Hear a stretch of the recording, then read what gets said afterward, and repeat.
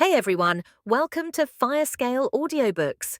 If you enjoy the audiobooks, don't forget to subscribe to the channel. If you'd like to support us further, consider becoming a Patreon member. As a member, you'll gain the ability to request the next part of a novel audiobook I've uploaded, depending on your Patreon tier. That's the last one, said Lipin, the attendant who guided me through the meetings with representatives from around the kingdom. Half a dozen in one day, I said, shaking my head. I'm not sure if that's good or bad. It's too early to tell.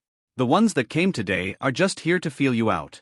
They don't have the resources to hire the more established alchemists, so they were the most willing to take a chance on you. Your results will determine what happens from here. Tell me, I said, glancing at the girl out of the corner of my eye. Are there any dangers here? Will any of this cause problems? The girl hesitated but answered. Not with these groups, but working with more powerful factions could cause friction. If you help one group, their enemies will put pressure on you. Manager Bai will do her best to handle this for you. At least, she will let you know when a contract could cause problems. Manager Bai? I asked with a raised eyebrow. My boss, the woman that yelled at you in the alchemy office? She has a temper, but she's good at her job. You can trust her. That last comment made me chuckle. Could I trust anyone really? Still, I would trust her to do her job. At most, she would show me where potential pitfalls existed in the city by throwing me into them. The attendant began to gather her things to leave when I stopped her with a question. Does the pavilion sell any storage bags? Like, a bag that can hold more than it looks like it should. She gave me a strange look. Of course. Why wouldn't it? A smile spread across my face. How expensive are they? Can anyone buy them? It's a pretty basic item. Nearly everyone at the martial master level has one, but the price will depend on the size and quality you want. Do you not have one? She asked with a raised eyebrow. Not yet, I said, feeling a little embarrassed. Do you know anything about how they are made? My current long-term goal was to expand my storage space. Getting the fire seed was an option, but maybe there was another path. She nodded. They're pretty simple things for master formation specialists to create. Anyone with a spatial spirit fire can make one. Just pump chi into the spirit fire to create a pocket space and then stabilize it with a formation. I immediately sat up straighter. Spatial spirit fire? Where do they get it from? Again, she looked at me strangely, as if she was explaining simple things to a child. Usually at an auction.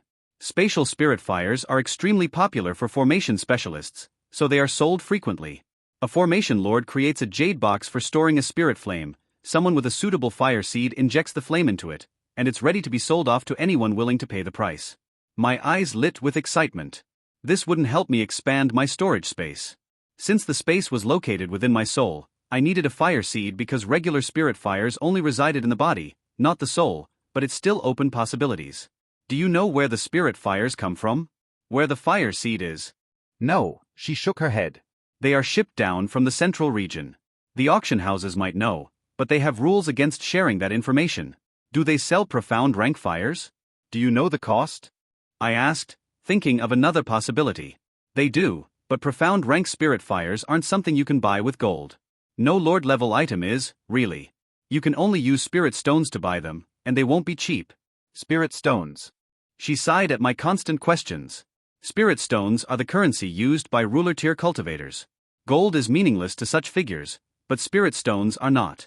Aside from their use as currency, they are an invaluable cultivation resource that can help support a lord's cultivation. Spirit stones can be used to help lords cultivate? I asked excitedly. How? I don't know. I'm not a cultivator. She glanced toward the room's exit. I began, but I saw that the conversation was wearing on the girl, so I let her go. Thank you for the information, I said, bowing. Of course, Grandmaster Su. Storage bag, spirit fire, spirit stones. I had 3 new short-term goals, the first of which I could check off without much effort. I headed to the 4th floor alchemy office and ordered several batches of ingredients for common pill types. Before I could begin purchasing, I needed sufficient capital. It wouldn't take much effort to concoct a few rank 3 pills, but it was already getting late, and I wouldn't be able to get much done before the attendants retired for the day. Members could conduct business after hours, but there was no reason to cause trouble. As a grandmaster, I could put off resting for a few days if I needed to, so I decided to work through the night. Around noon the next day, I left the workshop with 10 pills in hand. I could only hope it would be enough for a good storage bag. Hello, I said to Lipin when I entered the alchemy office, I need to sell these. They are all pills from the list. She took the bottles and put them behind the counter. All right. We'll have an appraiser look at them and credit the value to your account within a few hours. Do I need to plan for any meetings today? If there were going to be any, I didn't want to have to trudge all the way back from the Wind District. Not today. The people you met with yesterday haven't contacted us yet, and others are waiting to see what happens with them first. All right then, I said with a wave, then I'm headed to go buy some things. Let me know if anything comes up. I slowly made my way to the Blue Wind Merchant Exchange in the Wind District. Since I needed to wait for funds to be credited to my account, I wasn't in any rush, so I took the long way around the city. On the way, I passed through the Marsh District where there were not only schools for children but also art and music studios. Remembering the lack of a wind-based trade skill, this made me wonder if wind could be attached to music. I spent some time exploring the Marsh District but didn't see any signs representing wind. Giving up my search, I continued on my journey. When I arrived at the Merchant Exchange, it was bustling with far more people than I had gotten used to in the workshops, but there were still attendants ready to go for anyone who walked in. "Hello, sir," the young woman who approached me said. "How may I help you today?" "I'm looking for a spatial bag." Of course. "Do you have any specific requirements?" No. "I was hoping you could introduce me to them." Understood. "Right this way, sir." She led me off to the left side of the shop floor where several leather and cloth bags of varying sizes sat on counters. She picked up a larger one, around the size of a loaf of bread, and introduced it to me. "This is our basic model.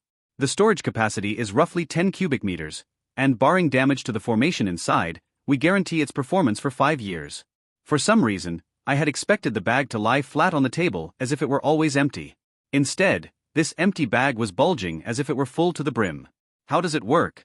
"The bag you see is a normal canvas bag. A master formation specialist has expanded the space inside and placed a small, inscribed stone within to stabilize it. The stone floats near the center of the bag. It is protected from minor damage, but the protections are limited, and rough handling could cause damage.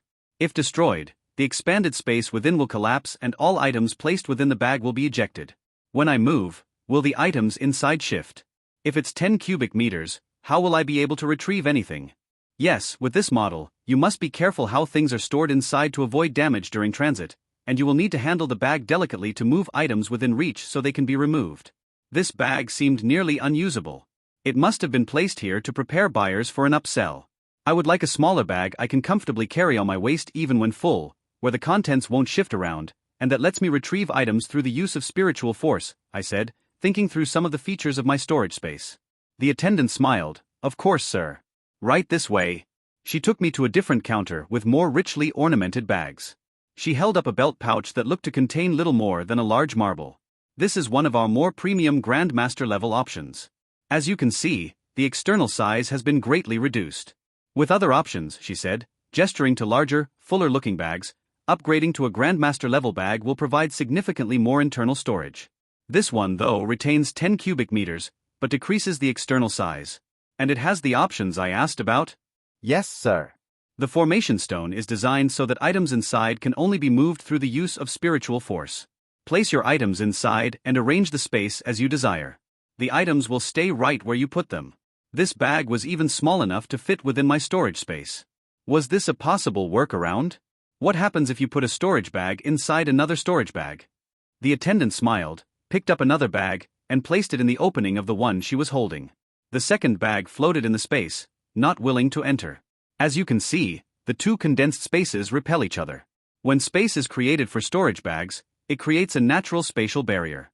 Normal items can pass through, but one condensed space cannot enter another.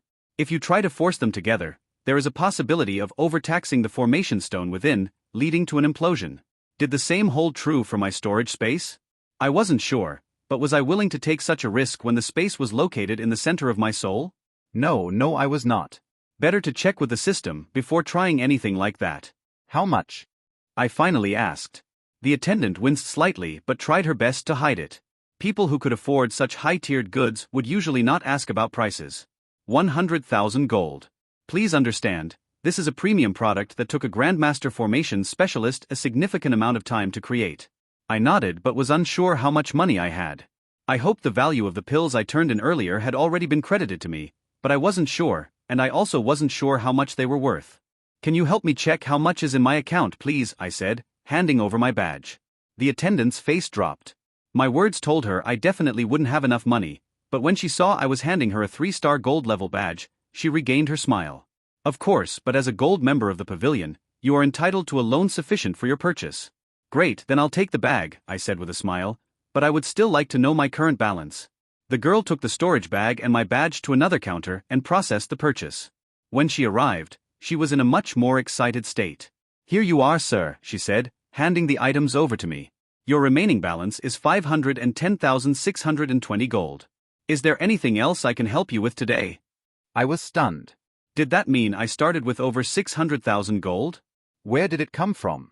I didn't think the pills I handed over earlier in the day would be worth more than 10 to 20,000, but I wasn't sure. They could have also credited me for the sample pills I gave them, and I did occasionally sell pills while traveling with May. I just didn't realize how much my account had accrued over that time.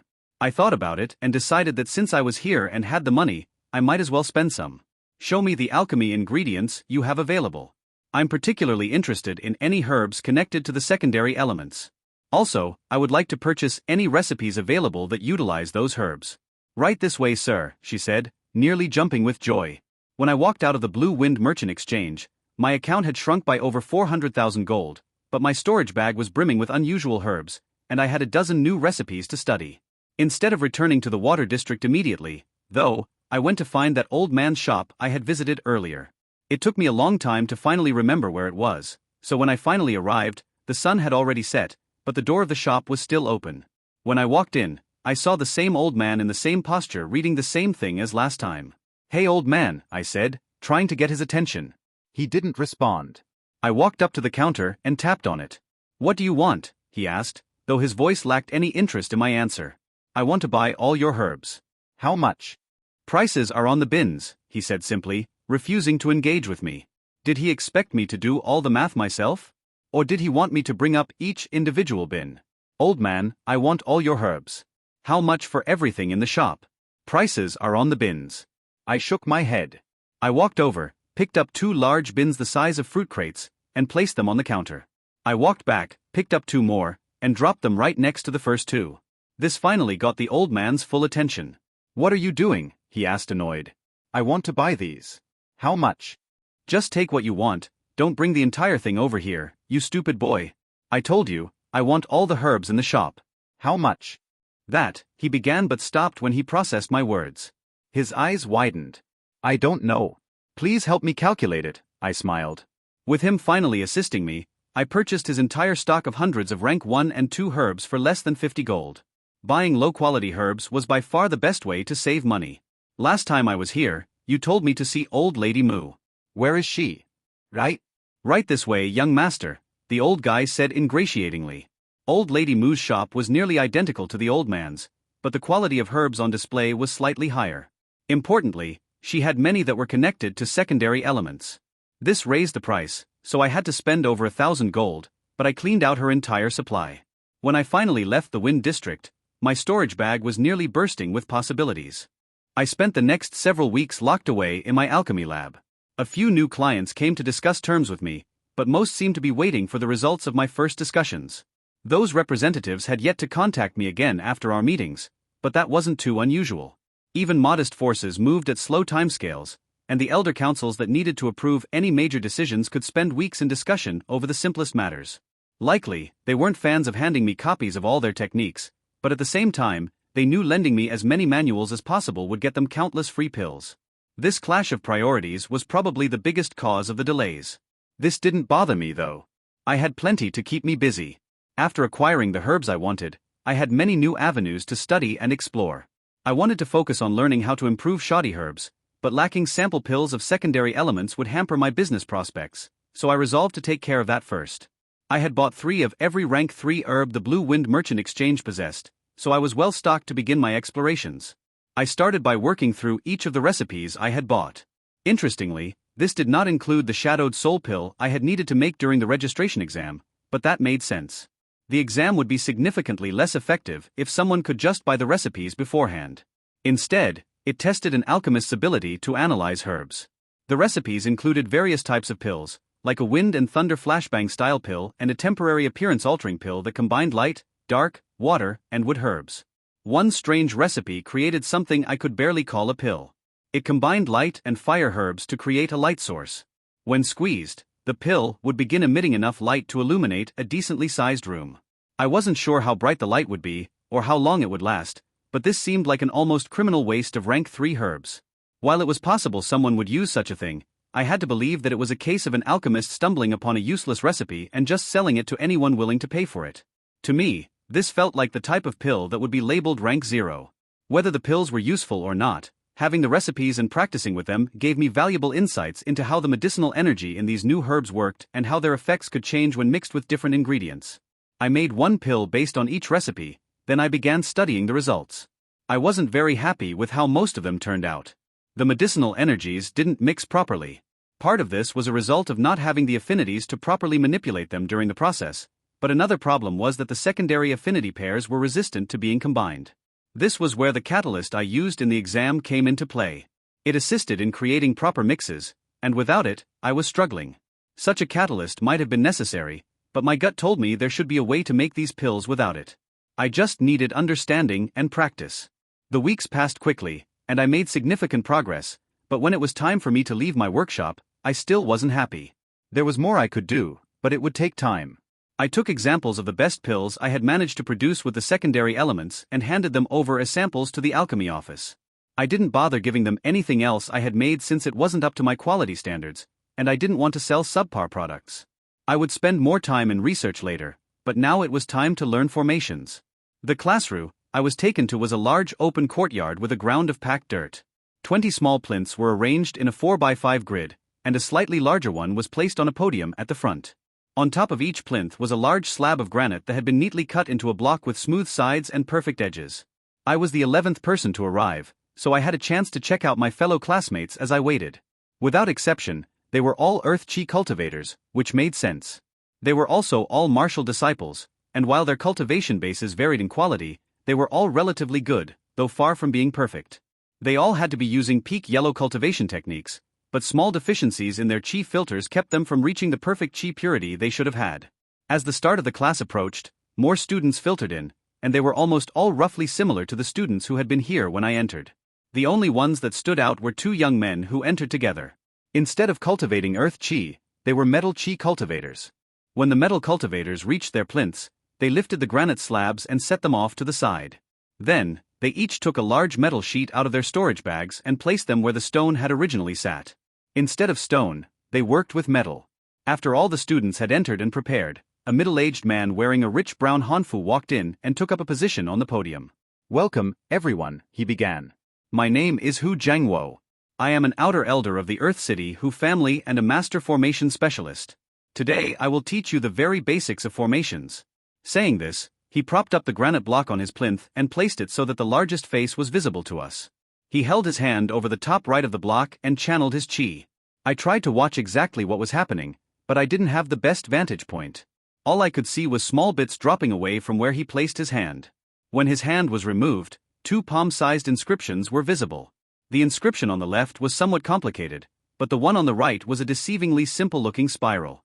A thin channel ran from the formation on the left, through the spiral, and off the top of the block into empty air.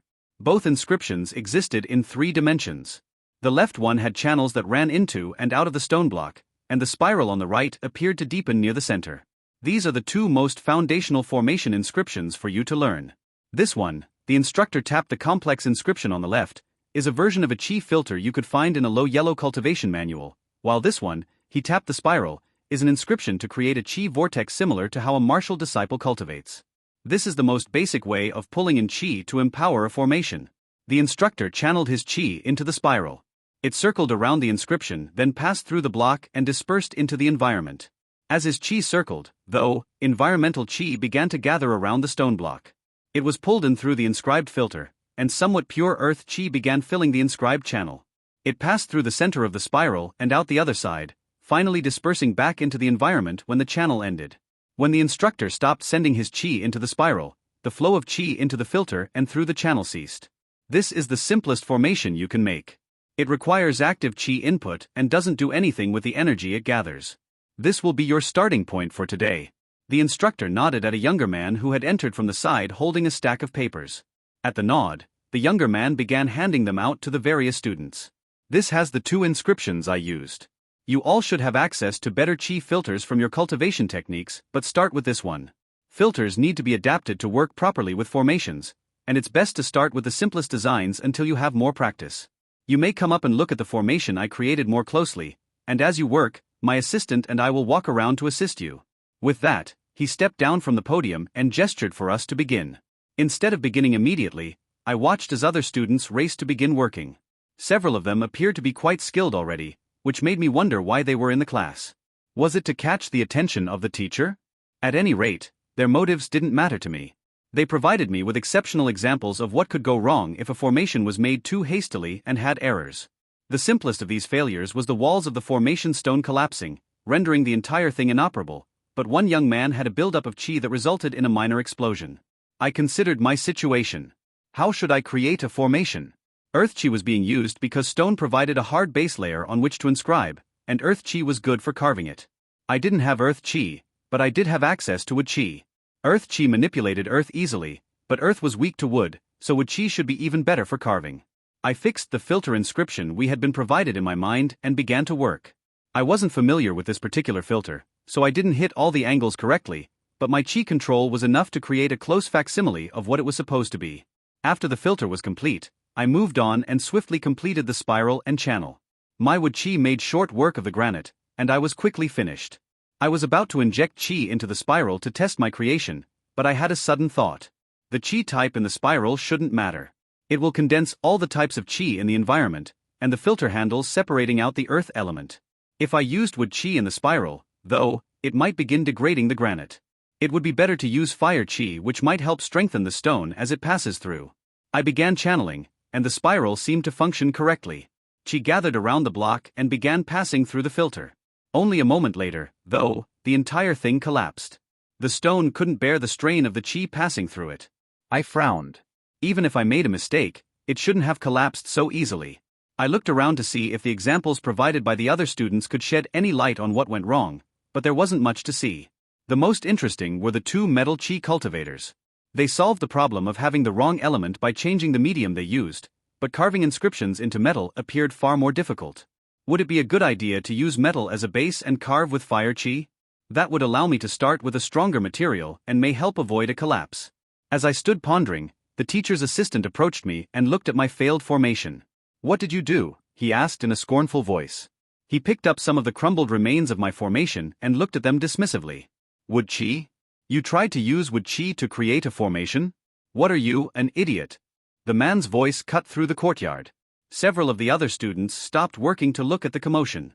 The instructor also noticed what was happening, and when he did, his eyes widened in terror. The assistant didn't notice and continued berating. "If you don't have the proper chi to create formations, why did you even come here? You're just wasting everyone's time. Go learn herbalism like a good little flower boy." The instructor rushed over and pushed his assistant away. He looked at me with a pained expression. "I'm sorry," he began, but before he could say more, the assistant continued for him. "No need to be sorry for this fool. We can just throw him out. Want me to go get the guards?" The instructor's eyes nearly popped out of their sockets. "Quiet," he said to the younger man in a rush. "Alchemist Sue, I'm sorry." "Alchemist?" laughed the younger man. "Uncle, he's no alchemist. He's a flower boy." The instructor turned around and slapped the young man hard, knocking him to the floor. "Uncle, what are you doing? Shut up. Get out of here. Stop bothering Mr. Sue." "Uncle, but he's..." "Now, leave." The instructor looked back at me with a pleading expression. The young man slowly stood with a contrite expression, but when his uncle turned back to me, the younger man shot me a venomous glare before walking away. "Alchemist Sue, I truly apologize. My nephew isn't sensible. Please, let me help you with your formation." I chuckled internally. At this point, I was no longer willing to accept the explanations of these old foxes. Most likely, he knew exactly what kind of person his nephew was and even encouraged him to act this way. He set this whole thing up to try to get closer to me. By showing me he was on my side, he could try to quickly ingratiate himself. The other option was that he had no idea how his nephew would act. This, in my opinion, was much worse because it would mean there was an uncontrollable element at play that could pose a risk to me. Either way, it didn't change what I needed to do. I was here to learn formations, and if he was willing to teach, I was willing to learn. Thank you, Teacher Hu, I said with a nod. I am not sure why my attempt collapsed like it did. The instructor picked up some of the remains and rolled them between his fingers. You used wood chi to carve it? He asked after some thought. You must have quite the talent to be so skilled in two elements. He examined it for several more seconds before rendering his verdict. I don't know how well your formation was constructed, but it wouldn't matter. It was destined to collapse the moment you began. I looked at him with interest. Wood chi is great for cutting apart the stone, but there's a reason no wood cultivators are here. When you do that, it denatures the walls of the channels you carve. Look closely at this stone, he said, holding up a small pebble. On the right, you can see what natural granite should look like, but on the left, you can see where your wood chi began breaking down its structure. Even if your chi control were to be beyond anything I've ever seen before, I know of no way you could carve with wood chi and not damage the surrounding stone. I looked at what he was holding and thought about the problem. It made sense, and I should have realized it earlier. Suddenly, I had an idea. What if I carve the inscription with wood chi and then go back over it with fire chi? The fire should help stabilize the stone, right? The instructor shook his head. I've seen experiments at doing that before, but it doesn't work very well. Think of it like this. Using wood chi is like taking a sword and bending the blade 90 degrees, doing incredible damage to the metal. Going back over it with fire chi is like bending the blade back to its original position. It looks like a blade again and can be used for a period, but the bending back and forth introduced fatal flaws into its structure. I considered what he said. There should be a way to solve the issue, but this wasn't the place.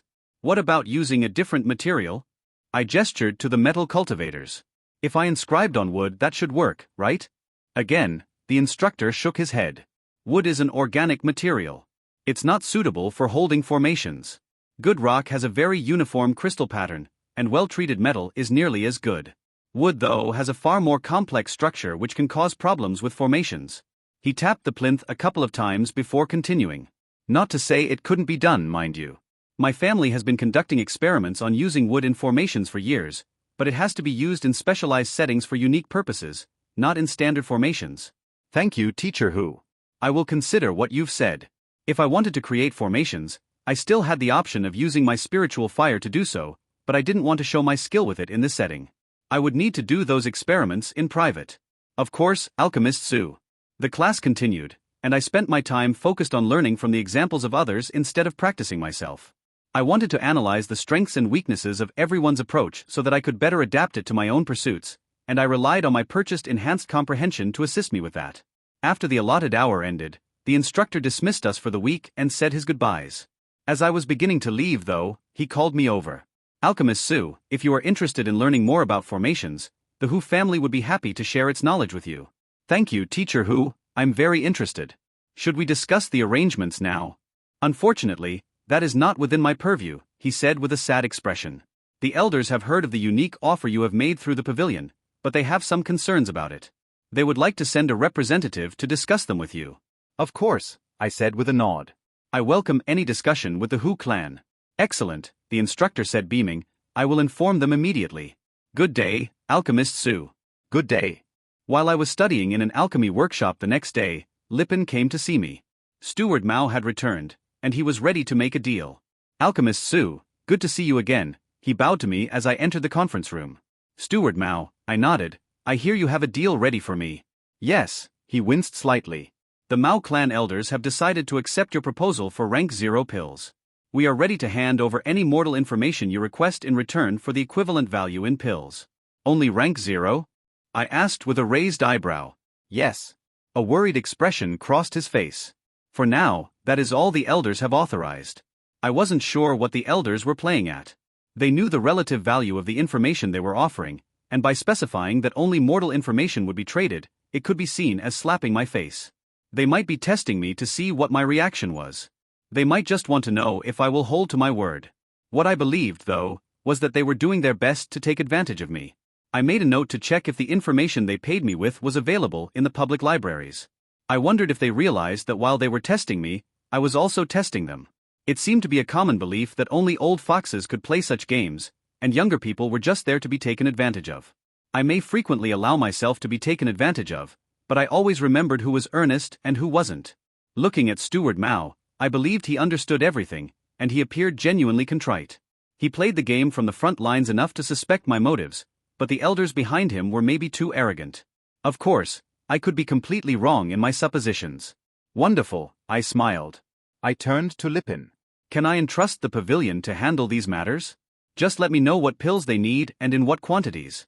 If possible, you can have the books delivered to my apartment. If not, I can pick them up from the office. Take any necessary fees from my account.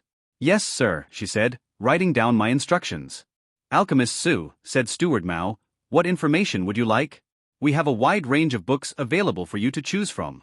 I will trust the judgment of the Mao clan, I said, opening my arms wide.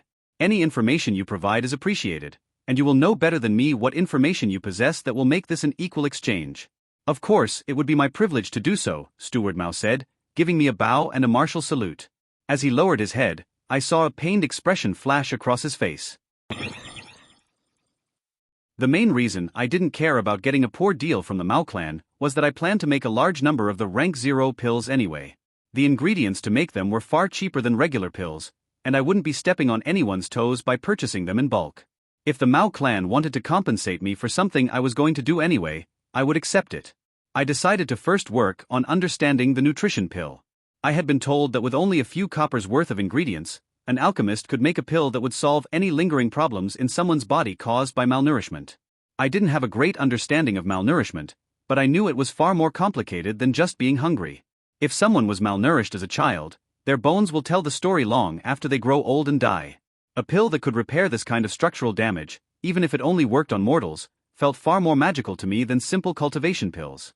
The nutrition pill only had a single ingredient. It was a large herb that looked similar to an ear of wheat. Looking at it in Qi vision, I found that its structure was very different than I was used to. Using the ear of wheat analogy, the seeds were toxins, and the husk was the medicinal energy. The toxic energies were segmented into these small pods, and every one of them was completely surrounded by medicinal energy. To cleanse the herb, an alchemist needed to pierce the medicinal energy husk in multiple places to reach all the toxins. Taking the first herb, I didn't use my affinities to move the medicinal energy out of the way. I used the thinnest needle of qi I could form and pierced into a toxic pod. I had gotten used to working with rank 3 herbs where the medicinal energy was incredibly fragile, and the toxic energy was nearly impossible to destroy. This herb was the exact opposite. It took far more pressure to pierce the medicinal energy than I expected, and when I did, it caused very little damage. Then, the moment my qi met the toxic energy, it instantly destroyed it. It took me only seconds to quickly produce several qi needles and completely cleanse the herb. After that, I compressed the energy and formed the pill. I experimented with a few more pills until I understood the problem. The alchemist needed to damage the herb in many places to reach all the toxins, and if too much damage was caused, the herb would collapse. This was why a master alchemist was needed. Most disciples wouldn't have enough control.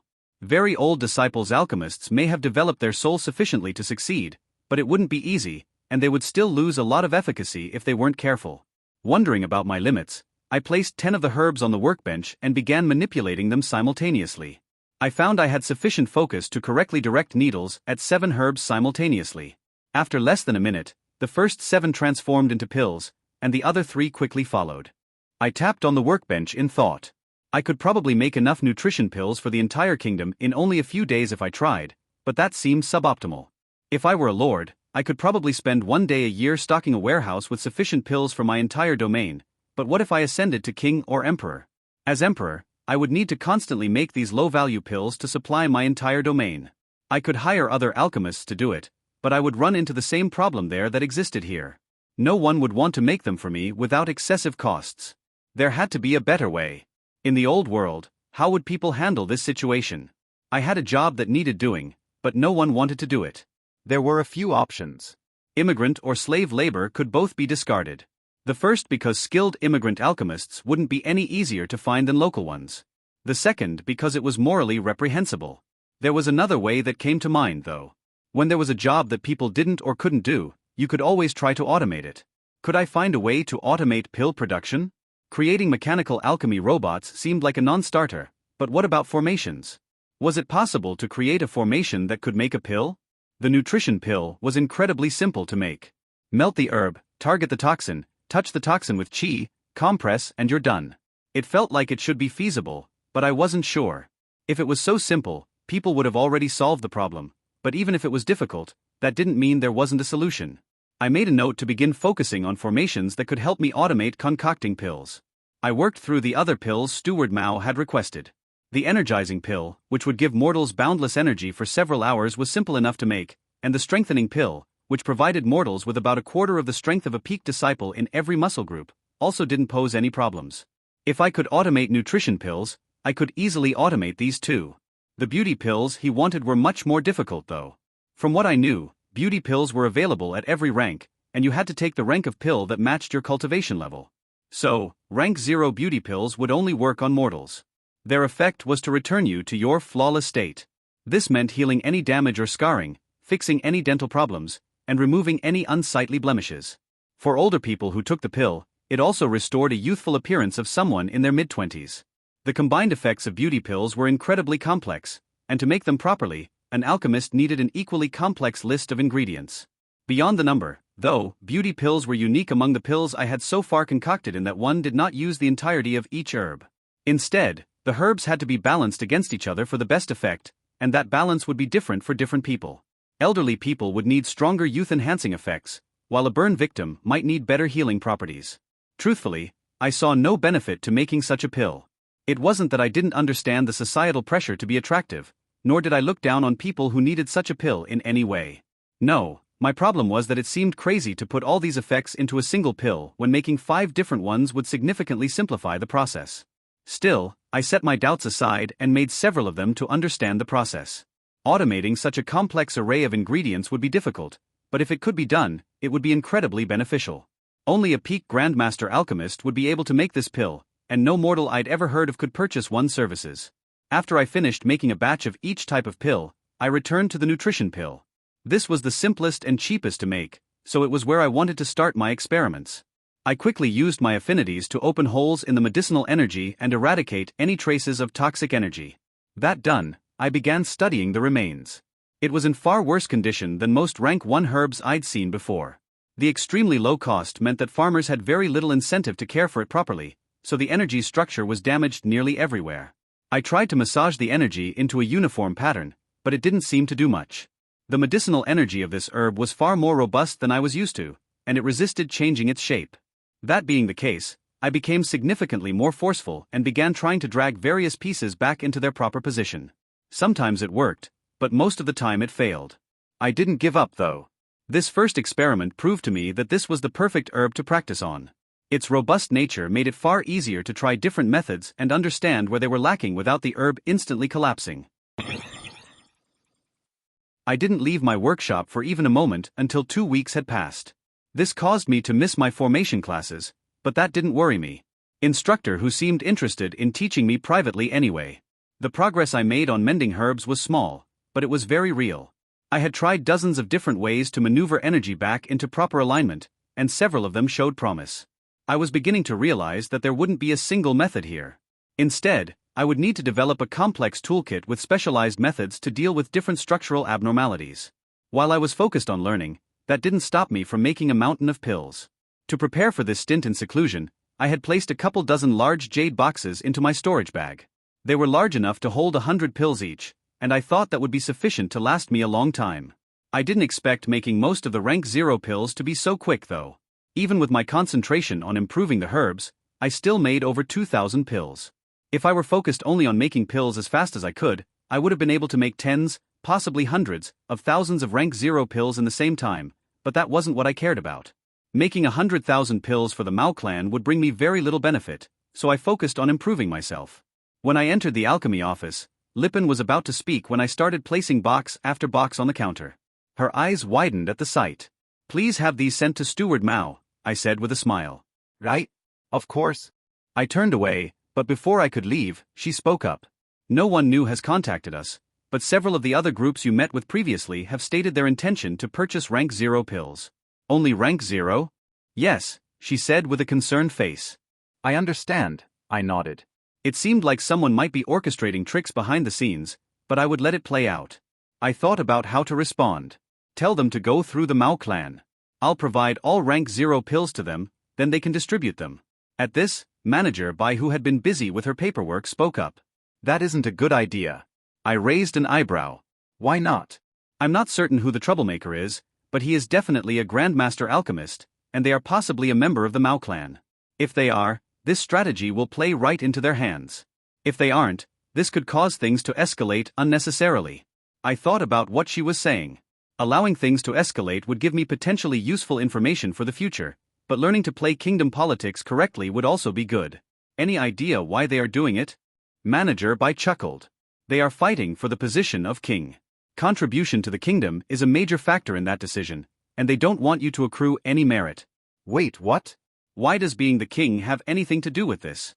The king selection happens in 3 years. All contenders must cultivate fire chi, and they need to have made substantial contributions to the kingdom. Blocking you from making these deals is blocking you from the position of king. Grabbing such a position would be great for my cultivation, but I wasn't ready for it. Not yet. I needed to expand my abilities and gain a firm understanding of the kingdom before I played at that level. I have no interest in being king right now. How do you suggest I handle it? Back out of the deals. She stated flatly. At this point, you will gain nothing from them. None of the clans will provide any useful information. Those behind the scenes will mock you for breaking your word, and things will return to normal. Won't this hurt future opportunities? Only temporarily. In a few years, after the new king takes over, they will come back. There should also be clans that approve of handling things this way. Is the Mao clan involved, or is someone just using my agreement with them as leverage? I don't know, Bai shook her head. Both options are possible. All right then. Sell these to the Mao clan at the agreed price, but regretfully inform them that this will be the only batch. Tell any parties interested in purchasing my pills that I have decided to enter seclusion to improve my abilities. Even if they ask for rank 3 pills? Asked Bai. Yes, I nodded. I actually will be studying, and these orders are a nuisance. If those clans are making offers in bad faith, I won't play with them any longer. You can explain my reasoning to them as you see fit, but go ahead and turn everything down. Unless they directly offer something substantial in return, of course. Bai gestured to Lipin, who made a note of the conversation. I left to return to my workshop. Making rank 0 pills was a good way to improve my mending abilities, but there were other skills I wanted to practice as well. No reason I couldn't mix mending practice with learning more about secondary element herbs. While most of the clans and groups that had initially shown interest in working with me had backed off, the Hu family was eager for a partnership. I met with Instructor Hu in one of the pavilion conference rooms to discuss the details. The clan elders are willing to work with you and teach you all our knowledge of formations. I can promise that we will not hold anything back, said Instructor Hu once we were seated. That's very generous of you, I said, surprised. Even for quality rank 3 pills, this seems beyond what I would normally expect. Yes. The instructor steepled his hands while trying to explain. There are conditions which you may be unwilling to accept, but as long as you do, we will freely share all of our clan secrets with you. My eyes narrowed in suspicion at that. They wouldn't be clan secrets if they were willing to share them so openly. What are the conditions? First, you are not allowed to pass on any knowledge you gain from us. I nodded in agreement. That sounds fair. Second, you are not allowed to profit from creating formations for others within the kingdom. I thought about this restriction. I'm allowed to create them for my own use and the use of my subordinates without restriction, though, correct? Of course. I waved the restriction away. I can accept this. Finally, you must make a pledge to this effect on the kingdom's oath stone.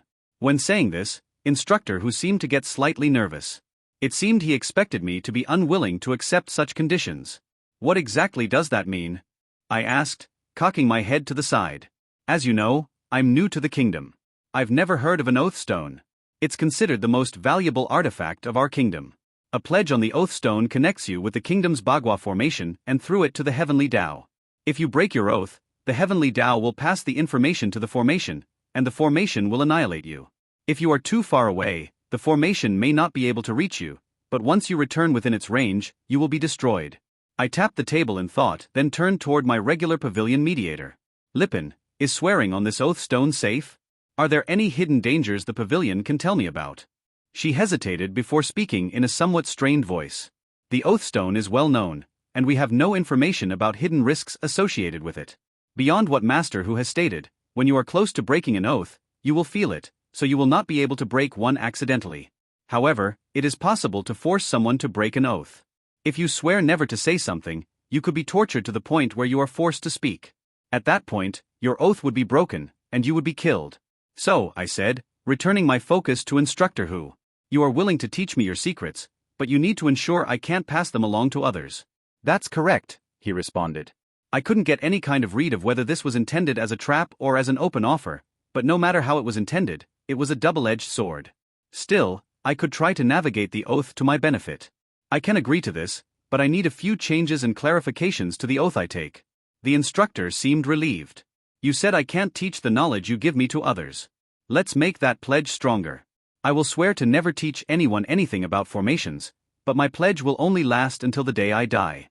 I am not sure if reincarnation is real or not, but if this oath is connected to the heavenly Tao, I don't want any chains binding me in my next life. That should be acceptable to the elders. I will need to check, said a cautious instructor who. Also, if I'm working closely with the Hu clan in the future, you will likely learn some of my secrets as well. I would like an oath from my teacher that my secrets will not be shared outside of the clan. In return, I will pledge to only use formations for experimental purposes while I'm in the kingdom. I will also request formation specialists from the Hu clan first when I have formation-related needs in the future, whether public or private. I don't know if that's possible, he responded in a tone of worry. A master may be willing to make such an oath, but if you want a grandmaster teacher. I opened my hands in a welcoming gesture. I'm only making an offer. You can return to discuss it with your clan, and we can work through any problematic details. Our conversation continued for a few moments longer, but everything of importance had already been said. I was slightly surprised when the deal with the Hu clan went through successfully. I would have a grandmaster privately teach me formations, and I would pay the Hu clan with a significant number of rank 3 pills. The next few years flowed by as I studied alchemy and formations. A few other clans stepped forward to offer me deals, but they were swiftly rejected by Manager Bai. I had told her to accept nothing worse than what the Hu clan had offered, and that was a bar too high for most clans to cross. During this time, I didn't concern myself with participating in the kingdom's internal politics. People were jockeying for positions, especially the upcoming kingship, but I wasn't in any race to claim it for myself. I simply made notes of what occurred in the event that it would be useful the next time around. My alchemy progress was incredibly swift during this period. With my enhanced comprehension, my understanding of rank 1 herbs and how to mend them advanced significantly. However, most rank 1 herbs were in excellent condition already, so the amount of improvement I could get from mending them was limited and seemed to max out at around 105% of standard efficacy. 5% was very minimal for the amount of effort it took to mend such herbs. In the time it took me to completely mend everything and create a single pill with 105% efficacy, I could make 4 or 5 regular pills. For low-level herbs, there was simply no incentive to push for that extra 5%. However, the economics of the situation changed at higher ranks. Some rank 3 herbs were extremely rare, such as the fire dragon's tongue fruit, which was necessary for temporarily boosting fire affinity. An alchemist didn't have the luxury of only selecting ideal herbs in such a situation and had to work with what was available. Once I mastered this skill at higher ranks, it would mean changing what might have been a pill at 70% efficacy into one with 140% efficacy after all the other bonuses were applied. After 3 years of practice, I had been able to nearly perfect my mending skills on rank 2 herbs, but rank 3s were giving me problems. It made some sense. Looking at the number of credits I spent, my comprehension boost was at a mid-rank 3 level, so it would be significantly more beneficial below that. That didn't mean learning this skill at a higher level was out of reach. It just meant it would take more time. Alongside these improvements, I became more skilled in working with herbs of the secondary elements. They each had quirks that normal herbs didn't, and I began to understand how they combined together properly. Where energy from basic herbs could just be thrown together and mixed, the secondary energies were somewhat like puzzle pieces that needed to be fitted together in specific ways. This was what caused my problems back during the registration exam. I didn't understand how the herbs slotted together. My lack of affinities still held me back from perfection, but my competency with them had improved to a level I was satisfied with. During this same period, I invested many days and weeks into learning formations. My new formation instructor was named Hu Bo-san. He was an ancient-looking man who had been at the peak of the Grandmaster realm for centuries. I came to understand that the reason he was chosen was because he was the only one willing to swear the oath I required. As an old man near his end, it would have a limited effect on him. When we first met, he was surly and disgruntled, but when he learned I had a peak 7-star earth affinity and an earth-based spiritual fire, his mood significantly improved. When he realized the mastery I had over my spiritual fire, he became genuinely excited. As instructor who told me in my first lesson, the Hu clan had been researching different materials and chi types for use in formations, but they hadn't been very successful. After seeing my 2 chi types, my dual element spirit fire, and my high affinities in all of the basic elements, Hu Bosan's impression of me changed from a tedious project to an interesting test subject. He forced me to learn everything he could teach me about rank 1 formations as quickly as I could. After that, he began using me to experiment with new ways to combine elements to produce new and unique effects. Bosan confided in me that while the Hu clan did have a few disciples who chose dual-element cultivation, their talents were always limited. They couldn't use high-level cultivation techniques, and their qi was too impure to make stable high-level formations. Typically, when multiple elements were needed in a formation, multiple cultivators worked together to provide the correct types of qi. This resulted in conflicts between different people's qi, and progress on improving the situation had been slow. My spirit fire could not be used to power a formation. The designs of the Hu clan could only accommodate qi, but I could use it when making inscriptions. Boring a hole through stone with my spirit fire and then reinforcing it with my fire qi allowed me to make inscriptions that were far stronger than usual, thus they could handle stronger qi flows, creating more powerful formations. 3 years passed, and I was only taught rank 1 formations, but by the end, I had a good grasp of them. Among those that Hu Bosan taught me, there weren't many that were immediately useful to me. There were formations related to farming, livestock, and pest control, but these only provided meaningful benefits to mortals, and I wasn't in a situation that called for them. The most important formation I learned for my own use, even if I couldn't use it in this life, was the rank 1 Qi gathering formation. This was a formation specialist's response to Qi gathering pills. The pills worked far faster and could quickly help a disciple advance, but while the Qi gathering formation was slower than pills, it allowed one to cultivate at a controlled consistent speed. With the formation, disciples were at a far lower risk of absorbing impure Qi, and using the formation didn't introduce any toxins into the body. For normal cultivators with limited access to regular pills, the formation would be far more valuable than the pill. For me, it wouldn't change my behavior too much at the disciple level, but it would be useful for my subjects after I reached the ruler tier, and if I learned higher ranks of the skill, it could be a definite improvement to my cultivation speed as a grandmaster. The final topic I studied during these years was how to properly nurture talents as a future water groom. I took several classes for this in the mountain district, and I disagreed with many of the lessons, but there were several that stood out in my mind.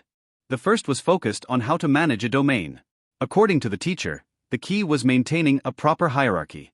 A lord should manage his grandmasters, grandmasters should manage their masters, masters manage disciples, and disciples handle the mortals. Only by maintaining the proper hierarchy could a domain advance as a united whole. She gave us an example of a lord who directly managed both the masters and disciples below him. His domain became much more powerful under his leadership, but after he stepped down, the grandmaster who replaced him didn't have the experience necessary to govern as a lord. I could understand the reasoning behind this idea, but the strict hierarchy she described seemed like too much. I felt that while a lord shouldn't micromanage, they would still need to be involved in all parts of their domain. While they can and should delegate, that doesn't mean completely stepping away from overseeing the events on the ground. Of course, I was viewing this from the perspective of the old world. Things were different here, and this might be a necessary difference. I wasn't sure. The second part that stood out was when she talked about helping others with their cultivation.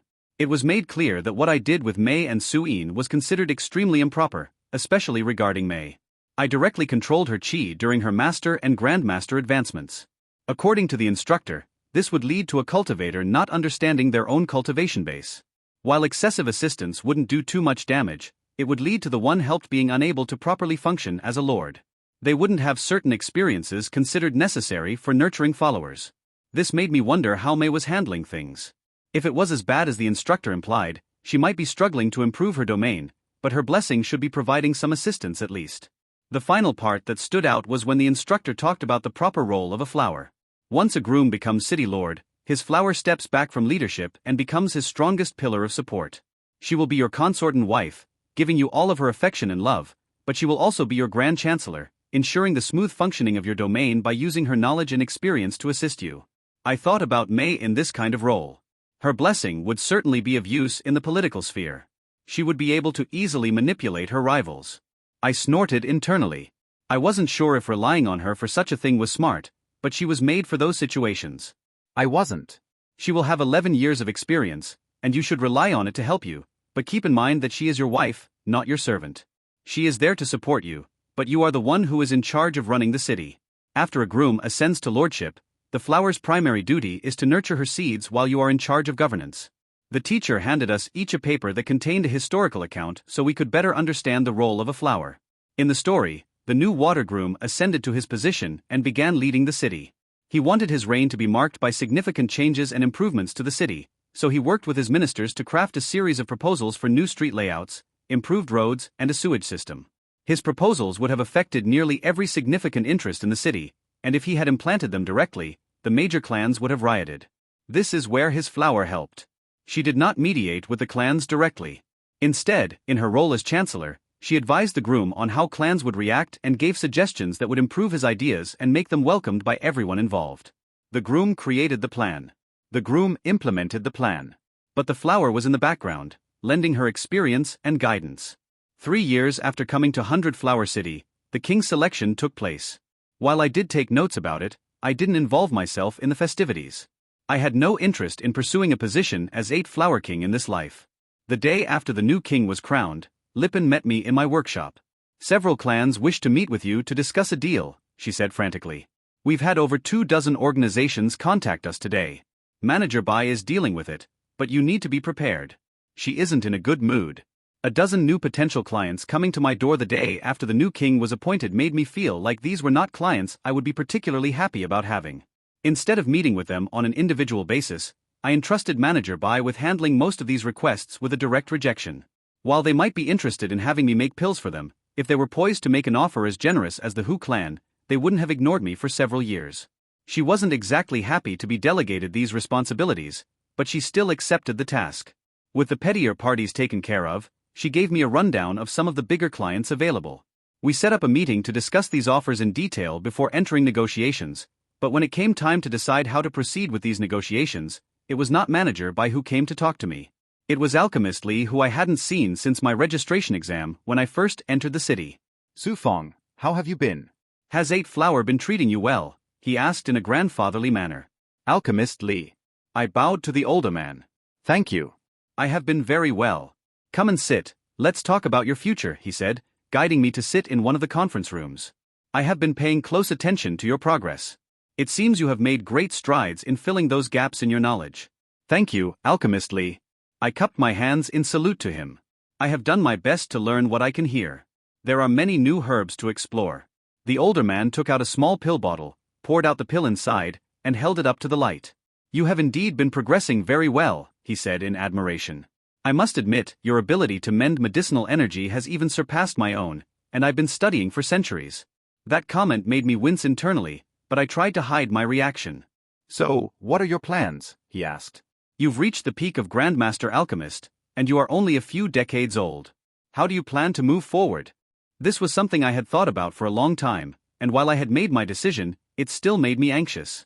"I'm going to compete for the position of water groom." Alchemist Li stroked his beard in thought. "Your friend is the water flower, right? It's not a terrible choice."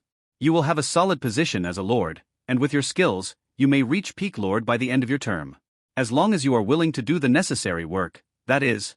I wasn't sure how to reply to that, so I kept my silence. "There are other paths open to you if you wish to take them," he said meaningfully. "Yes," I agreed. "Manager Bai has informed me of the new king's offer. I would become his direct subordinate, and in return, he would use a special technique to share a portion of the karmic energy he receives, allowing me to ascend to Lord." Alchemist Li nodded. "The new 8th Flower King is a powerful alchemist in his own right. He isn't quite as skilled as you are, but his blessing more than makes up for his deficiencies. Right now, he is only a grandmaster like you, but with the karmic energy of his new position, he will quickly rise through the Lord realm and ascend further. I doubt his alchemy skills will keep pace. I expect him to stall in the mid-pill Lord stages, but if you prove yourself a valued ally, you may be able to ride his coattails during the next king selection in 20 years. "It's not the right fit for me," I stated firmly. "I've looked into the man. His connections are all downward, to people below him. Following him will only be placing chains on myself that won't allow me to rise beyond early lord." "What do you want then?" asked Li. A small smile was hidden under his beard. I felt a weight in his question. This was a time to be clear. I want to become a pill king and a formation king, and I want to become a true city lord with actual authority so that I can test certain ideas I have for city development. Li nodded at what I said, but a resigned expression crossed his face. "I would offer you a position as my disciple, but I could only teach you a bit of alchemy, and the city lord position I could arrange through the pavilion would only be a nominal one." I wasn't sure how skilled Alchemist Li was. I had only ever heard him referred to as alchemist. No one ever mentioned his realm, but I had the feeling he was far beyond me. Thinking this, I began to speak to voice my wavering conviction and offered to accept such a position, but he waved me off. The timing isn't right, he said ruefully. I don't have much time left, so there may not be another chance, but I can feel that now just isn't the right time. He tapped his temple with 2 fingers. It was his blessing. His blessing gave him some type of knowledge about timing events properly.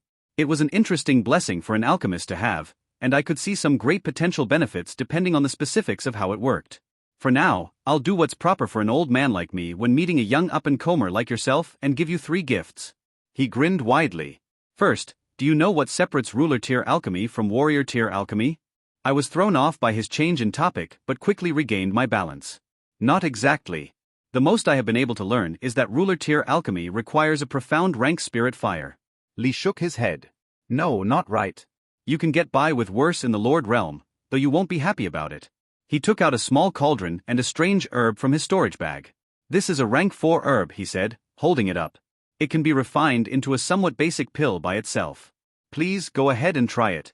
A bit worried, I approached the cauldron and got to work. I approached the task as I would with any rank 3 pill, but when I closely examined the medicinal energy, I was stunned. It existed only as small flecks suspended within a sea of toxins. I started to burn away the toxins carefully. It took significantly more energy than I was used to, but it was manageable by relying on my fire seed. At this point, based on the way he talked, I wasn't worried about Alchemistly being greedy for a yellow rank seed, so I used it freely in front of him. My control and power were sufficient to refine this herb, which surprised me. This would mean I could begin making at least some rank 4 pills. However, the moment one of the flecks of medicinal energy was freed from the toxins, it fluttered into the air and dispersed. Thinking this was a bad coincidence, I freed another bit of energy, but it also fluttered away and vanished into the air. After my 3rd attempt, I put the herb down in defeat and looked at Li. The alchemist grinned at me. All right, he said, now punch me. What? Punch me as hard as you can. Don't worry, you can't hurt me. Put all your strength behind your fist and punch me anywhere you want. I was confused, but I was willing to follow his command. I balled a first and punched directly at his chest. Halfway to its target, my fist froze in the air. I could neither move it forward nor backward. This is the difference between a warrior and a ruler, the old man said. After forming a core of karma, the ruler is connected to the world on a fundamental level, and this provides them with some amount of control over it. I am not using chi to hold you in place. I am using only my will and my connection to the world. To be a pill lord, you will need to be able to impose your will onto herbs while concocting to prevent them from dispersing. Otherwise, you will never be able to make anything beyond rank 3. I looked at the ruined herb that was still sitting in the cauldron. If he could use his will to lock my body in place, then he could also use it to lock down the medicinal energy and keep it from dispersing. But wasn't there another way? Won't high enough affinities be just as good? I asked. If it's just a matter of keeping the medicinal energy from dispersing, affinities should also work. Li rubbed his hands in excitement. Yes, they should, but that's its own problem. From my tests, I estimate you need a peak 5-star affinity for Lord level pills, peak 4-star for King level, and peak 3-star for Emperor level, and not just for fire affinity either. You will need this level of affinity for each element of medicinal energy you want to be able to use. Far easier to just raise your cultivation, wouldn't you say? In the short term, I couldn't help but agree he was right, but long term? Affinities were something I could have from the beginning, long before I could raise my cultivation level to match. My second gift is this, he said, pulling out a thick, worn book. It has many of my thoughts and recipes regarding rank 4 alchemy. It should be of great help to you in the near future. My eyes widened in shock. This is too precious. I can't take it. Then throw it away. I no longer have need of it, and I am giving it to you, he said, placing the book on the table and dismissing it from his thoughts. Both reluctant and greedy, I picked it up and carefully placed it into my storage bag. My only regret was not being able to carry such an important text with me into future lives. Since it was rank 4 knowledge, my mental library couldn't store it, and the book was far too large for the limited storage space in my soul. Finally, he said, taking out a jade box and placing it on the table, to do proper alchemy you need a proper spirit fire. It will take some adjustment to get used to a simple spirit fire instead of that seed of yours, but you'll find this one to be much more suitable. It's the fire-based 3000 flames spirit fire. With this, you won't be able to pull off some of the tricks you can with your earth and water flame, but you also only need to worry about finding a way to improve your fire affinity. I stared at the box. What level is this spirit fire? I had to ask. Alchemist Li just gave me a simple smile, stood up, and began to leave the room. Before he did, He turned back and tossed a small coin at me. If the time is ever right, come to the pavilion's main branch in the central region. I don't know how much longer I'll be around, but when you do, just show them that coin and ask to see Pill Emperor Li. Stunned by his words, I barely noticed when he disappeared from my sight. After Emperor Li left, my first thought was to suicide and immediately go to search him out and become his disciple. That feeling only lasted for a second before I regained my composure. Such actions would be meaningless. Emperor Li was relying on some kind of blessing in his dealings with me, and if it didn't want him to accept me as a disciple now, simply restarting probably wouldn't change that. His gifts significantly boosted my chances of completing my plans for this life.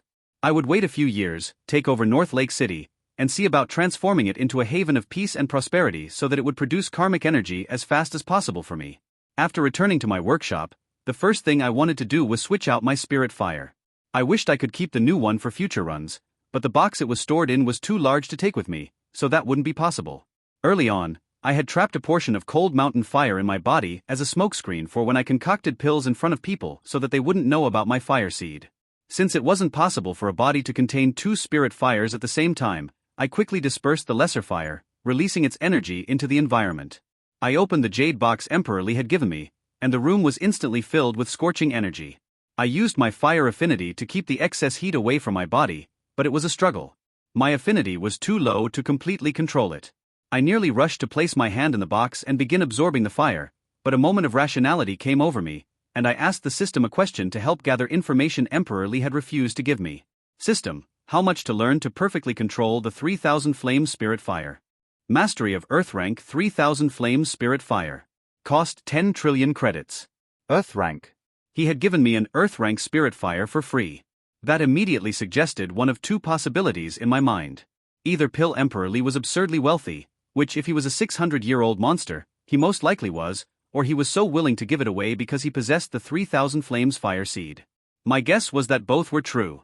I didn't know when the time would be right, but I vowed to myself that I would find Emperor Li as soon as possible. I was slightly worried about this all being a trap. I didn't know if old monsters could steal someone's body in this world, but well, I had done it, so it definitely wasn't impossible. If Emperor Li was truly running out of time, he might be planning to do such a thing to me, so I would need to take preventative measures, but he seemed genuine enough. Not for the first time, I wished for an ability to read people's true thoughts. Purchasing such an ability from the system, one where it would give me insights into a Pill Emperor, would be far beyond my means, but I needed to look into it the next time I had spare credits. Returning to the present, I had to consider if I should absorb this new fire or not.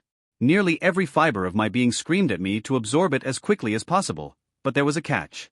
The insane cost of mastery showed how difficult it would be to control. I could barely keep the heat away from myself while opening the box. Delicate alchemy operations would be nearly impossible.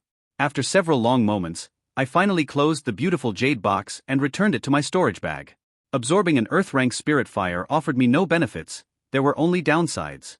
I needed to purchase a proper profound rank fire I could more easily control, and that couldn't happen until after I became a Pill Lord and started earning spirit stones. For now, the cold mountain fire did everything I needed it to do. I opened my soul and returned a portion of cold mountain fire to my body. Since I couldn't progress to Pill Lord without a city to control, I also put my study of Emperor Li's notes on hold. I felt like I had reached the end of what I could achieve in alchemy without advancing, so I instead focused on improving my skill in formations. Years began passing one after another. I mastered what the Hu clan could teach me about rank 2 formations and started my studies in rank 3. This was much slower, and my comprehension boost was nearing the limit of its peak effectiveness, but I was still making good progress. 11 years after May left to become the Waterflower, it was finally time for the Waterflower's groom selection. The groom selection wasn't too different from a flower blossoming, when a new flower was chosen. There were 5 parts to the competition: appraisal by a master of astrology, a test of cultivation, a test of personal skills, a test of one's ability to nurture new talents, and the flower's personal opinion. Each area rewarded up to 10 points, for a maximum possible score of 50. May wasn't allowed to freely choose who would be her groom, but the structure of the competition was such that she could openly choose anyone who was within 10 points of the top scorer after the results of the first 4 parts were tallied by giving her choice 10 points and everyone else 0. I had taken several classes in the Mountain District over the years to prepare, and I had worked through Manager Bai to massage the politics of the situation. Based on my impressions, there shouldn't be anyone who could compete with me in most areas. I was confident about my personal skills, and I had to believe May would choose me over the others, but the astrology master's opinion was unpredictable. The competition was held in the middle of the water district. A large outdoor amphitheater was specially prepared for the competition, and thousands of potential grooms gathered in a waiting area nearby. Most didn't have the slightest chance of being selected, but they still came in the vain hope of a miracle occurring. To enter the selection, we first had to pass through a series of archways. Examining them, I realized that someone of at least the Formation Lord level would have had to have made them.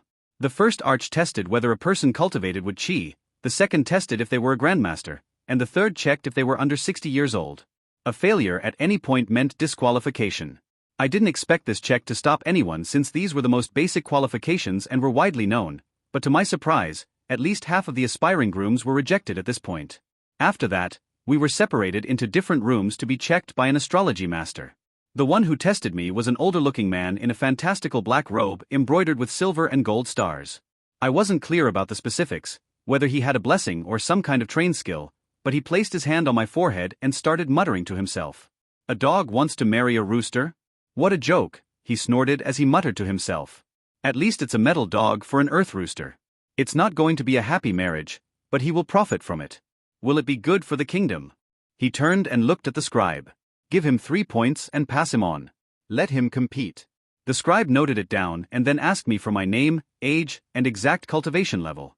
As he was writing, I saw several more people entering, and the old man waved them away without even touching them, showing they failed at a fundamental level. Having only scored 3 out of a possible 10 was a bad place to start, but I knew it would only get better from there. After that, I faced a woman with an extremely domineering spiritual presence.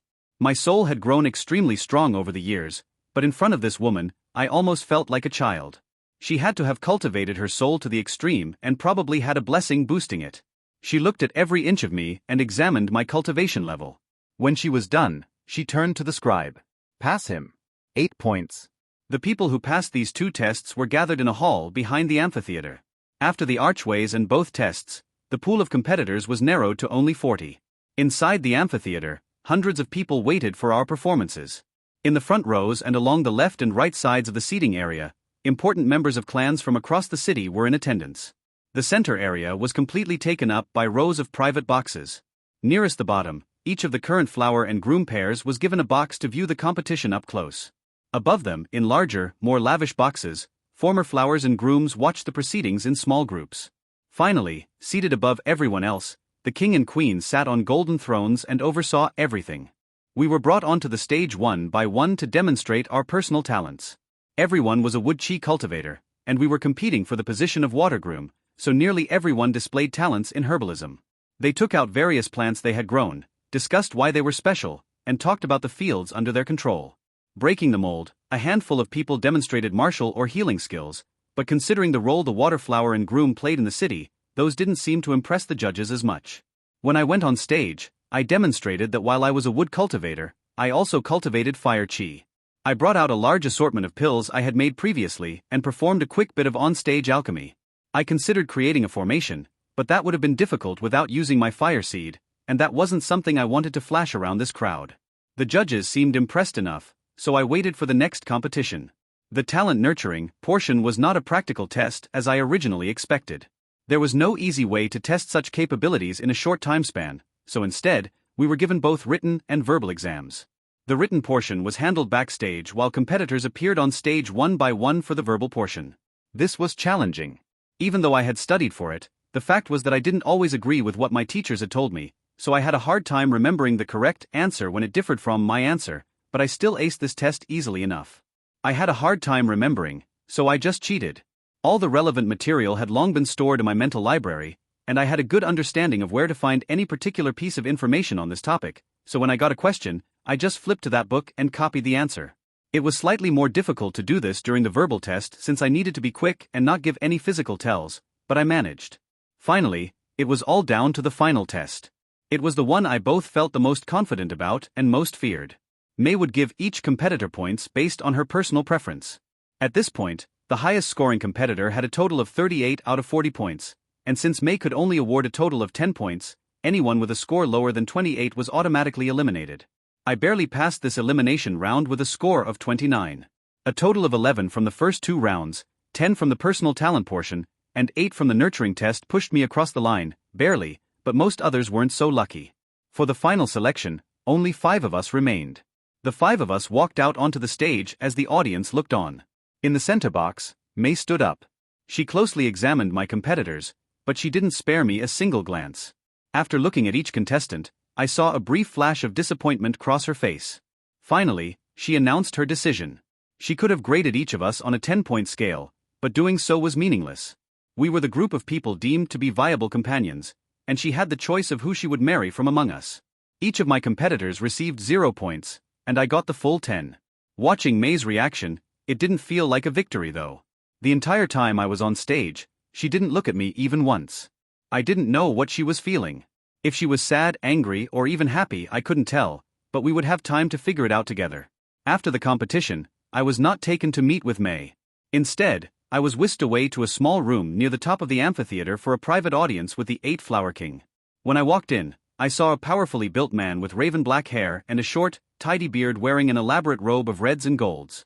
"Your Majesty," I said, giving the man a deep bow that took my torso past horizontal.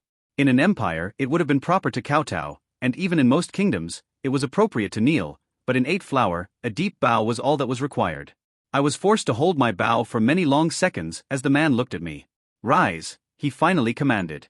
I did so, but then found myself standing awkwardly in silence. It wasn't my turn to speak, and the king was content to quietly examine me.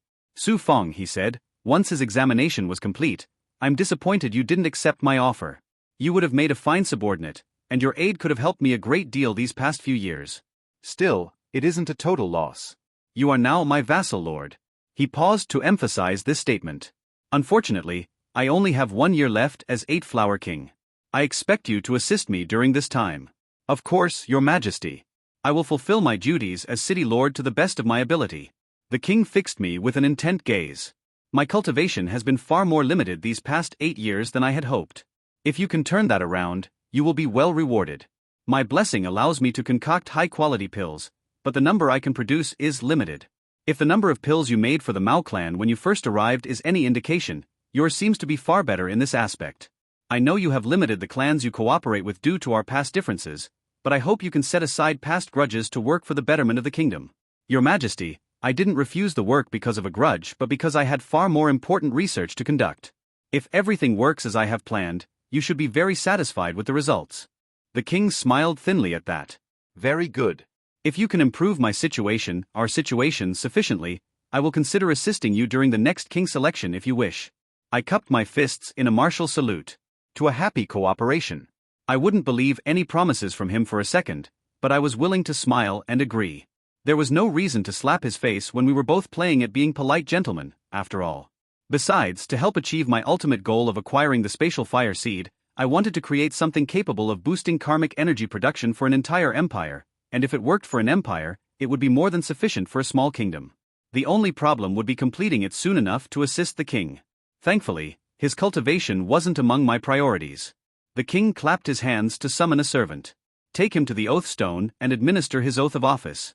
The king stared at me as I was led away. "Place your hand on the stone," said the servant after I entered the oath chamber. I had only been here once before, and that was when I swore my oath to the Hu clan. It was a small stone room located within the mountain at the center of 100-flower city. The only thing inside was a large stone covered in formations. After I placed my hand on the oath stone, the steward guided me through my swearing-in. "Repeat after me," he said. "I swear to do nothing to intentionally harm the kingdom or any of its seated rulers, and I swear to peacefully transfer my powers at the end of my appointed term. May this oath be binding for my term in office and 100 years thereafter." I completed the oath and was sworn in. It was a simple thing, but it had kept the kingdom at peace for centuries. Importantly, as I had found in the past, after taking an oath, there was a built-in warning system where one would feel a sense of crisis if they were close to breaking it, so it wasn't something that could be done unknowingly. Following my swearing-in, the servant bundled me into a carriage and sent me out of 100-flower city. It was the first time I had left the city in years. The land between the capital and North Lake City was extremely fertile, and rivers flowing down from the surrounding mountains provided the area with ample water supplies, so the entire area was covered in fields that supplied food for the cities across the kingdom. Closer to North Lake, the simple food crops turned into medicinal herbs, and herbalists tended fields protected by complex formations. Passing through these farmlands, I couldn't help but think about how such abundant resources at my doorstep could be utilized. I briefly entertained the idea of turning all the farms producing basic foodstuffs into herb fields centered around the ingredients for fasting pills. Instead of eating pounds of food every day, people would be able to take a single pill to handle all their nutritional needs. I didn't know how the logistics would work out, but it seemed feasible. Being fed only pills and no food also sounded like a dystopian nightmare, so the idea might be a non-starter. I still noted it down in my journal as something to look into. If feeding citizens only fasting pills could increase karmic energy production, the rulers of Brilliant Sun might be interested, even if I personally found it abhorrent. It was late in the day when I arrived at North Lake City. The city was located on an island in the middle of an expansive lake set between two small mountain chains. The lake and mountains were the kingdom's shield against any enemy who wished to attack, and the city's cultivators were its spear. The city's island itself was covered in innumerable buildings, and there was a constant flow of wagon traffic to and from the surrounding fields. All of it needed to cross a several-kilometer-long bridge that connected the mainland to the city's island. The need for so many wagons was a slight surprise to me. Storage bags weren't overly expensive, and using them would have made transporting goods much more efficient. After thinking about it, I realized that while the wealth of a martial master, the rough amount needed to buy a low-level storage bag, was nothing to me, it was something farmers growing simple mortal crops would never be able to afford, and if such farmers did use storage bags, it would put them at risk from greedy disciple-level cultivators. I wasn't sure how I could improve this situation, but I still noted it down as something to look into. Increasing the flow of goods and services was key to improving the prosperity of a domain. The bridge amazed me as we passed over it. It seemed to be made from a single piece of carved stone. There were no seams or gaps anywhere, and the ride along it was perfectly flat and smooth. Halfway across, I began to wonder how it handled expansion and contraction from temperature changes. You couldn't have a structure of this scale without having to contend against such forces, but there were no signs of expansion joints. The bridge was somehow maintained at a constant temperature, the expansion forces were managed in some way, or such forces didn't even exist in this world. I wasn't sure which was more likely, but no matter what the case was, the bridge was a marvel of construction. As we passed the city gate, I noticed that every wagon was stopped and had to pay a toll to enter. My carriage was allowed to pass freely, but I wasn't sure if that was just because I was the new city lord or if the toll simply had to do with the transport of goods. Tariffs on goods may be understandable for a normal city, but it seemed unnecessary here. The meager profits generated from taxing mortal goods would provide negligible funds. I noted this down as something else to look into. Riding through the city streets, I spied on the population of my new city. Their cultivation levels were a step down from what I had seen in Hundred Flower City and more closely resembled the people of Dragon Gate. Mortals were common here, and they could be seen doing all manner of laborious tasks. My carriage drove to the City Lord's complex, which took up a large area on the eastern side of the island. It was a set of 5 large buildings surrounded by a high wall. I was taken into the central building, which was an elegant 4-storied mansion. The main entrance opened directly into the grand hall where the city officials were already waiting for me. A subdued wooden throne sat on a podium, and May stood on its left side in the position of chancellor. 5 young women in dark blue robes lined the left side of the hall, and 5 elderly men and women lined the right. I noticed that May didn't look directly at me as I walked in. Her gaze was fixed on a serving woman who stood to the side of the hall's entrance. Without waiting for anyone to speak, I walked to the throne and sat down. "Greetings, City Lord," everyone said in unison. "Let's begin," I replied, not willing to give a long speech. "Flower May, please introduce me to everyone." Of course, City Lord, she said. Her bearing and tone were strictly professional. She looked and gestured to the women in front of her. "These are my seeds. I have been training them to be both potential new flowers and knowledgeable subordinates. They do not have any official position in the city's hierarchy, but if given your token, they will have the knowledge and authority to handle any managerial duties you wish to assign them." Looking at the girls, they all appeared nervous. I hadn't looked into how seeds were normally treated by grooms, or if the two typically interacted at all, but if they were competently trained, they could be of use to me.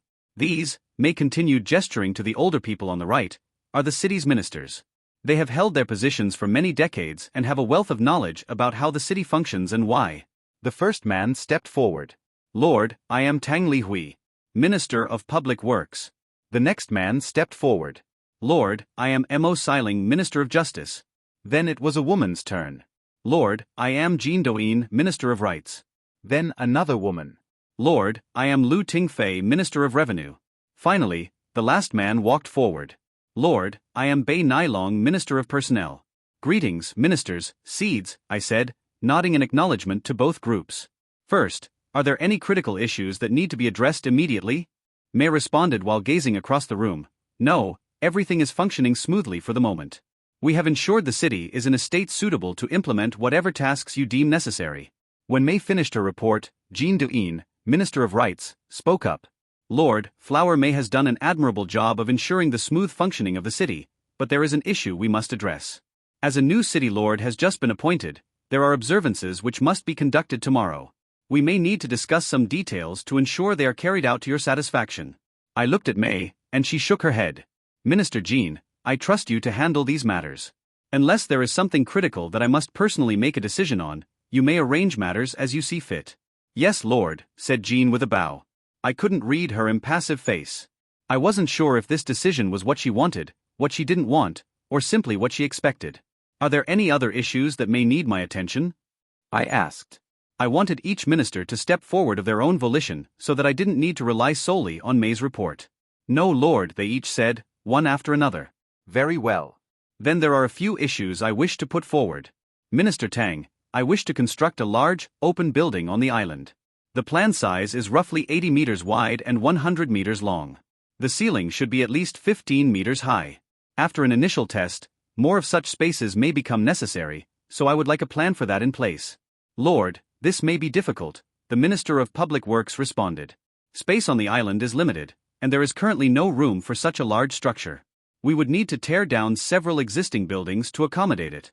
I don't care if it's difficult, it needs to happen. Find some earth cultivators and dredge the lake to build out the island if needed.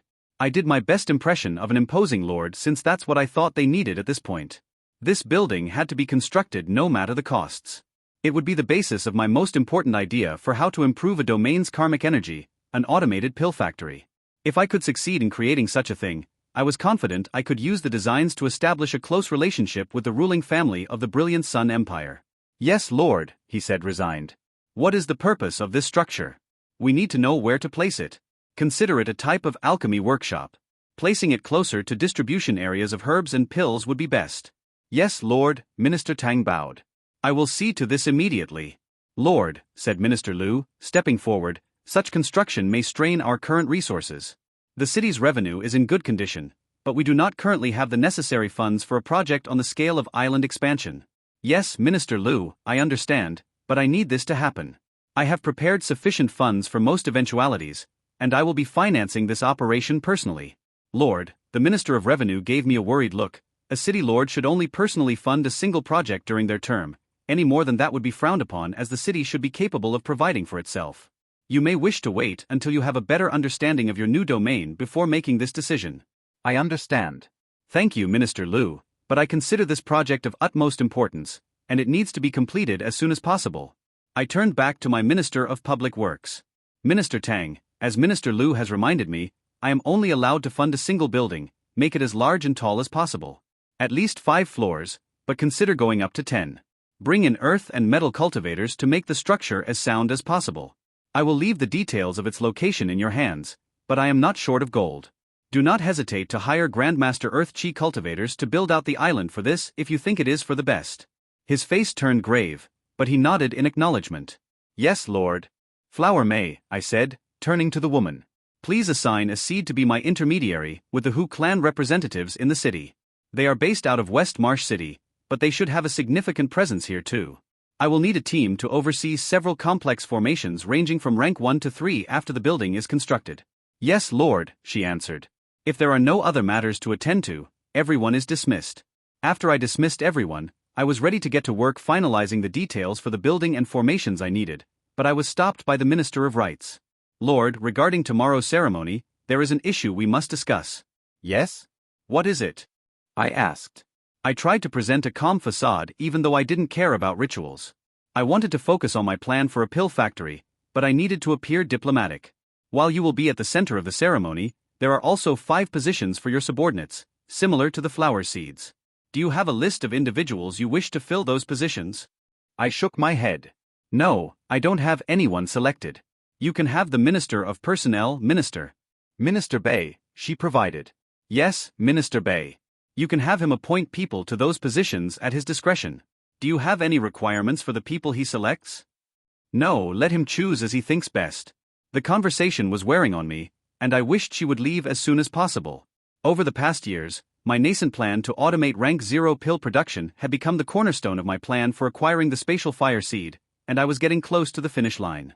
In the meeting with the ministers, my plan for several independent alchemy factories was scrapped, and I needed to rework it to use only a single building.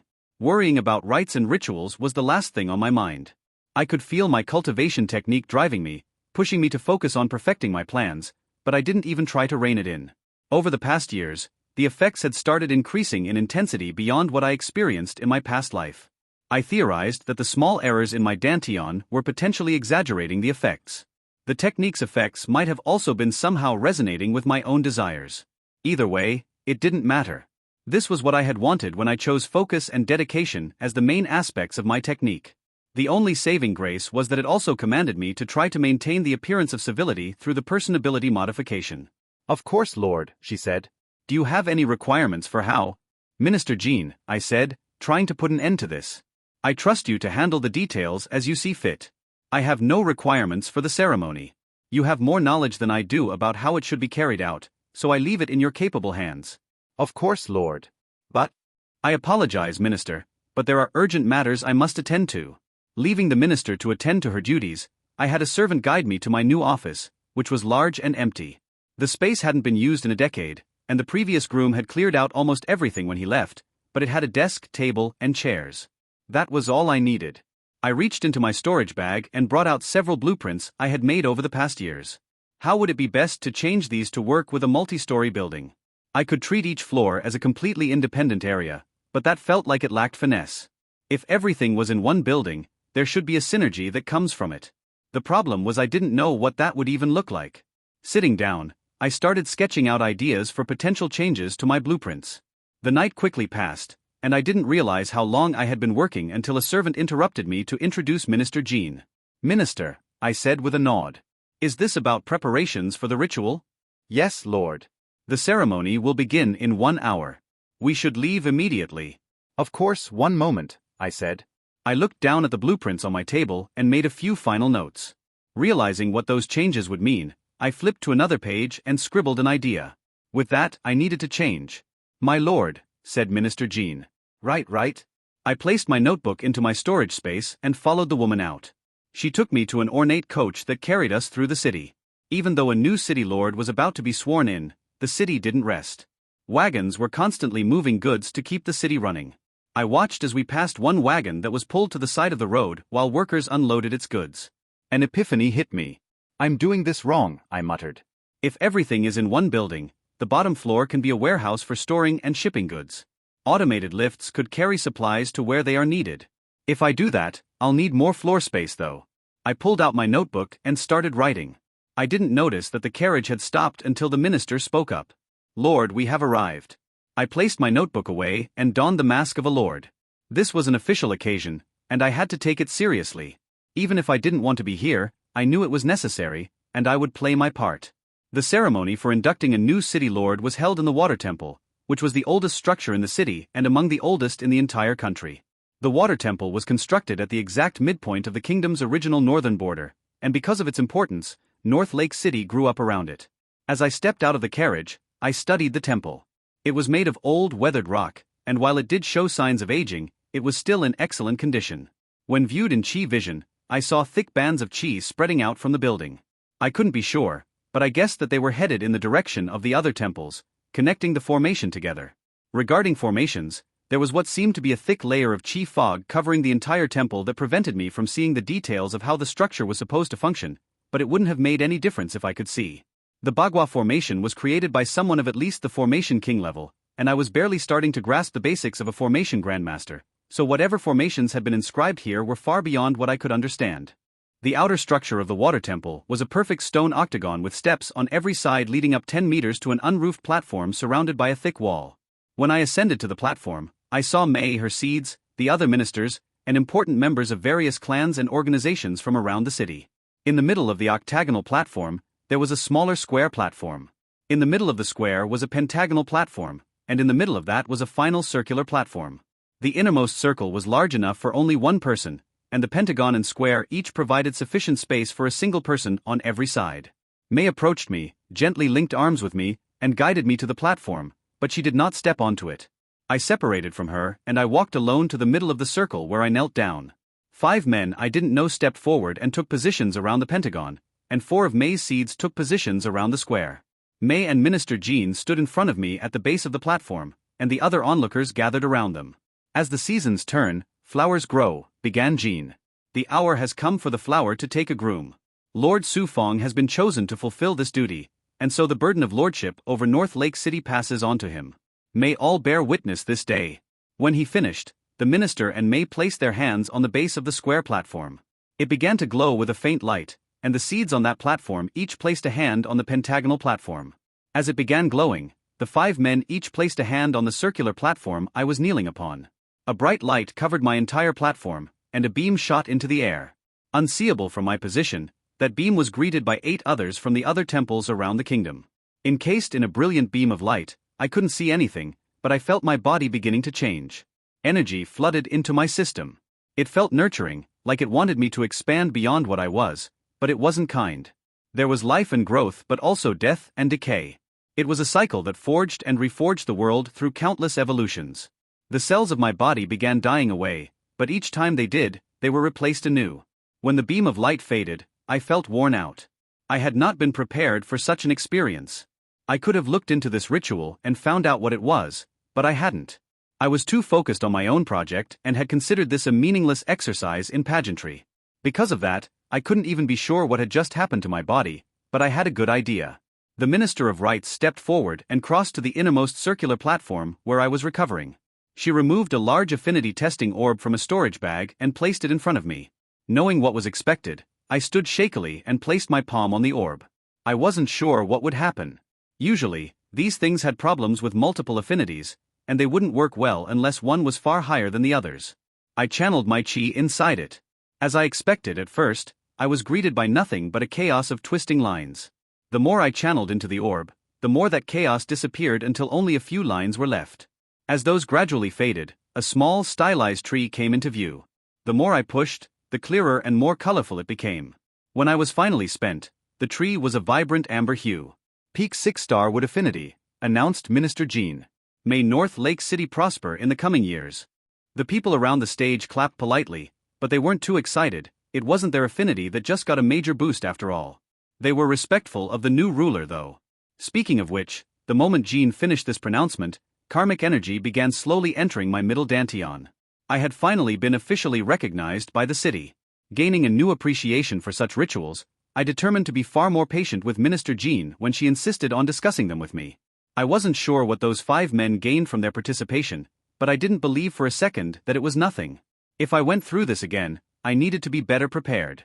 After the ceremony, I immediately wanted to return to my blueprints, but when Minister Jean said there was more to take care of, I didn't argue.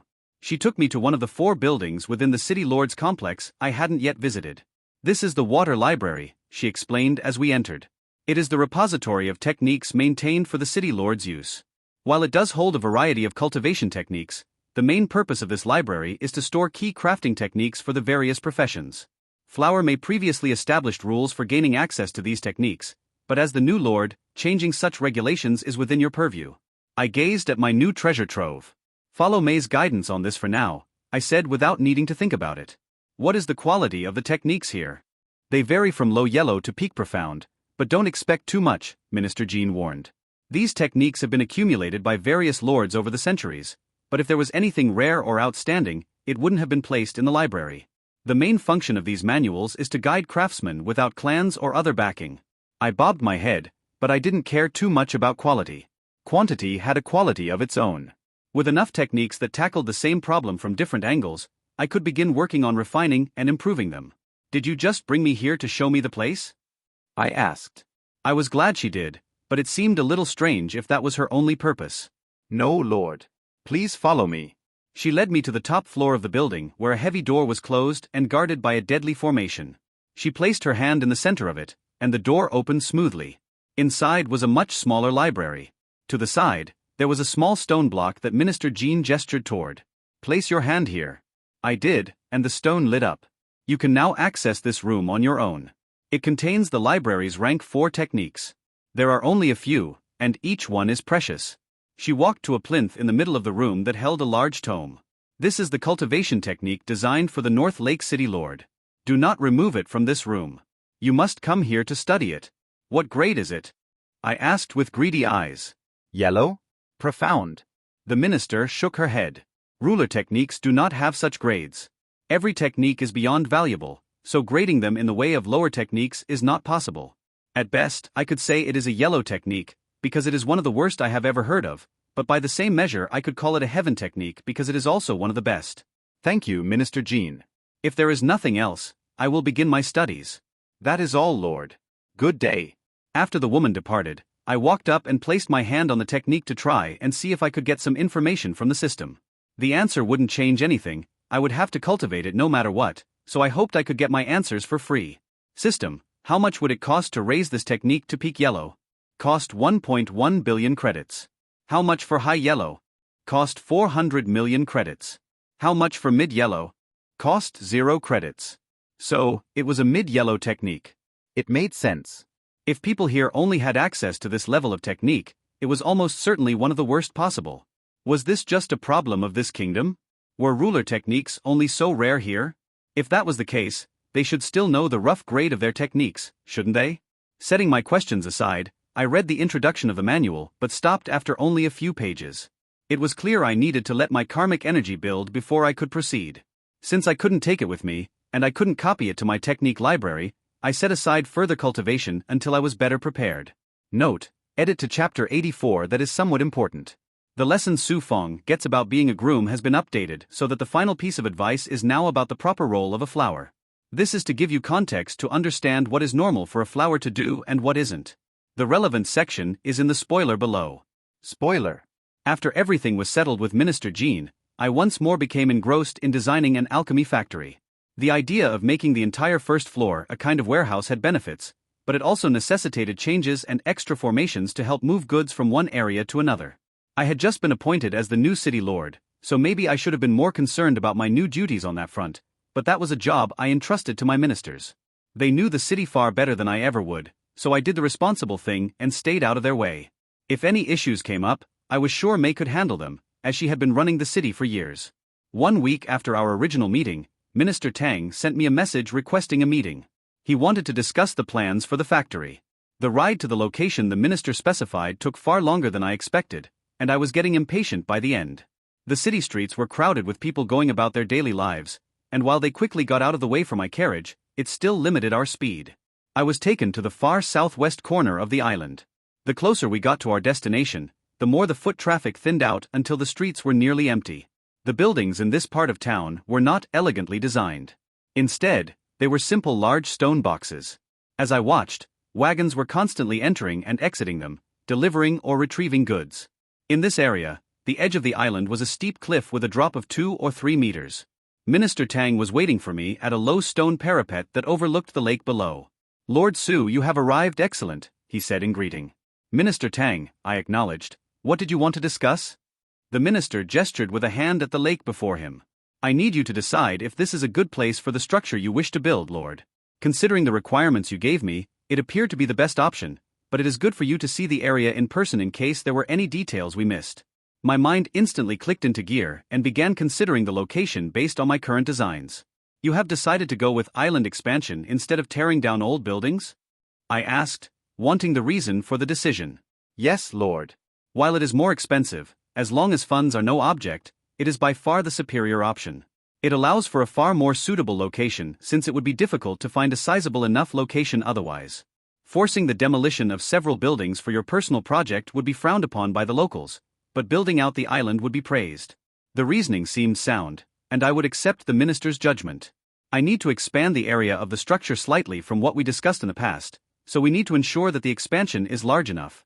The minister twitched uncomfortably. "Lord, this was something I wanted to discuss. You are personally funding this project, so I cannot waste your money, but there is a lot of potential in developing this area." Minister Tang pointed out the blocky buildings I had passed on my way here. These are warehouses which supply raw ingredients to various parts of the city. Not only the herbs you need, but also leathers, metals, and woods among other items. Building more workshops directly adjacent to them would be highly beneficial. I cocked my head to the side. "What are you saying?" "Lord, I wish to expand the scope of the expansion beyond what is strictly necessary for your project. Your building could be constructed by adding a 200 by 200 meter peninsula onto the island. However, I would like to do more. I am considering a 1 kilometer extension along 3 kilometers of coast. It will cost more, but if we already need to hire the earth and metal cultivators to extend the island. I thought about his proposal. I didn't care much either way, to be honest. I had the money, so why not spend it? There was only one problem.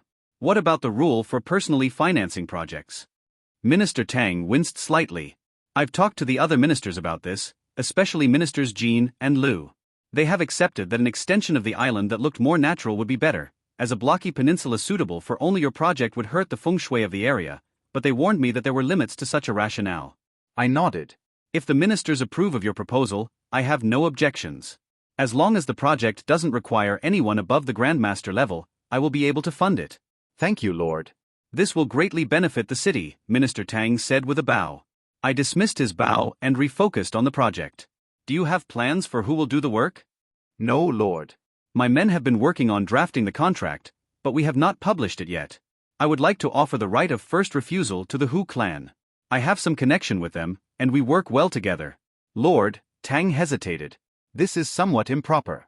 Any large projects such as this are to be posted openly, and all clans should have equal access to compete for them. Giving preferential treatment to a single clan would open you to public criticism. I waved away the concerns. I am just expressing my thoughts. You are the Minister of Public Works and the responsibility of completing the project is yours. Follow the normal process. Thank you, Lord. However, I stopped him before we left the topic. The Hu clan must be the ones to do the formation work. The building will need many specialized formations, and I do not wish to share them with other clans. Is that understood? Yes, Lord. The minister instantly replied. The normal bidding process is only for general labor. As long as the work requires trade secrets, special contracts are possible. Excellent, Minister Tang. Thank you for your hard work. I look forward to seeing what you can accomplish. After the meeting with Minister Tang, I sent a messenger to Mei to arrange a meeting between myself, a Hu clan representative, and her chosen seed. This was quickly arranged, and we met later the same day. Lord, the seed bowed as I entered the conference room. I am Mu Xiaopei. Flower Mei has assigned me to assist you in these meetings. Miss Mu, I acknowledged, have you already been in contact with the Hu clan? Yes, Lord. Flower Mei gave me this task 1 week ago, and I made initial contact immediately. Their representative expressed his deep admiration for you and his wish for happy cooperation, but as I could not provide him with details of the project, our talks were limited. Understood, I said, then set our conversation to the side. I began taking out several portfolios and arranging them on the desk. Then, I took out a large map of the proposed island expansion along with the basic blueprints of the building I was having constructed. Not long after everything was arranged, the Hu clan representative was led into the room. Lord Su, I am Hu Nian. I have long heard of your great name and look forward to working with you, he said, giving a deep bow of respect. Nian was a large, middle-aged grandmaster who looked like someone who spent all their days doing hard labor outdoors. His arms were bulging with muscles, but he carried himself like a tradesman, not a warrior. I smiled when I saw the man. The Hu clan was good at learning, I would give them credit for that at least. When most clans requested meetings with me, they would send slick, well-groomed diplomats whose job was to flatter and cajole me until I was pleased and self-satisfied. Even if I expressed disdain for such things, their tactics wouldn't change. The Hu clan only attempted this once before realizing my preference for dealing directly with knowledgeable craftsmen. Welcome, friend from the Hu clan, I said, giving a martial salute. Please have a seat, we have a lot to discuss. As we all sat around the table once more, a servant came in to pour tea, and Hu Nian began examining the blueprints on display. Is this what you need us to work on? He asked with a creased brow. No, I smiled. My Minister of Public Works has informed me of the normal bidding process, so we will follow his guidelines. I plan to expand the island as you see here. I gestured to the first drawing, and construct this large building on the cleared land. While the minister has insisted on the normal process, I do hope the Hu clan will consider participating in the bid. The Grandmaster looked the plans over carefully but shook his head in the end. It's going to be a lot of bulk work. You're better off grabbing some down-on-their-luck adventurers to do the expansion for you. We might consider placing a bid on the building though. It will be tricky to make that monstrosity stable. I laughed. I'm not an architect, and some modifications would of course be acceptable. Hu Nian nodded a bit and stroked his chin. Then, he pushed the drawings away. Did you just call me here to give me advance notice on the jobs, or is there a reason I came all the way here? There is, I said meaningfully, gesturing to the building's blueprint. This will be a factory for making rank 0 pills automatically, without an alchemist. Simply place a load of herbs in one spot, and pills appear in another. Are you interested in helping make this a reality? I finally gained the man's interest. Explain. Miss Moo, I said, looking at the seed. Please help me move the table to the side of the room. All three of us worked to clear the middle of the conference room, and I began taking out a variety of formation plates. After creating a large semi-organized mess on the ground, I lifted a small palm-sized plate to show it to Miss Moo and Hunyen. The Grandmaster was familiar enough with formations to know what it was, but I still explained for Miss Moo's benefit, as she would need to work closely with this project in the future. This is a very basic rank 1 trap formation. I pointed to 2 inscriptions on the left side of the plate. These are chi filters. One for water chi, one for earth chi. These, I said, moving to the right, are the vortex inscriptions to pull chi in. The channels that connect them will fill with water and earth chi. The lines converged on a significantly more complex inscription. And this uses the water and earth chi to constrict whatever is placed above the plate, locking it in place. It's too weak, criticized Nyen. It wouldn't be able to hold anyone in place for even a moment. I held the plate in my palm and pointed it toward the ground. After I activated it, I took out the herb used to make rank 0 nutrition pills and placed it inside the trap's range. Then, I began moving the plate around the room and twisting it in various directions to show the herb remained attached. Grandmaster who nodded at this display but didn't comment. I moved in front of another formation plate. This plate uses fire energy to melt the physical shell of the herb. It only has the filter and gathering inscriptions for fire chi, but there are several more needed to regulate the temperature and direction of the heat it produces. The herb needs to be heated to exactly the right temperature and from all directions equally. I moved the herb over to hover over this plate, activated the formation, and we watched as the physical body of the herb slowly disappeared. In chi sight, though, I could see that the energy was still locked into the exact same position it had been. Neither of the others were alchemists, and I didn't think their chi vision was as advanced as mine, but they still had some ability to see what was happening. At this point, I need to be more careful. The energy is locked into place, but it is more fragile and can easily be destroyed. I moved the herb to the next set of formation plates. There was one lying flat on the ground and 4 more surrounding it. Together, they formed an open box. The plate on the ground senses and detects any energy that isn't wood-aligned. It's connected to the 4 surrounding plates. When the prepared herb is placed inside, the 5 plates work together to purify the energy. I inserted the medicinal energy into the group of arrays, and the plate holding it in place acted like the lid of a box. Inside, all the formations activated, and we watched in chi vision as the bottom formation sent signals to the side formations. Then, the side formations sent out needle-thin bolts of chi to strike the impurities in the medicinal energy. After a minute, it was completely cleansed. This does a lot of damage to the herb, I admitted. The targeting method I'm using isn't great, and it can sometimes cause the wrong side of the formation box to attack certain impurities, burning holes through everything in its path instead of only the minimal amount necessary, but it does perfectly cleanse the herb. Grandmaster whose eyes widened at the sight of the purified energy. He instantly knew what this would mean. Finally, this last formation uses wood chi to condense the medicinal energy into a pill, I said, placing the purified herb over the last plate I had prepared. The final formation activated, and the medicinal energy quickly compressed into a pill. I deactivated the trap formation, releasing the pill, and letting it drop into my palm. Perfect rank 0 nutrition pill, I announced. 52% efficacy. It's so bad that if an alchemist made it, they would be laughed at. The Grandmaster and Seed both fixed their gazes on the pill, but it was Hunyen who spoke first.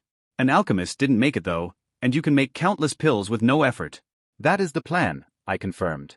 I walked over to the table and opened up a portfolio I had prepared. This shows the entire assembly line. I want everything automated. Herbs will be delivered to the ground floor, and lifts will drop them off at the beginning of the assembly line. The trap formation will grab one, and a track system will carry it from one formation to another, finally dropping the finished pill in a jade box at the end. When 100 pills are in the box, it will be sealed and sent back down via another lift. I pointed out the various features on the assembly line blueprint. The lift and track systems should be doable by formation disciples. I want them as simple as possible since they are the most likely to break and need repair. A formation master should be able to handle the trap, melting and condensing formations, but it would be good to have a grandmaster with far more skill than myself to create the purifying formations. As grandmaster who studied the blueprints, gears turned in his head. There is a problem of power, he finally said. One assembly line will be functional, but if you want to fill your building with these, you'll drain all the qi in the area. I nodded. I've considered that. As we are expanding the island, I want to embed a qi gathering formation under the site where the building will be located. The stronger the better. A rank 3 qi gathering formation should be able to handle it. Hu Nian shook his head. No, it's a bit weak. You need rank 4. Rank 5 would be best, but rank 4 would be sufficient. Anything less and you risk running low occasionally. That normally wouldn't be a problem, but running low for even a second would mean the formations shut down and they need to be manually restarted. If you fill multiple floors with several assembly lines each, you are talking about hundreds of formations. Needing to constantly restart everything would be too much work. I frowned. I concede to your judgment. Affording a rank 4 formation is difficult though. Grandmaster who immediately spoke up. We'll build it. Don't worry. You can repay our formation lord after you advance to Pill Lord, but the Hu clan has to build this. I looked at the Grandmaster as he stared at the plans. His eyes shone with avarice, but I wasn't sure if it was for money, fame, or simply advancing his knowledge of formations. His thoughts didn't concern me though. All that mattered were the results. Happy cooperation, I smiled. The Hu clan eagerly took over the task of researching and improving my automated alchemy factory design. Our agreement was simple. They would provide the formation expertise, and I would support them with my alchemy knowledge. At the end of the project, a comprehensive manual would be produced to explain everything we created, and we would each get a copy to use as we pleased. While I had only showcased the formations for nutrition pills in our first meeting, I had also prepared diagrams for 3 other rank 0 pills in high demand among the lower classes. The key traits they had in common were that they all only needed a single herb and each of those herbs contained robust medicinal energy, so less precision would be required. I mentioned the need to look at ways to combine energies from multiple herbs, but everyone agreed that we should develop working assembly lines for these 4 pills first. The hardest part of the process was the purification assembly. I had a hard time creating such a thing, and the Hu clan had a hard time understanding why I did things the way I did. With nutrition pills, it wasn't too bad because the toxins seemed to want to vaporize when touched with the slightest bit of qi, but actual technique was needed with most other herbs, and that needed to be replicated in the formations. I had long discussions with a lord and several grandmasters from the Hu clan, and they seemed to understand what would be needed for our target pills, but it would take them time to refine my designs. I offered to stay and help them with the research, but they made it clear that I would be in the way. I didn't have the background in formations necessary to assist them. I wanted to argue about that, but after a bit of self-reflection, I realized it was true. I should let the professionals handle things and not get in their way. There was a risk they would try to cheat me, but our agreement, sworn on the oathstone, was sound enough that I didn't have to worry. The most they could do was develop the technology in novel directions and not share the additional information with me, but that didn't cross my bottom line. The Hu clan's involvement meant I no longer had to personally focus all my attention on this project, and while Minister Tang was hard at work building my factory, he would still need weeks or months to complete it. All of this meant that I could finally set aside my obsession with automation, at least for a time. I wanted to advance to Martial Lord so I could begin learning rank 4 alchemy, but at my current rate of karmic energy production, I estimated it would take several more months. I considered trying to force the issue by randomly choosing people from my city and giving them countless cultivation pills, but eventually decided it wasn't a good idea. It might be worth trying it someday to see how rapidly I could generate karmic energy, but if I was going to do it, it would be better to do it near the end of my term, not at the very beginning. With my active projects put on hold for the moment, I had a bit of freedom to pursue other studies. Learning more about general governance would be helpful, and it would have many applications for future lives here or elsewhere. I already had ideas for economic reforms, and based on my experiences in the Su clan and elsewhere, I could only guess that any justice system in this world would need a large overhaul to come anywhere close to being what I would consider just. In 8 Flower though, that wasn't seen as a lord's responsibility. My ministers would have a fit if I started meddling in day-to-day operations, and they might elevate it above my head. Even without being in a position to implement such changes, I could take classes and study the roles and responsibilities of each minister to better understand governing principles, but without being able to take action, doing so felt less important. I also considered spending some time focusing on training my fighting skills, but no. I didn't see the point. The Blue Wind Pavilion and 8 Flower Kingdom were tall trees shading me from most storms, and I had prepared defensive formations and poisons to defend against sneak attacks that ignored those powers. No amount of 3-legged kung fu would save me if those protections fell. I would have to learn it eventually, but I could avoid it for the moment. The most important thing was to gain knowledge that would make obtaining the spatial fire seed easier. Anything that didn't directly aid that mission would need to be put on hold. After reviewing the options open to me, I decided I needed to visit the water library. The thought of reading hundreds of books just to store them away in my mental library wasn't exactly thrilling, but it was something that needed to be done. The water library was divided into 7 parts, 1 for cultivation and martial techniques and 6 for the different professional skills. There wasn't much to say about the cultivation and martial technique section. It was extremely lackluster, and there were only a few manuals inside that I didn't already have a copy of. Moving to the professional sections, I decided to start with the 2 smallest ones, those for talisman artists and illusionists. There weren't many books available here, and I could barely understand the ones that were. Overall, my impression was that these were combat-focused professions. I spent a couple of days carefully reading through all of the books, but I didn't have the necessary background to completely grasp what they were trying to tell me. For the moment, they weren't useful at all, and I couldn't use them, but maybe they would be of some use in the future. After I was finished with those, I decided to quickly go through the alchemy books.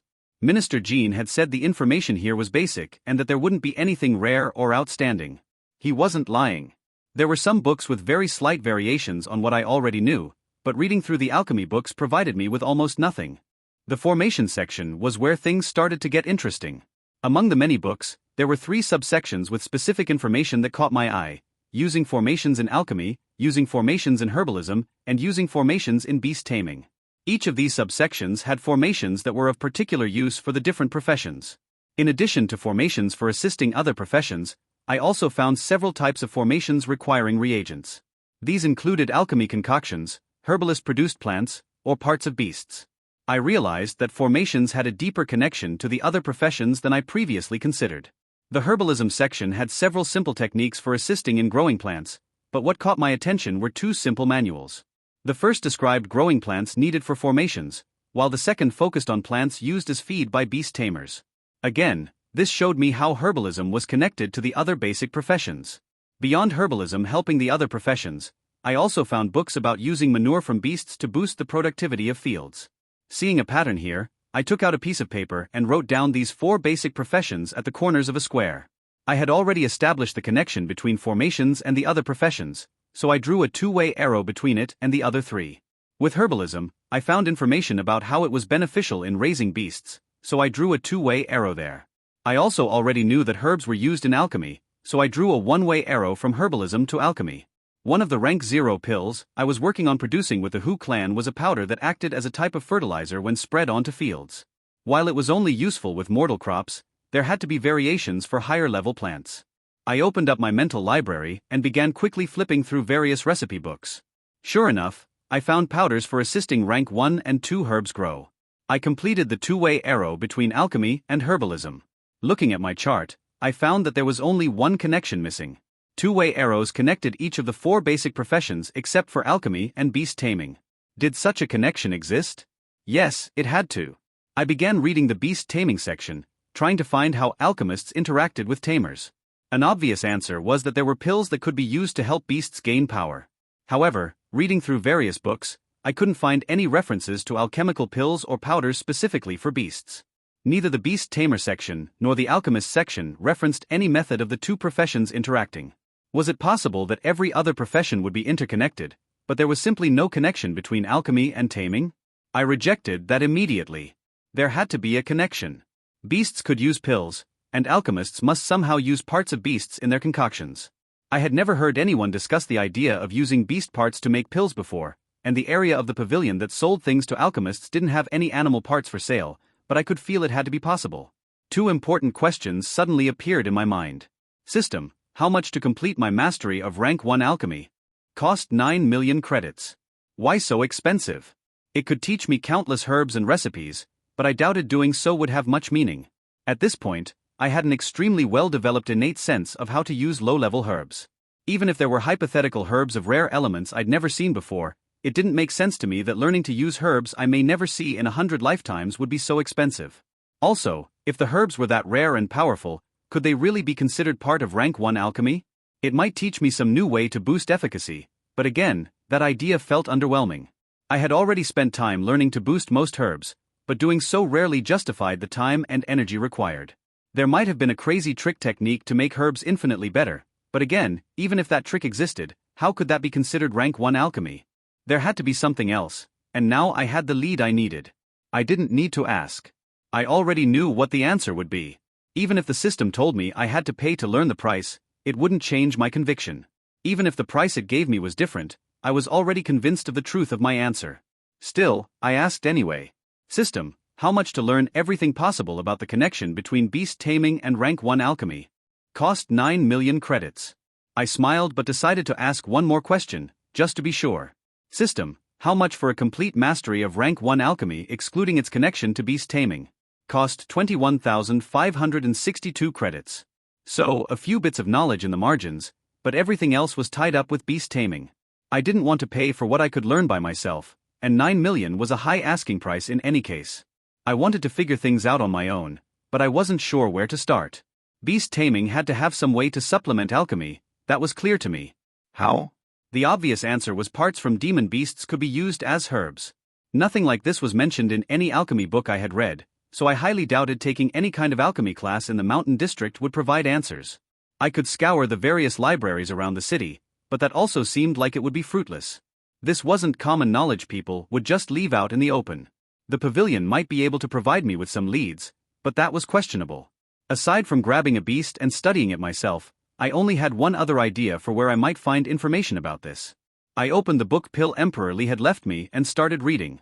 I didn't focus on the details and quickly skimmed over his explanations for Lord-level alchemy since it wasn't useful at the moment.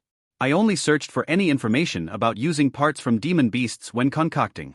I flipped through the book twice just to be sure. There was nothing. None of the recipes mentioned in the book used any type of beast material, and it didn't even hint at the possibility. Returning the book to my storage space, I leaned back in my chair to contemplate. No one seemed to have any idea that beasts could be used to make pills. Was it possible no one had ever considered such a possibility? Maybe I was just a frog in a well, and outside this small corner of the world, such alchemy was as common as dirt. That didn't seem right though. Knowledge of how to use beast materials in alchemy had a cost of millions of credits. Could that mean no one in the world, or at least no one on this continent, knew how to do such a thing? They had to have thought of the possibility. I wouldn't allow myself to be so arrogant as to believe I was the first to have such an idea, so if no one knew how to use beasts in alchemy, there had to be complicating factors I wasn't aware of. North Lake City was the perfect place for what I needed. I didn't need to learn beast taming, but I did need to research and study the beasts themselves, and there were a multitude of tamers in the area. I considered talking about this with May since she was likely studying taming. She hadn't come to see me since the ceremony, though, so she seemed to be busy with her responsibilities as the city's chancellor. I didn't want to disturb her, so I sent a messenger to ask her where I could go to study beast taming.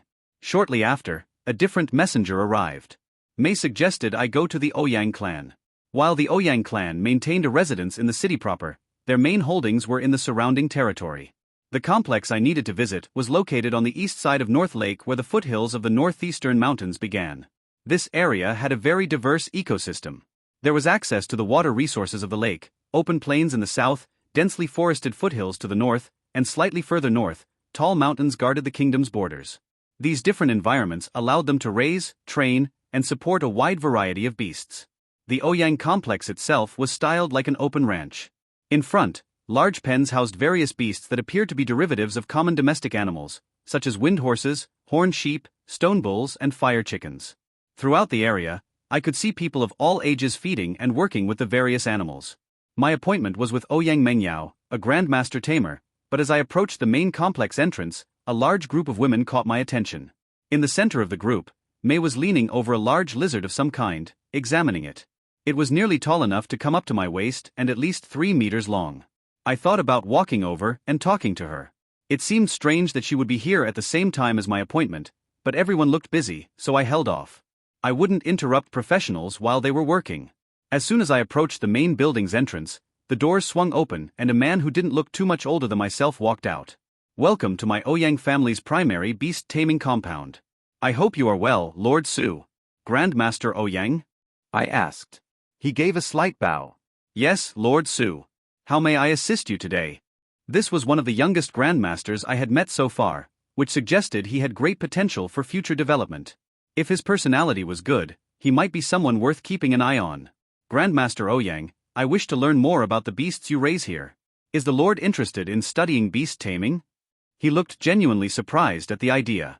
Not quite, I replied.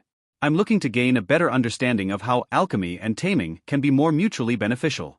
What sorts of pills would be helpful for beast tamers? How might beast tamers help an alchemist? The young man laughed at that suggestion. Lord Su, how much do you know about demon beasts? Nearly nothing, I confessed. I've never studied them, and my pursuits have always kept me confined to the cities, so I haven't had many opportunities to interact with animals. Lord, the Grandmaster winced. Please don't call them animals. Demon beasts are quite distinct in their nature. As they grow more powerful, many can become even more intelligent than humans, and they can find the term animals quite insulting. I gave a short nod of understanding.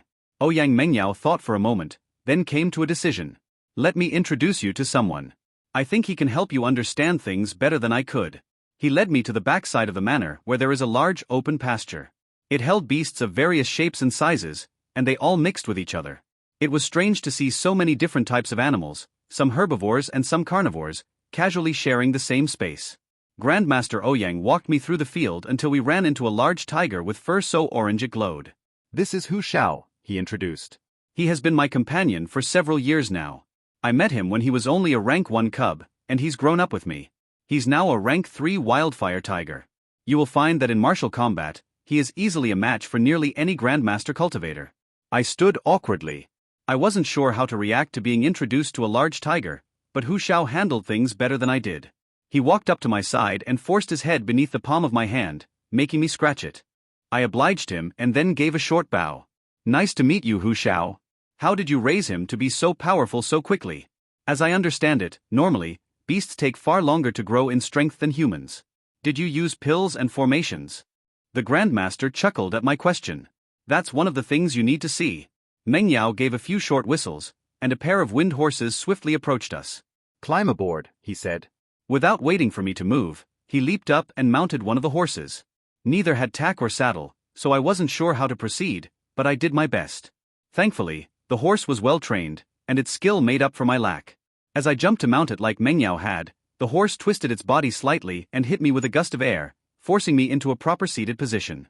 Once I was set, Meng Yao made a signal. The tiger and the 2 horses began swiftly moving into the forested foothills. As the trees became denser, the horses needed to slow down. Meng Yao took this opportunity to approach me as we rode. As you are an alchemist, you must cultivate fire qi, correct? He asked with a smile. Of course, I responded half-heartedly while focused on riding. Have you thought of looking at Hu Xiao in qi vision? My head shot to the side to look him in the eye. Realizing his meaning, I turned to Hu Xiao and studied him closely.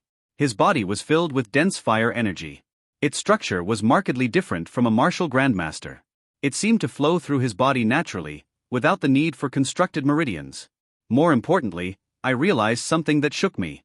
The energy in his body wasn't qi. I had seen a few types of energy at this point: the qi I cultivated, the medicinal energy in plants, and the strange energy in the Twin Mountain Sex affinity boosting pool. This was something else entirely. All of these energies were types of fire energy, but they were each distinct. I looked at Ouyang Mengyao, wanting him to explain. Hu Xiao is a demon beast. Demon beasts use a different type of energy. Some people call it demonic qi, but it isn't qi. It would be more proper to call it demonic energy. Beasts don't use qi? I asked, stunned. No, that's going too far. It's more appropriate to say that demon beasts do not use qi. The energy in mortal animals is usually qi, and there are rare beasts called spirit beasts that cultivate qi like humans, but demon beasts use a different energy entirely. As I began thinking through the implications, our small group started to speed up. Hu Xiao, who was in the lead, had begun chasing something. The only reason I didn't fall off during the increasingly fast sprint through the forest was that my wind horse worked hard to keep me in place. I wasn't sure how long it took us, but when we entered an open clearing, I saw a large buck running away from us. Hu Xiao pounced and took down the stag in a single blow. It wasn't much of a hunt. A mortal deer didn't have any hope of escaping from a rank 3 demon beast, but Hu Xiao showed restraint and didn't use energy beyond what a mortal tiger would be capable of. This was a ritual, or possibly a game, to him. Watch closely in qi vision, said Meng Yao. Doing as instructed, I watched as the tiger took one bite after another from the deer's carcass. The deer, a mortal animal, didn't possess much energy in its body, but all creatures possessed at least a little. After each bite, energy from the deer meat entered the tiger's body. The energy in the deer was a complex blend of different types of qi with a slight tendency toward wood. When it entered Hu Xiao's body, all of it somehow transformed into thin threads of the tiger's own demonic fire energy. This is how most beasts cultivate, said the Grandmaster. In the wild, beasts are vicious.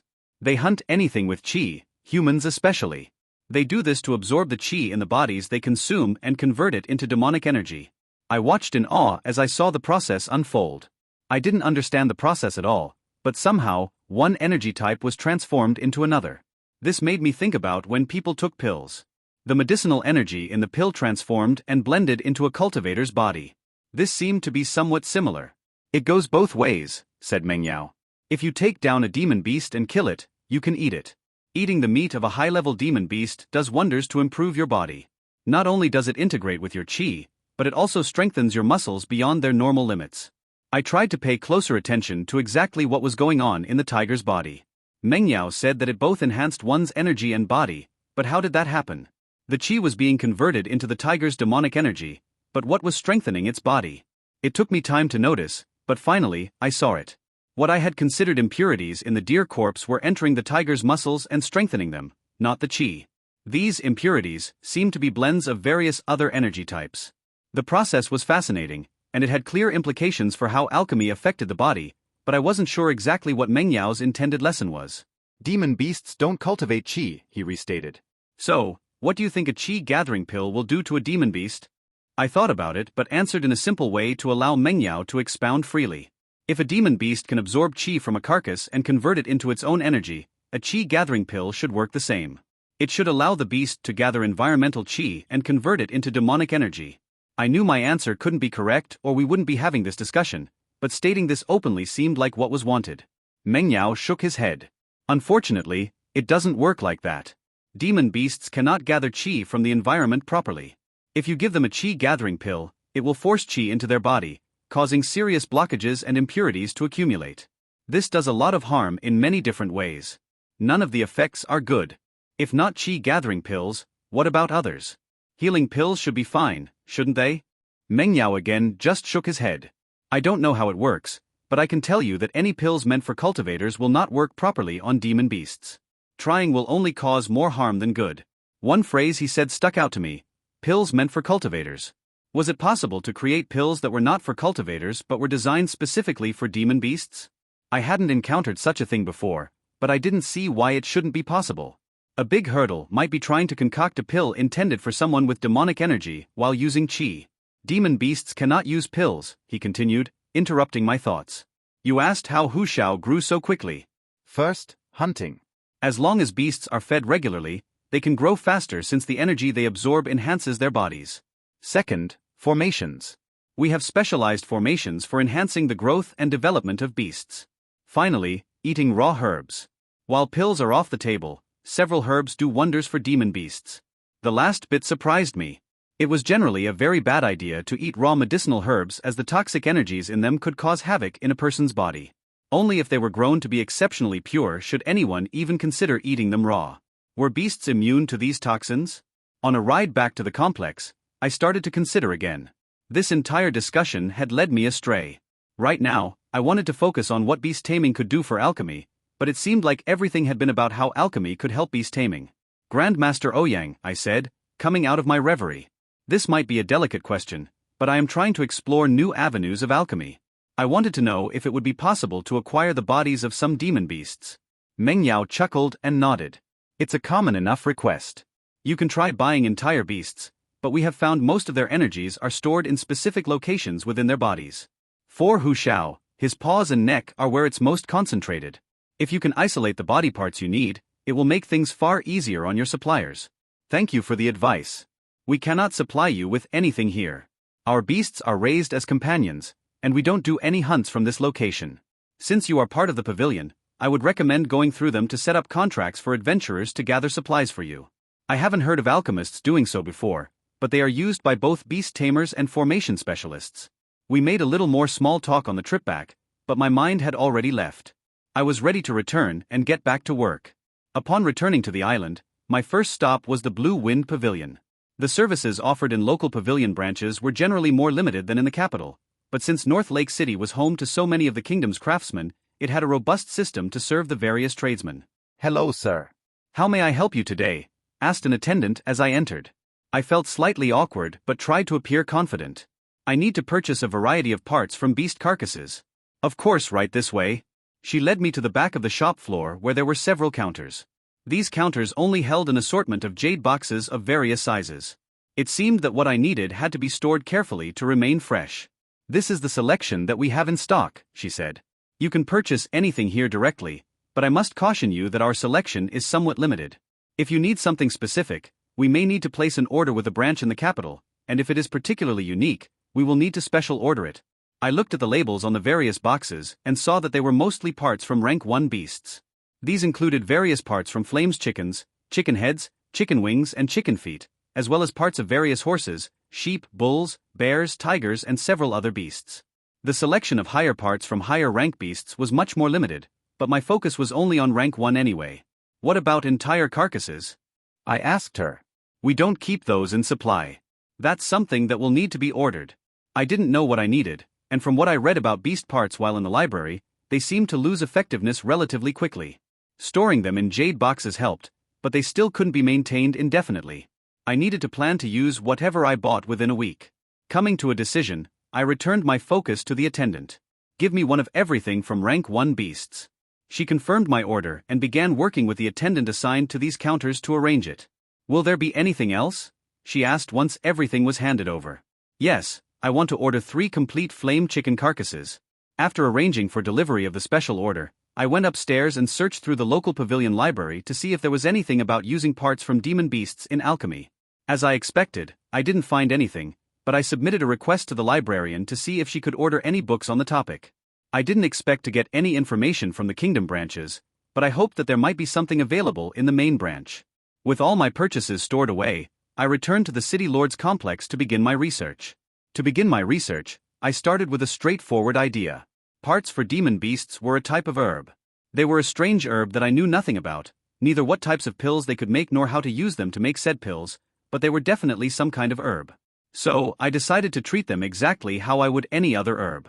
Since I was most comfortable working with fire, I decided to start with the feet of a flame chicken. Using my chi vision, I looked and saw potent demonic fire energy trapped within each foot. Setting myself, I began treating them exactly how I would treat any normal fire herb. I placed the feet into my cauldron and began heating them. The first step of the alchemy process is to melt the herb's outer shell, exposing the medicinal energy inside, so that is what I did. The bones and cartilage of the foot took significantly more energy to melt than a plant, but with a little care, I was able to complete the process without disturbing the demonic energy. However, the moment the physical chicken feet dissolved, the demonic energy also began to dissipate. When a normal herb is melted, only its physical presence would dissipate, but the energy body would stay entirely intact. This didn't seem to be the case with these demonic beast parts. I tried once more just to be sure, but on the second try, I got exactly the same result. When the physical body dispersed, the energy body went with it. I would need to come up with a different method to work with this energy. Trying to melt the physical body of this energy first seemed like it wasn't going to work, so I came up with a bit of a strange idea. I would attack the toxins directly and eliminate them first instead. I wasn't sure if it was possible, but it was worth giving a shot. I decided to use a paw from a wildfire tiger for this experiment. As I studied the toxins, I realized that they were very different from what I was used to, and based only on my previous experience with herbs, it was hard to immediately know what was or wasn't toxic energy. Since I knew the most prominent energy that I could see was the demonic fire energy I wanted to preserve, I used that as a reference and worked on destroying anything different. I started slowly carving up the apparent toxic energy. Even though the paw was theoretically a rank 1 herb, removing the toxic energy while the physical shell remained intact consumed far more energy than normal. Still, my level of control and power at this point was high enough that it was well within my limits. If I hadn't been so focused on ensuring there were no mistakes, I might not have even noticed the additional drain. Once the toxic energy was removed, I wasn't sure what to do. My first thought was to try and eliminate the physical paw so I would be left with pure demonic fire energy. The moment I tried that, though, the demonic energy collapsed, suggesting this path was not viable.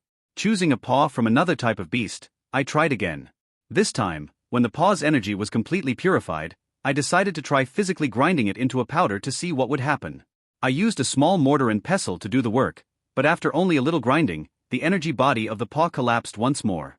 Next, I attempted to extract the energy by pulling it out using my affinities. My thought was to take the stable energy and quickly force it into a pill before its instability could cause a complete collapse. However, I barely started before concluding that this method was once again a complete failure. Running out of ideas, I decided to attempt what Pill Emperorly said was the way to concoct rank 4 pills.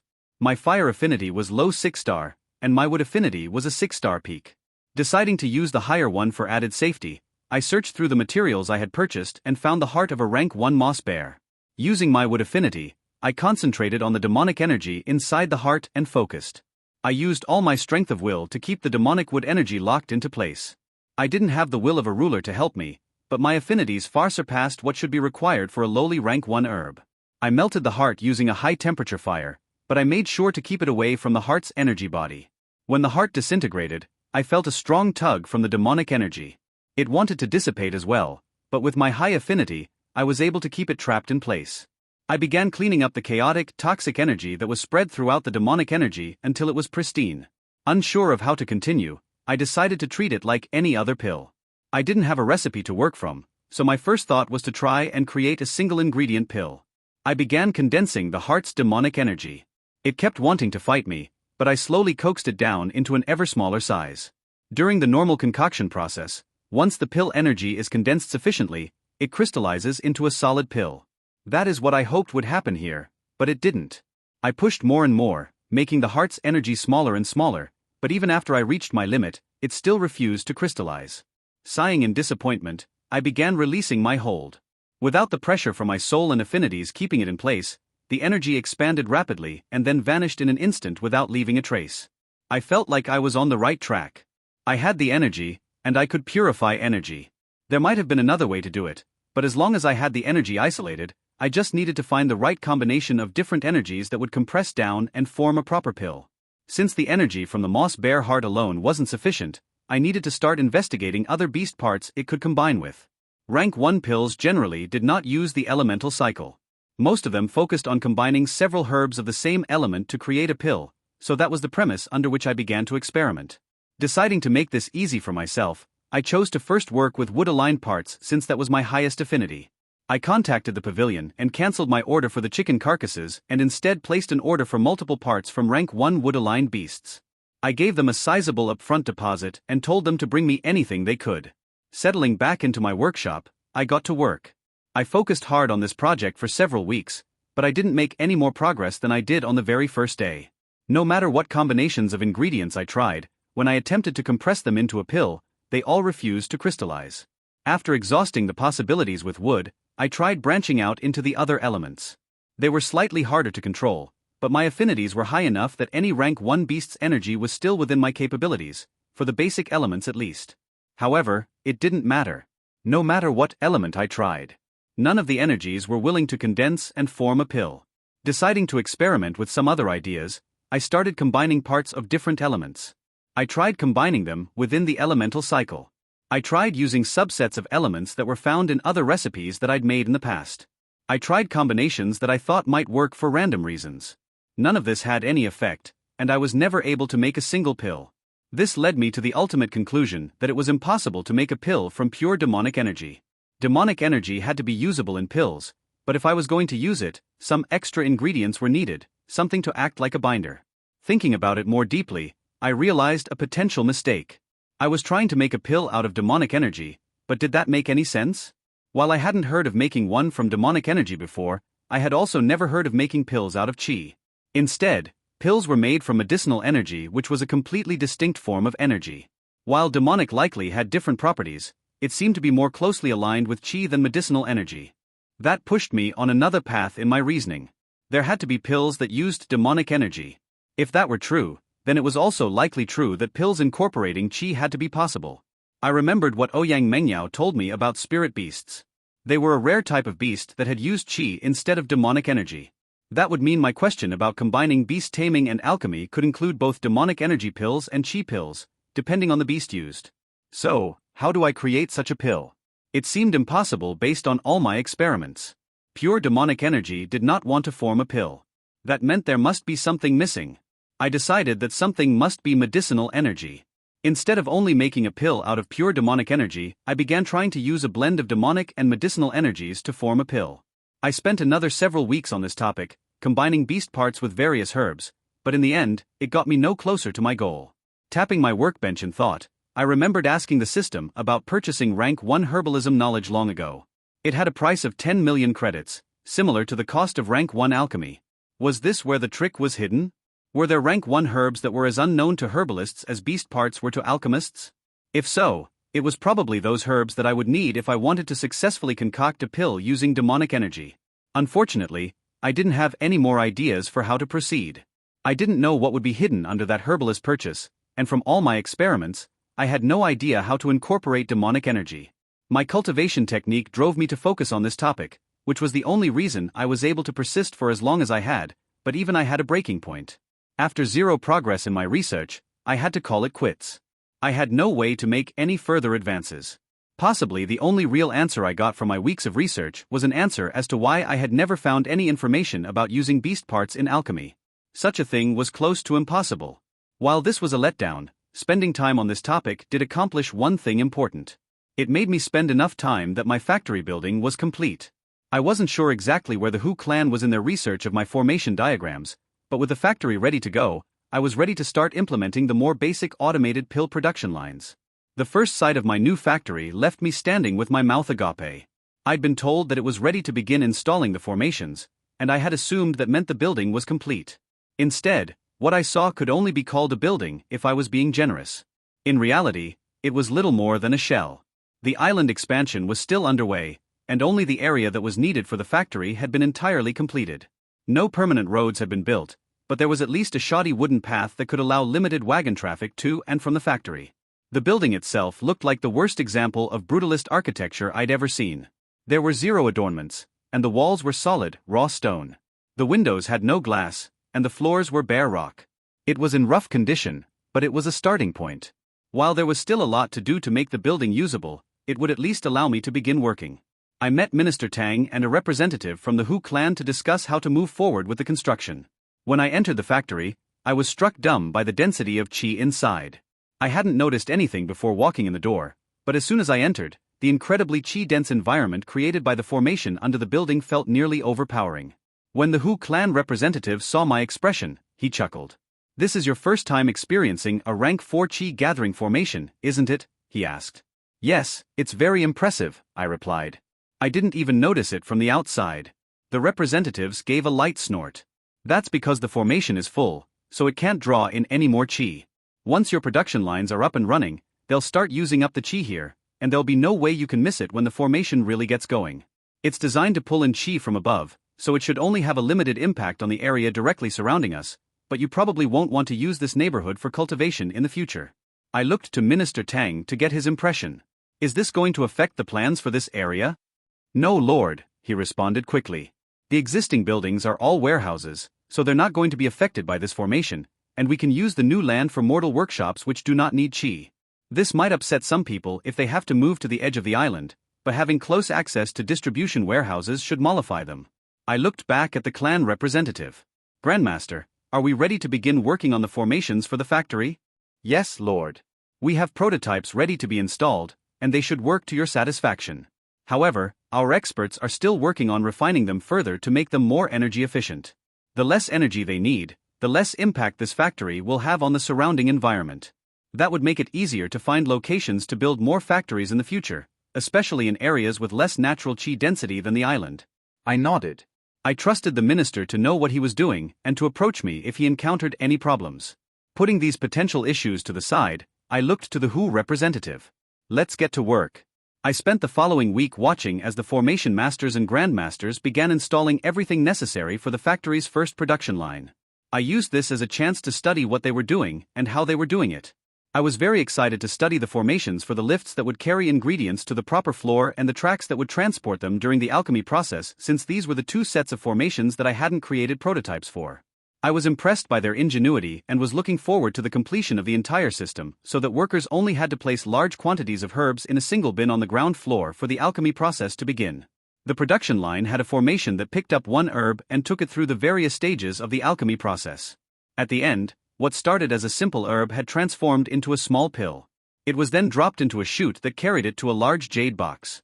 The plan was for all of the production lines to send their pills to the same packing station, and once the jade box was full, a lid would be placed on it, and the box would be sealed. After that, a lift would carry the box down to the ground floor where it could be loaded onto a wagon and shipped out. I watched as our first production line produced its first official pill. From dumping ingredients into a bin on the ground floor, to lifting them to the second floor, all the way to where the pill slid down the chute at the end, everything worked perfectly. Unfortunately, creating 100% effective pills through automated formations might not be possible. That would require delicate manipulation of the herbs to allow qi to attack toxins without damaging the medicinal energy. Before we could even attempt to build formations capable of that, we needed more expertise with these simpler purifying formations. After I collected a few of the pills and stored them in a small jade bottle, I sighed. I needed to have a meeting that I wasn't looking forward to. The Hu clan representative and I returned to the City Lord's complex where we had arranged a meeting with Minister Lu, my Minister of Revenue. If we were going to be providing these pills to the populace, the minister would need to be intimately involved. Lord Su, she said, giving me a bow. Minister Lu, please take a seat. The three of us sat around the conference table as I outlined the situation to the minister.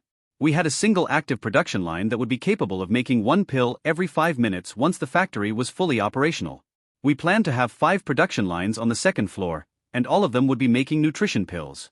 Other floors would produce different pills, which would add complexity to the situation. So for this meeting, I wanted to focus only on the nutrition pills. The minister took out a piece of paper and started doing some quick calculations. When she was done, her face showed her astonishment. A single production line can produce over 100,000 pills a year, she said. This is going to make things difficult. I want to make the pills available to everybody, I told her. My goal is that anyone in North Lake City who needs these pills will get these pills. She nodded in acceptance of the mission. How much do they cost to produce? She asked. The ingredients for each pill cost 5 copper. She jotted this down and was poised to write more, but I didn't continue. What other costs are involved? She prompted me. The logistics network for transporting both the pills and the ingredients will cost some amount of money, but I don't have any idea how much, I told her. You might want to talk to Minister Bei since he's in charge of personnel. He should have a better idea of what it will involve. What else? She asked. That should be all, I said, but the Hu representative quickly spoke up. Lord Su, you also have to consider maintenance. Formations generally are not intended to be used constantly for years without end. If these production lines are constantly working, they will need regular maintenance. How much? Minister Lu asked. It's hard to say. A conflicted look appeared on his face. We don't have much experience doing something like this. Right now, I would say you need to budget for replacing all production lines once every year. That should be more than sufficient to make sure things stay operational. The cost involved will be significant, and such expenses will hopefully be unnecessary, but it is better to prepare up front. How much? The minister asked again.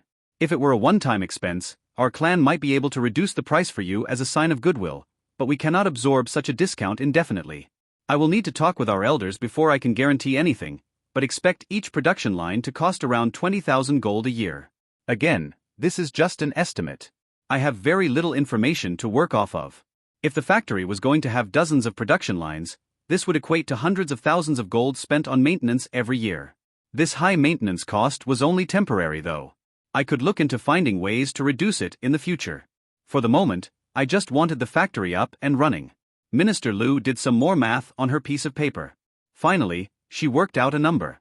The pills need to be sold for at least 20 silver each, she said. That should cover the cost of everything.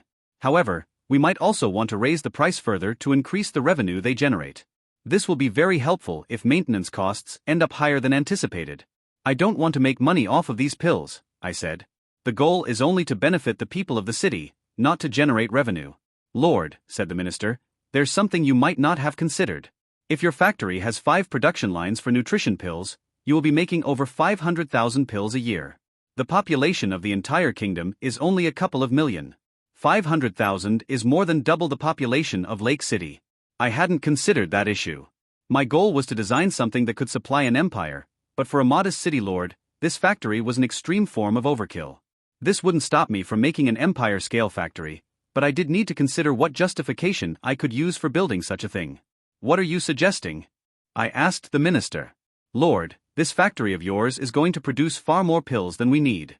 Not only is the size of our population limited, but the city also contains some of the richest farmland in the entire kingdom. While we do have impoverished citizens, and some people are malnourished, they represent only a small fraction of our population. The areas of the kingdom that truly need these pills are in the south. I began to understand her intentions. North Lake City didn't need many of these pills, so most of them would be sold to outsiders. We would use a small fraction, a large amount would be sold to other cities in the kingdom, and anything remaining would be exported to other kingdoms and empires. I looked at the minister. Should we consider providing these pills to our people free of charge? If we won't be using many within the city, it wouldn't be much of a loss. We could give the pills away for free to our citizens, sell them to other cities in the kingdom for 20 silver, and then export everything else for 50 silver. If the regular market price is close to 1 gold, those numbers should work out. The minister quickly put an end to any such plans. That's not a good idea. We can't have too big of a difference between the cost here and other cities in the kingdom. That could cause instability. I recommend a price difference of only 5 silver. Sell them here for 15, and sell them to the rest of the kingdom for 20. Then, we can export the rest for 50 silver. Doing it this way will bring us no profits within the kingdom, but what we make from exports should be more than enough to pay for everything. How should we sell them outside the kingdom? I asked. Do we go through the Blue Wind Pavilion? Since you are a known member of the pavilion, that would be acceptable. There are other channels we could use, but it's your choice. You should also consider going through the king, but that has pros and cons. If you wish to curry his favor, it could be a good idea. I thought about her suggestion. Did I want to work with the king, or did I want to work with the pavilion? Between the two, there wasn't much of a choice. I might be able to make more profit with the king, but the pavilion had played it straight with me. I would rather go through them than entangle myself deeper in the local politics. With the major decision taken care of, I let Minister Liu take control of arranging everything. As the Minister of Revenue, this project fell within her domain. However, I made sure she would include Minister Bei, my Minister of Personnel, where appropriate. I impressed upon her the importance of getting things done quickly. In only 1 more week, the pills from my factory would start hitting the streets. With my ministers taking care of all the small details regarding distributing and selling the pills, all I had to worry about was being able to produce them. While the first production line was relatively successful, the goal was to have 5 complete production lines making nutrition pills, and that required far more than just 5 times the work. Installing so many different formations inside the factory had caused a problem. Once we had 3 production lines up and running, the qi in the factory started to become turbulent. Instead of smoothly flowing from areas of high density to areas of low density, the qi formed eddies in the air that left some areas bereft of nearly any qi at all. This caused the most problems for the middle of the line in the center, but every formation suffered at least a little. This reminded me of problems I had with my rank 1 cultivation technique. I had to be careful about the size and locations of the acupoints I used. If I wasn't careful, they would begin to interfere with each other and slow down my cultivation rate. I wasn't even sure how to address this problem from a cultivation standpoint, much less how to handle it for a factory filled with formations. These thoughts reminded me of the earth rank cultivation technique I had stashed away in my mental library. It seemed to have some method for controlling the turbulence, but without cultivating it, I couldn't be sure how it worked. I could give the technique to a Hu clan youth with high earth affinity and learn from their experiences, but I wasn't sure if that would be a good idea or not. While I was pondering this option, the Hu clan representative walked up and broke me out of my musings. This turbulence is difficult to deal with. Our usual approach has always been to avoid putting so many formations in a confined area, he admitted. This floor alone is probably going to have at least 40 or 50 of them by itself when we're done, and that's causing new issues. Do you have any ideas for how to fix it? I asked directly. He sighed. This was one of the reasons we suggested using the rank 4 Qi gathering formation. We were hoping that by pumping the area full of Qi, this wouldn't be a problem. Don't get me wrong, it has helped. Having the extra environmental Qi means that even if it's somewhat turbulent, there is still always enough to keep the formations functional. The turbulence is only stopping them from running smoothly, so they create a worse final product than they should. We walked around the factory floor together while he contemplated how to proceed.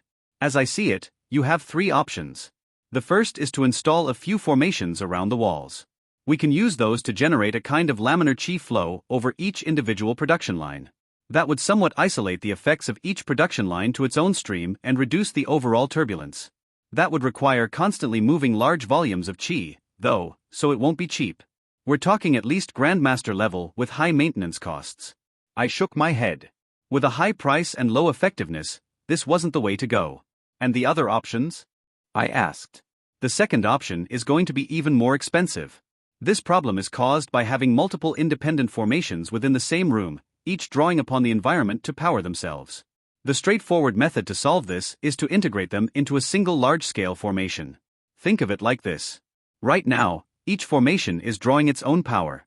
Instead, we would create one central power supply and use that to send power to each part of the factory. We could even look at restructuring the existing qi gathering formation to provide qi directly to the formations instead of only creating a bubble of higher density. If that was an option, why didn't we do that to begin with? He slumped his shoulders. The cost. Having a small formation that powers itself locally is simple to create with cheap materials, but if we wanted to do a distributed system like this, ordinary rocks would fail almost immediately. We'd have to use a much stronger substrate for the formations because the central power unit would constantly be pumping out a much larger volume of qi at a high density. I cocked my head to the side. If gold can solve this problem, it isn't a real problem. Not gold, said the representative. You need rank 4 materials. That costs spirit stones. Also, we would need to establish pathways and distribution hubs throughout the entire factory to control where qi gets sent and how much to send. This would likely require a formation lord. Having multiple separate formations is far simpler. Especially because if something goes wrong, you can just replace the piece that broke instead of needing to do major repairs on the entire system. The analogy that came to mind was wiring a building for electricity. Right now, we were essentially powering each formation off individual solar panels, but he was suggesting replacing that with an electric grid that would allow us to plug in formations and let them draw from a single generator. The complications inherent to creating a distributed qi network meant this would need to be put on the back burner for now, but it was an idea to look into in the future. So, you should know that isn't going to happen, right? What's the actual solution we are going with? I asked. He gave a wry chuckle. Well, you built this monstrous dam factory. It's over 100 meters long, and each formation only takes up about a square meter of space. I was thinking we would have loads of extra room in here. Instead, we're going to start spreading everything out as much as possible. The further the formations are from each other, the less they will interfere. It will mean a more robust track system, and it will slow down pill production a bit if the ingredients have to be carted across the entire floor, but it should mostly take care of the turbulence issue. Not perfectly, mind you, but it should be good enough. Right now, our system is set up so that a production line is only working on a single pill at a time, right? I asked. If we change it so that there are 5 or 10 pills in active concoction at any given time, the travel time shouldn't be an issue. An herb gets melted, and when it advances to the purifying stage, another herb is added to the line to get melted immediately instead of waiting for the first to complete the entire process. This was how a real production line was supposed to function. Machines on production lines were constantly at work. They didn't wait for an item to pass through every machine before starting on the next. If the line is too long and there is still a wait because of the herb's travel time, separate the journey into steps, I continued. Melt the herb, move the track once, melt another herb, move it again, and melt a third. On the 4th step, a 4th herb is melted, and the first herb gets purified. The WHO representative looked pensive at this proposal. Lord Su, doing this would indeed solve the issue of travel time, but it would destroy the original purpose of spacing everything out. The herbs need to be suspended in formations, and if so many are added to a track, the final result would be turbulence far greater than we are dealing with right now. I nodded. I understand, but it's worth attempting. Having the steps in between the stages might not work, but we should be able to get away with always having an herb at every station. I'll talk with the other specialists and see what we can do, he conceded. Construction in the factory continued for another week before everything was installed and operational. The formations weren't perfect, but they were good enough. My ministers had all been briefed, and they were ready to handle the first delivery of pills. Minister Lu would take care of purchasing the ingredients and selling the pills, while Minister Bei, my Minister of Personnel, took care of deliveries and distribution. When the first cart filled with jade pill boxes left the factory, a surge of karmic energy immediately streamed into my dantian.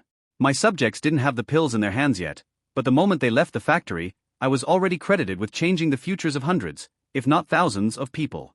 When I looked at my middle dantian, where my karmic energy was stored, I found that this energy boost had provided me with more than enough to advance. I could finally step into the realm of martial lord. Not wasting a moment, I rushed to the water library to begin studying the rank 4 cultivation technique. The first part of the Water Lord's technique manual focused on warnings about how to know if one was ready to attempt ascension. This is how I learned how much energy I would need before I could proceed. Having now met all the requirements, I was ready to take the next step. The cultivation technique was designed with only a single element in mind, but after studying it, I realized that this wouldn't pose a problem for my dual element technique. If the elements couldn't form a constructive relationship, there would be problems, but I could simply feed wood into fire and use the resulting empowered chi where needed. To begin, I took a small portion of karmic energy and shaped it into a flat disk. I didn't have a karmic affinity, if such a thing even existed, so I was relying only on the strength of my soul to do this. The technique was designed for people without such an affinity, though, and my soul was unusually strong for someone of my age and stage of cultivation, so I was easily able to perform the necessary work. Once the disk of karmic energy was formed, I treated it like a piece of clay. I pressed into the center and worked to slowly mold the energy from a disk into a hollow sphere the size of a large marble with a single small opening. Once it was shaped as well as I could make it, I moved it to the center of my middle dantian, and it locked into place. Before the marble could fully set, I took additional karmic energy and generously layered it on top of the original, increasing its thickness. In a side commentary, the cultivation technique suggested if one were capable of creating a sphere of sufficient thickness without needing to do it in layers, it might be better, but it said that this layering process was necessary unless one had extremely strong control of their karmic energy. The last step of the core formation process was the most difficult. I needed to create an aperture over the opening that would act as a one-way valve that would allow me to push chi into the core while letting none of it escape. The valve design in the manual seemed questionable. It was extremely complex and required the karmic energy in some places to act like a metal and in others to act more like a rubber. This difference was caused by injecting small bits of chi into the karmic energy, weakening it. After studying the manual for some time, I decided not to follow it. It was clearly stated that the only purpose of the valve was to seal in chi that was injected into the core, and I believed I could create something better. I decided to use a design based on the poppet valves in internal combustion engines. In concept, they were very simple to make, and they would create a positive seal within the core to keep anything from escaping even at extremely high pressures. Best of all, they could be created using only solid parts, so I didn't need to try and weaken the karmic energy anywhere. I built up the marble core a little more, rounded out the inside of the injection hole, and created a small structure on the outside of the core to hold the valve stem. Then, I created the poppet valve directly inside the core and attached the stem to the outside structure. The only problem was that there was no pressure inside the core to hold the valve in place, so if I wasn't manually controlling it, it didn't seal the hole correctly. I could have tried to create some type of spring mechanism to hold it closed, but that would have been a bit complex, and once pressure started building in the core, it would be completely unnecessary. With my core complete, I could be considered a half-step lord, but that was a meaningless title. All it meant was that I was ready for the real breakthrough. Before, chi refused to pass from my two outer dantians into the middle one, but now things had changed. With my core in place, I was able to easily pull streams from both dantians. There was only one opening in the core, so it could only accept a single type of chi. I began feeding the wood chi to the fire chi, making the fire chi fiercer and much more powerful. Little by little, I worked on sending the combined chi into my core. After an hour of work, the pressure started to build. I mentally grabbed the valve and slid it into place, trapping the chi in my core. I felt my power to see if it had changed, but all I felt was drained since my dantians were empty. My core needed more chi, but I didn't have any to give it. I sat down to rest and used rank 3 chi gathering pills to quickly restore my energy. I set my jaw, gathered a large quantity of chi from both dantians, and sent it to my core. The pressure inside meant I couldn't open the valve with my soul strength alone, but by pressing on it with the force of my combined chi, it popped open easily. I didn't want the valve to move too far out of position, so I didn't push too hard. Instead, I constantly built up the pressure I was using, making sure to never have more than a small gap between the core's wall and the value. An hour after I started this, my dantians were emptied, and the chi flow suddenly cut out. The moment the external pressure vanished, the pressure inside my core slammed the valve shut. I rested, gathered energy, and began again.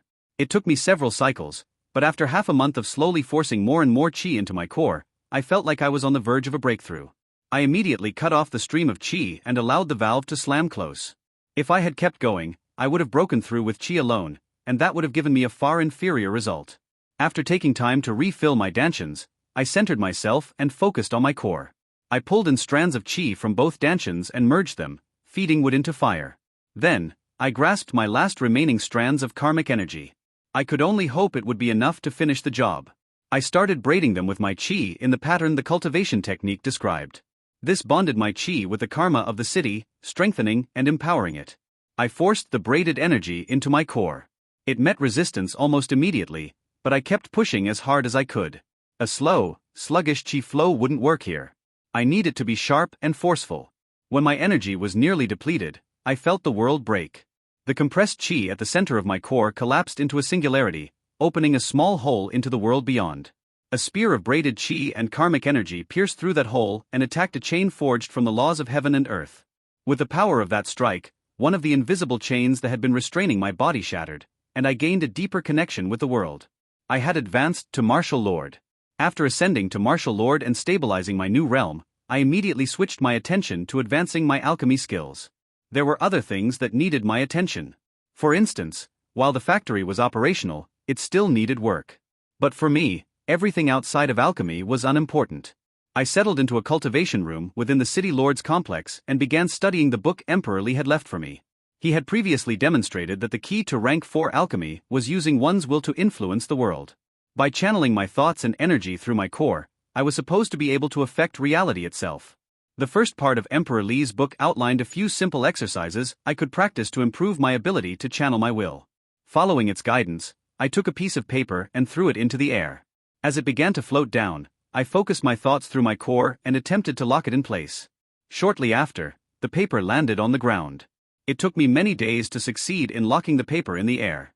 At first, the lock was only partial, but after more practice, I gained more confidence. Then, I tore the piece of paper in two and threw both pieces into the air simultaneously. Simultaneously creating 2 separate locks was more than twice as difficult, but after several more days, I was able to do it. Then, I tore both pieces in half again. After I mastered 4, I tore them again. 4 became 8, and 8 became 16. On my best attempt, I was able to lock 11 in place simultaneously, but that was as far as I progressed. One thing I didn't expect was that while I could use my will to lock things in place, unlike affinities, I couldn't use will to manipulate things. This meant that I wouldn't be able to use my will to help concoct perfect pills since that involved deft manipulation of medicinal energy. Instead, I would need to lock the energy in place with will and then use my affinities to overpower the lock and slightly adjust the medicinal energy inside. I wanted to practice these simple exercises until I reached the peak of perfection, but I didn't have the luxury of time. I would only maintain lordship of North Lake City for 9 years, and I needed to do my best to advance as far as possible in that time. Spending too much time practicing basic exercises could interfere with that goal. So I decided to only push my will control as far as necessary, and then after I left office, I would begin a more thorough exercise regime. After my will control reached a place I was satisfied with, I started working on the simplest rank 4 pill possible. For this, I had already purchased 10 verdant emerald caraway pods, which looked somewhat similar to bright green soybean pods. They were priced at 100,000 gold each and were one of the few rank 4 herbs that could easily be purchased with only gold. Not only that, but they were also one of the few herbs that could be turned into a pill without any additional ingredients. This made them perfect for new rank 4 alchemists. I focused on a pod and got to work. Melting its physical body was not too difficult. It was similar to many of the rank 3 herbs I had worked with. The energy body, however, was a different story. The pod's shell was entirely made out of toxic energy, and the medicinal energy was only held within the beans themselves, but it was all disjointed and fragmented. The energy only existed as small flecks that were suspended in a substrate of toxic energy. I had several pods to work with, so I allowed myself the leeway needed to experiment. With the first pod, I used the full force of my chi and fire seed to slowly destroy the toxins of the outer shell, leaving its small beans exposed. I thought that since there were still both toxic and medicinal energies within the beans, the energies might remain stable, but the moment the outer shell disappeared, the beans inside also began to dissipate. Setting the remains of my failure to the side, I picked up another pod and prepared it. This time, I used the strength of my will to lock everything in place from the very beginning. The will lock was not placed on the pod itself, but on the space that held it. So, when the combination of my spirit fire and chi entered to try to destroy the toxic energy, I found it very difficult to get it to move where I needed it. Adjusting the strength of the fire within my will lock, I found a balance that allowed me to make slow progress. With my mental fortitude flagging halfway through the process of removing the outer shell, I decided to switch the focus of my will. Instead of trapping everything within a single lock, I created smaller, separate locks around each of the beans, leaving the shell free. After making this change, my progress became swifter and smoother, and I was able to easily remove the remaining exterior toxins. Then, I began working on the beans. This was a chore since I had no choice but to work through the will lock while also being careful not to touch any of the medicinal energy. My first several attempts were complete failures. Maintaining a lock strong enough to keep the medicinal energy from dissipating while allowing my spirit fire access to the toxins at the same time was exceptionally challenging. After each attempt, I needed to take a break to recover my mental energy. It wasn't until the 5th attempt that I was able to concoct a usable pill. By only targeting the toxins on the fringes of each bean, I was able to cleanse the energy sufficiently to condense the energy into a low-purity soil enrichment pill. It wasn't much, but it was a start. From there, I slowly began inching my way into the center of the beans. With every attempt I made, I progressed a little further inside, but I never pushed too far since a pill with lower purity was preferable to no pill at all. 100,000 gold was not an impossible sum for me to gather in a short time frame, but if I had to constantly sell rank 3 pills to afford these bean pods, it would significantly slow my progress. I needed to be making pills that I could sell to cover at least part of my expenses. After I used up all my pods, I was left with 5 low-purity pills and 1 mid-purity pill. This wasn't a great success by any means, but it would let me keep walking forward. I entered the North Lake City branch of the pavilion and immediately went to the alchemy office to have my pills appraised. "Lord Su," said the attendant on duty, "how may I help you today?" I placed the pill bottles on the counter. "I made my first rank 4 pills, and I'm looking to sell them. I'm not sure what the going rate for them is, but I'll take what I can get." "Congratulations on your achievement, Lord Su. No one currently in the building is qualified to appraise this level of pill, so we'll have to contact our expert. I don't know how long it will be, but we can contact you when it's complete. After that, you can apply for your red gold badge." "I understand, thank you," I said. I didn't need the money immediately, but I would need it soon.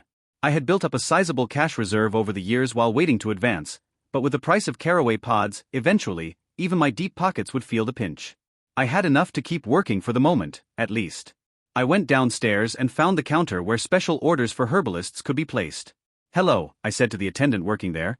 "I need to place an order for a large number of rank 4 verdant emerald caraway pods." "Oh," she said, her eyes widening, "Lord, how many do you need?" "I'd like at least 20 for now, but I need to establish an ongoing supply. I anticipate needing 20 a week for the next 2 months. Ideally, I would have set this up several weeks in advance. Ordering dozens of rank 4 herbs on short notice could be problematic. Unfortunately, I hadn't had a grasp of how many pods I would need or when exactly I needed them, so placing an order ahead of time would have been difficult." "Lord," began the attendant, "this isn't a simple order. It might be better if you worked with an herb lord directly." I thought about her suggestion and quickly decided to agree. Establishing a good working relationship with an herb lord would be very beneficial as I experimented with rank 4 alchemy. The attendant wrote down the details of exactly what I needed and said she would post it immediately, but she wasn't sure when I would get a reply. Since I would need to wait for more ingredients, I headed back to the complex to cultivate. The next day, the pavilion contacted me.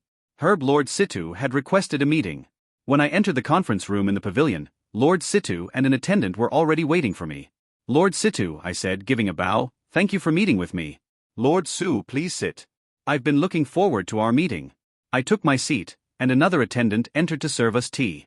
"Lord Su," he began after taking a sip, "I have been informed of your request for verdant emerald caraway pods. First, I must apologize.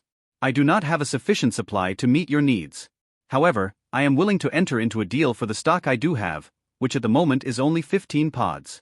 While this is far below your request, I believe you will find that such pods are not regularly produced in the quantities you are hoping for." I bowed my head slightly. "Thank you, Lord Situ. I would indeed like to purchase what you have available. If I were to order more from you, how long would that take?" The herb lord gave an apologetic look. "It will take at least a year, and that would be if I used techniques, formations, and pills to increase their growth speed, which would raise the cost for such lowly herbs beyond all reason. At a normal growth rate, it will take 5 years. I realized I should have made these preparations not weeks earlier, but years earlier. I had put Emperor Li's book out of my mind because I couldn't use the recipes. I should have been reading through it and preparing contracts with herbalists. If you only wish to sell me 15 herbs, I do not believe we would be having this conversation, Lord Situ. How can I help you today?" He smiled slightly and nodded. "As a new pill lord, you will need a significant number of herbs to advance your craft. This can be quite expensive, and since you are focusing on caraway pods, I do not believe you have the resources to fund this endeavor. I am willing to advance you the herbs you truly need." Lord Situ's words suggested that he thought using these pods was a concession I had made to be able to begin studying rank 4 alchemy. He had no idea that it was part of a thoroughly detailed plan for advancement created by a pill emperor. I decided not to correct his assumptions. "And what would you require for such an arrangement?" "2 things," he said. "On a personal level, I need your assistance as well. I need resources to improve my herbalism. By working together, We can advance together. I can agree to that, depending on the details, of course, I responded without much thought. This sounded like a deal similar to what I'd done in the past with the Twin Mountains sect and pavilion. You might find the second condition more onerous. He paused to sip his tea. Beyond myself, I must also support my clan. Your term as city lord will end before the next king selection, and with a strong foundation as both alchemist and ruler, you will be one of the top contenders. I need your oath that you will not participate in the next selection and that you will support the candidate from the Situ clan. I allowed the idea to bounce around my head for a time. There would be advantages, especially in credit gain, from attempting to pursue the path of 8 Flower King. However, my foundation was incredibly weak. I only had scant knowledge of the Lord Realm, a little practice with rank 4 alchemy, and no real backing within the kingdom. Competing to be the next king felt like it would be foolish. I worked out the math in my head. The next king would be chosen when I was 47. As a lord, chi stagnation wouldn't set in until I was 80. If the path of 8 Flower King was viable, it would be better to pursue it when I was 67 anyway, so bowing out of the next competition wouldn't do me any harm. Did I want to agree to support the Situ competitor though? I knew nothing about this clan and had no idea what political circles this could involve me in, but I didn't care about such things. To me, the political situation was ephemeral.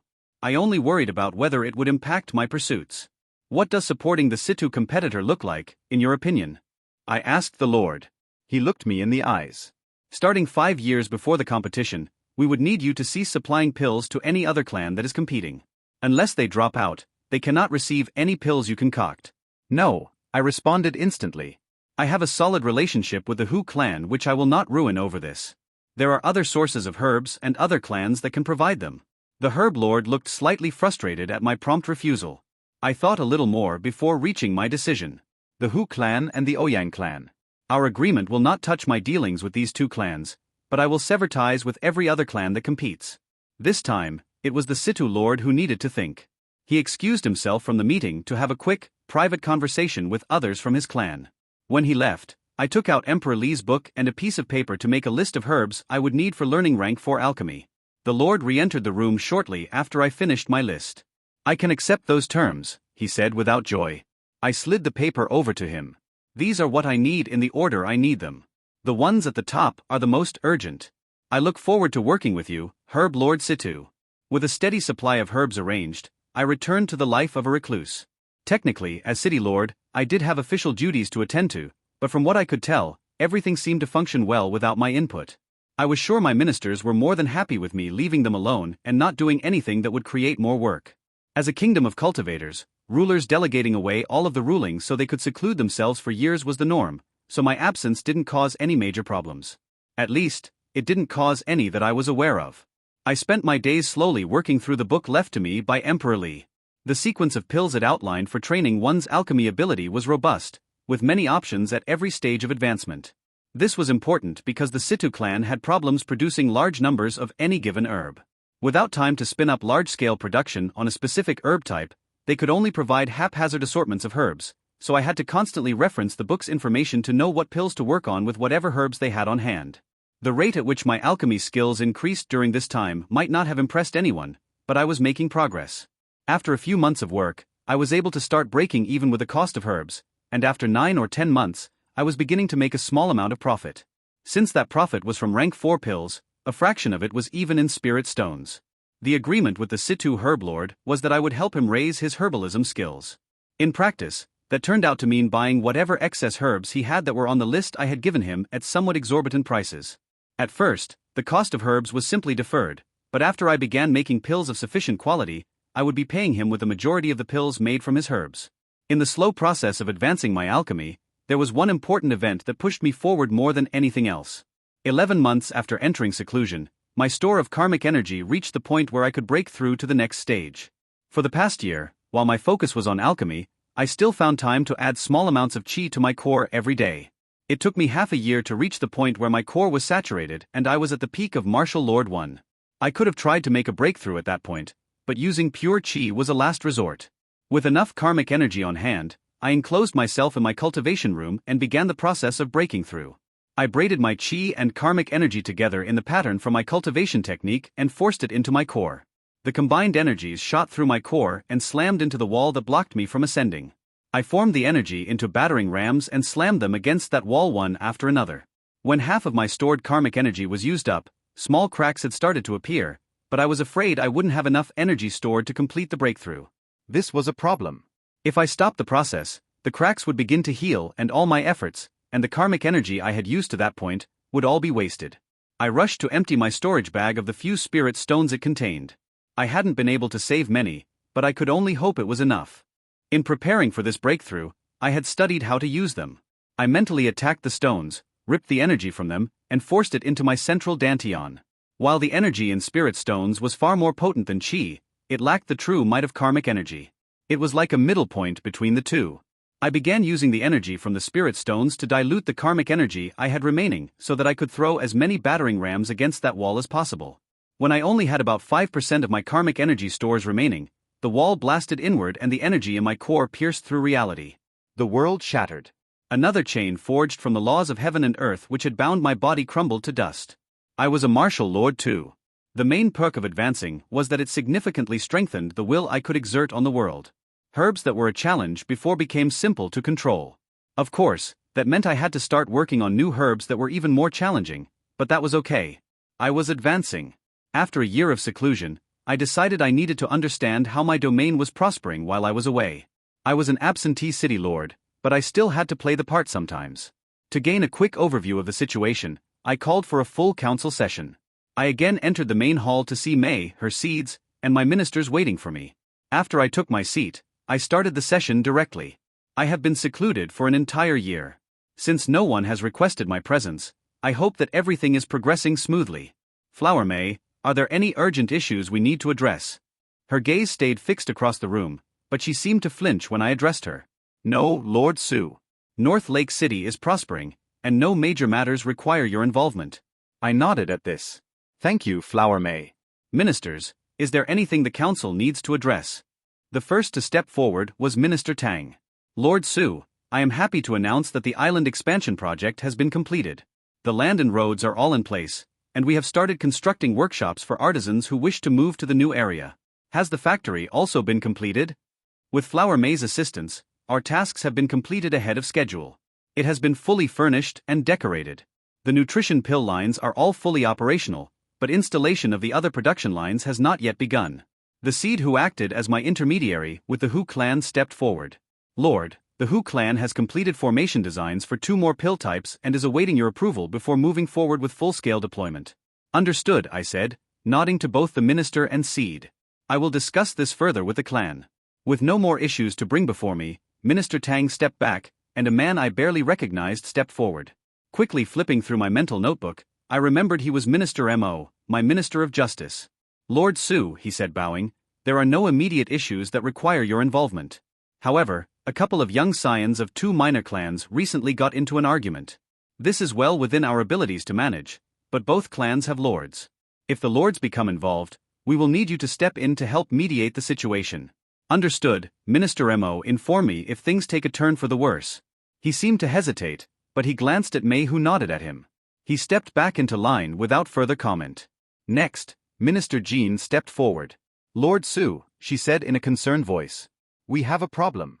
While it is normal for rulers in 8 Flower to enter seclusion for long periods and miss important events, during your seclusion, a new queen was selected, and you did not participate in the ceremony. I raised my eyebrow. If this was an issue, why was I not informed at the time? May stepped forward and looked at the minister. I instructed her not to interrupt you. While it is considered proper for current city lords to attend, I deemed it unnecessary to disturb your work, so I handled the situation personally. I looked at May in surprise before turning back to the minister. I will accept Flower May's judgment on this matter. This is a past issue though. Why have you brought it up during this meeting? Lord Su, she said, trying to maintain a proper demeanor. Missing the queen selection is a serious issue, but as you said, it is in the past. I bring it up now to ask you to ensure you visit the upcoming Thunder Groom selection. Missing 2 such events in a row would not be good. Understood, Minister. I will make an effort to attend. Thank you, Lord, she said, bowing and stepping back into line. Next, it was Minister Lu. Lord Su, I do not have any issues to report at this time. I wish only to tell you that your factory has benefited our city in numerous ways. While we lose money when selling the pills locally, the increased production from a healthy citizenry has more than made up for that cost. Through following the flower's guidance, the profits from selling pills abroad have been exceptionally beneficial, allowing us to move forward with many projects that would have otherwise been impossible. Understood, I acknowledged. Minister Liu stepped back, and the final minister, Minister Bei, my Minister of Personnel, stepped forward. Lord Su, I regret to say that I must report an issue similar to Minister Liu. As the water groom, it is your duty to assist in nurturing the people of the kingdom. We are capable of handling the training of most regular craftsmen, and Flower May has done an admirable job of nurturing new talents in your stead, but as Lord, I must request that you train a group of cultivators personally. The number of people and type of training is at your discretion, but it is improper for the Lord of North Lake City to not have any students. I nodded. I will begin such lessons once my current work is complete. Please prepare a list of those you think would be suitable. The minister looked unhappy, but he still bowed and stepped back. No one else stepped forward, so I decided to end the meeting. That will be all for today. I thank you all for your efforts in ensuring the city runs smoothly. I turned to May. Flower May, I would like to have a private discussion about certain matters. Please come with me. May and I sat down at a conference table while a maid stayed in the room to serve tea. May, you're studying beast taming with the Ouyang clan, correct? I noticed that her eyes were fixed on a point over my right shoulder. Yes, Lord Su, she affirmed. A genuine smile crossed my face. Excellent. How far have your studies advanced?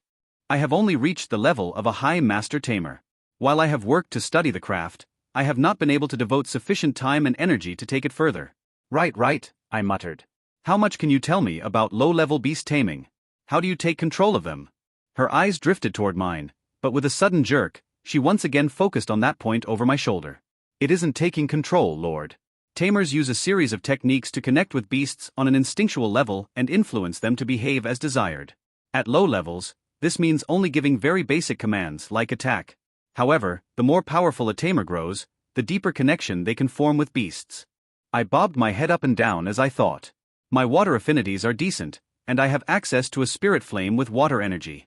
Do you think you could teach me some of the basics?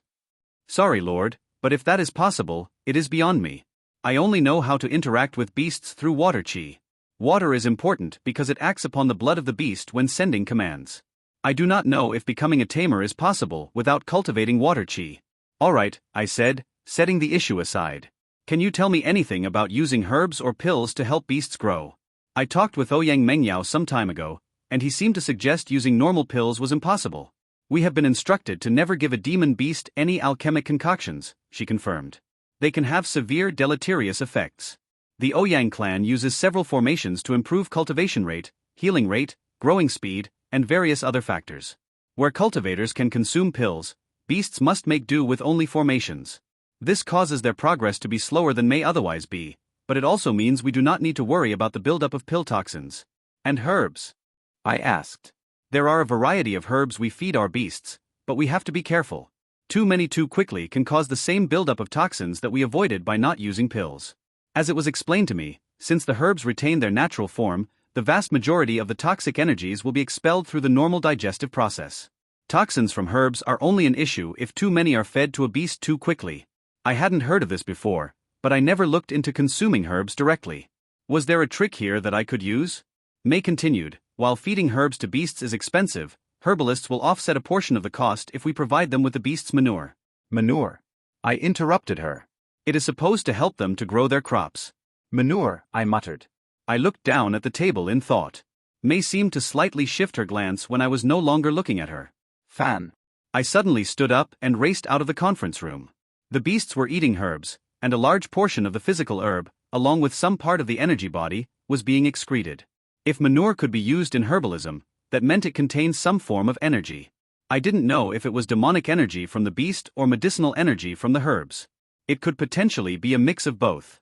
I needed to get my hands on some manure. I got in my carriage as quickly as I could and raced to the Ouyang clan. Demon beast manure turned out not to be nearly as useful as I had hoped. After a week of experimentation, I had no idea how it could possibly be useful in herbalism. When I looked at it in Chi vision, all I could see was a large pile of toxic energy. Herbalists must have some way to utilize energies that alchemists couldn't, or maybe just energies that I couldn't. Either way, my research into trying to use manure in alchemy ended quickly. Over the next couple of months, my karmic energy grew quickly as the factory began producing more and more pills. My karmic reserves were swiftly reaching the point where I felt comfortable making another breakthrough, but even if I had enough karma, I would still need to delay because I didn't have sufficient chi. I considered attempting to use the excess karmic energy during normal cultivation, but I decided that would be too wasteful. If this pattern of excess energy persisted for several stages, I might consider it, but not until I understood how much energy I should expect to receive every month. When my cultivation finally reached a point where I felt comfortable breaking through, I was interrupted once more. It was time for the selection of the new Thunder Groom, and I had promised Minister Jean that I would attend. While the first stages of the groom selection were in progress, all current and former rulers of the kingdom gathered in the back of the amphitheater for a quaint ball. I delayed my arrival slightly so that when I entered the hall would already be full. I did my best to remain unobtrusive as I entered and tried to slip in unnoticed. I was extremely uncomfortable in this type of gathering, so I just wanted to be in and out with as little fuss as possible. The hall was arranged in the pattern of the 8-flower kingdom, with a black and blue area for North Lake City at the far end. I did my best to deftly move through the crowd without notice to avoid having anyone approach me for a conversation. When I reached my designated area of the hall without incident, I breathed a sigh of relief. My relief was quickly cut short when a handsome man dressed in fancy dark blue robes approached me. Lord Su, you've come. Excellent. I expected you to only send your flower again. I looked at the man and was surprised to recognize him. Lord Situ, I said, bowing my head, a pleasure to see you here. I didn't realize you were a former water groom, though maybe I should have. He chuckled lightly. I was your immediate predecessor. I did my best for the city, but I've been amazed at what you have accomplished in only a couple of years. You should be able to advance much further than I did while city lord. Thank you for your praise, I said with a dip of my head, but I must credit everything to my excellent ministers. Without them, I'm sure the city would have been in shambles by now. A leader is best when people barely know he exists, responded Lord Situ. Delegating matters to your ministers and only focusing on implementing your most important policies is the correct course of action. You have done your job admirably, and your flower has done an excellent job implementing your vision. I nodded in acceptance. Lord Situ, it has been quite some time since we discussed business matters. I trust things have been prosperous on your end. Have you managed to scale up production recently? Lord Su, he said with a small shake of the head. Yes, we have, but this is not the proper place for such discussions. I hope you understand. This comment destroyed the budding eagerness I had begun to feel for this event. If business could not be conducted here, what was the point?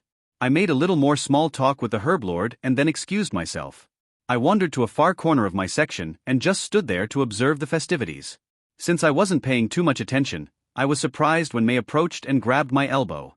We have an audience with the queen, she said in a quiet, rushed voice. Don't worry too much. Just act natural.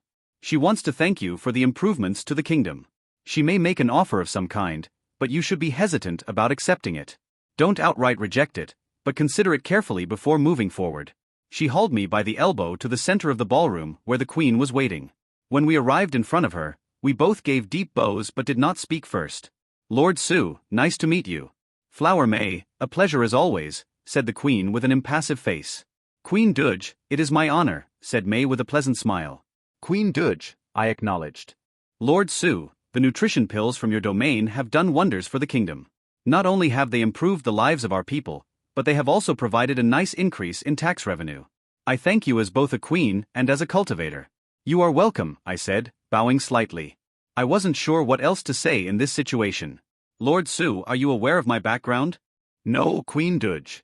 I have not studied the other rulers of the kingdom thoroughly. Then you may be surprised to know that my family is not of this kingdom. Since you were not at the queen's selection, she said with a raised eyebrow and a meaningful glance, you may not know that I was allowed to hold this position as part of an exchange between the 8-flower kingdom and the neighboring Brilliant Sun Empire. It was your own flower May who was the most vocal in support of this arrangement. I didn't care much about why she was chosen, but one part of it caught my attention. Was there a hook here I could use? Oh? Are you from one of the major clans in the Brilliant Sun Empire, then? I could only hope there wasn't a greedy glint in my eyes. It depends on how you look at it. My family is a branch of the Imperial clan, and we do rule a small kingdom, but we are not held in particularly high esteem by the current emperor, she said, addressing my comment before returning to her planned speech. The exchange that brought me here was to allow me to learn from this kingdom and bring new ideas back to my own. At the end of the Queen's 11-year rule, I will be returning home, and the young lady from 8-flower who took my place in my kingdom will return here to marry the new king. I see. I hope this exchange will benefit both kingdoms. I believe it already has, she said, smiling. Lord Su, your term will end shortly before my own. When I step down, I would like you to consider venturing to my home with me. We would be exceptionally pleased if you could build a factory for us as you have in North Lake City. That was the ask I was expecting, and in truth, I did want to build one in Brilliant Sun, but a small fringe kingdom was not my goal. Building such a factory there would certainly improve the importance this Duge branch had to the main family, but that wasn't my concern. If I did this, it would likely end up with me completely sidelined. Queen Duge, I began hesitantly, I don't believe that is within my powers. I have sworn oaths with the Hu clan. I cannot share any information about formations, not even the ones I helped design. They have complete autonomy in this matter, though, so they will be able to provide you with any assistance you may need. The corners of the queen's mouth dropped slightly. I see. So, you will not help me in this matter. Your Majesty, this is beyond my power. I am bound by strict oaths which prevent me from sharing any information about formations. This matter must pass through the Hu clan. I paused briefly, trying to remember May's advice. I can help facilitate a meeting with them if you wish. Thank you for your candor, she said with a slight frown. Please enjoy the festivities. May pulled my arm and led me away. After the gathering in the hall, we adjourned to our private boxes to watch the selection of the Thunder Groom. The focus of the questioning centered around building a place for people to live and enjoy. I tuned it all out and spent the time thinking about how I would proceed with my cultivation. I was at the peak of Martial Lord 2, and as soon as I returned to North Lake City, I would enter seclusion for my breakthrough. During the competition, I only noticed May glance at me a single time. She didn't say anything, and her eyes quickly darted back to the stage. Internally, I was shaking my head. I had no understanding of how to deal with the situation. Her blessing had too firm of a grip on her, and trying to talk with her would be pointless. When the competition finally ended, I didn't pay any attention to who was chosen. I quickly headed for my carriage and returned home. My ascension to Martial Lord 3 was extremely smooth. I had built up an abundance of karmic energy, so there was no need to consider depleting my small supply of spirit stones. With my newly advanced cultivation, I wanted to see how I could advance as an alchemist, but Minister Lu requested an urgent meeting, and I was required to attend. I expected a small meeting between the minister, myself, and maybe one or two others, but instead, it was a gathering of my entire council, May and her seeds, and a couple of Hu clan representatives. Minister Lu was the first to speak. Lord Su, the pill factory has encountered a problem, and we are having a hard time solving it. I gestured to her to continue. It's the herbs for the nutrition pills. The production lines consume them at a prodigious rate, and we require constant deliveries to keep the factory working at full capacity. Because, the minister hesitated. Due to recent events, many of our suppliers have decided to end their cooperation with us. If this continues, it will severely limit the number of pills we can produce. I furrowed my brow. Isn't the needed herb cheap and common? Can we buy them from elsewhere? Lord Su, the necessary herb is the seed pod of a common weed. The weed grows nearly everywhere in the kingdom, and when it's ripe, someone just needs to pluck it. However, these weeds are scattered across the kingdom, and we need strong supply channels to gather them for us. Our current suppliers are refusing to work with us, and it is likely they will not allow anyone new to encroach on their territory. She wanted me to ask, so I obliged. How can we solve this problem? In the short term, we can begin trying to source them from other kingdoms. It will raise the cost, but ingredient costs are minimal anyway, so this will only have a small effect on our returns. Relying on supplies from other kingdoms and empires is not sustainable in the long run though. What do you suggest? We need a farm, several farms actually, to focus on the production of the seed pods. We need growing formations to speed everything up, high-quality roads to transport materials, enforcers to make sure everything runs smoothly, and countless other things. Only by providing the ingredients ourselves will we no longer be tied to the whims of our suppliers. I considered the idea, and it was something that would have to happen eventually. How are we going to pay for this? As you know, I cannot personally fund it. Lord Su, the factory has made sufficient profits to fund any such projects by itself. Putting everything in place might temporarily stretch the budget slightly, but we should be able to handle that with a small increase in pill prices. I waved that away. You are the minister in charge of these things. Do what you think is best. Thank you, Lord Su, she said. Then, she stepped back into line with the other ministers. You have all heard the proposal on the table, I said, addressing the room. I would like everyone's input on this and suggestions for improvements. That began a long-winded debate amongst the various members of my council. Everyone could agree on the broad strokes, but countless small details touched on other interests that needed to be negotiated. I only listened for a short time before tuning out the discussion and only listening for my name. May seemed more than willing to control the discussion in my absence. Creating a farm was important for the city, and understanding the process would benefit my plans, but worrying about the small details of the project was a distraction. I wanted to return to my workshop so I could focus on more important tasks. I wanted to return to my alchemical pursuits after the meeting, but I needed to ensure my karmic income remained at a high level. I decided I had to deal with the issues my ministers had raised in both this most recent meeting and the previous one. The first issue was something that was not only important to the city but also important to my idea of creating a factory valuable enough to catch the attention of the brilliant Sun Empire's ruling family. We needed a way to produce more herbs for nutrition pills. The plan we had decided on was to make farms, and I knew little about arranging such matters. I would let my minister work on designing them, and I would just copy their work to my library.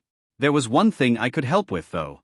Those farms would be significantly more productive with soil enrichment pills. The rank 4 soil enrichment pills I had been producing recently were, of course, a terrible idea for such farms. Instead, I needed rank 0 pills. It took me time to look up the recipe, but when I did, I was happy to see that it was another basic pill that only required a single ingredient. The herb in question was simply called a grower pod. Similar to a caraway pod, grower pods were long bean pods with several beans of medicinal energy. Unlike the rank 4 pod, though, the beans inside them were nearly pure medicinal energy, so purification mainly involved destroying the outer shell of toxins. I made a couple of the rank 0 pills to get a feel for the process. The toxic energy of these was much more robust than in other herbs of this quality, so it took more than a light touch to cleanse it. It took more energy than a normal rank 1 herb would, but not nearly as much as a rank 2.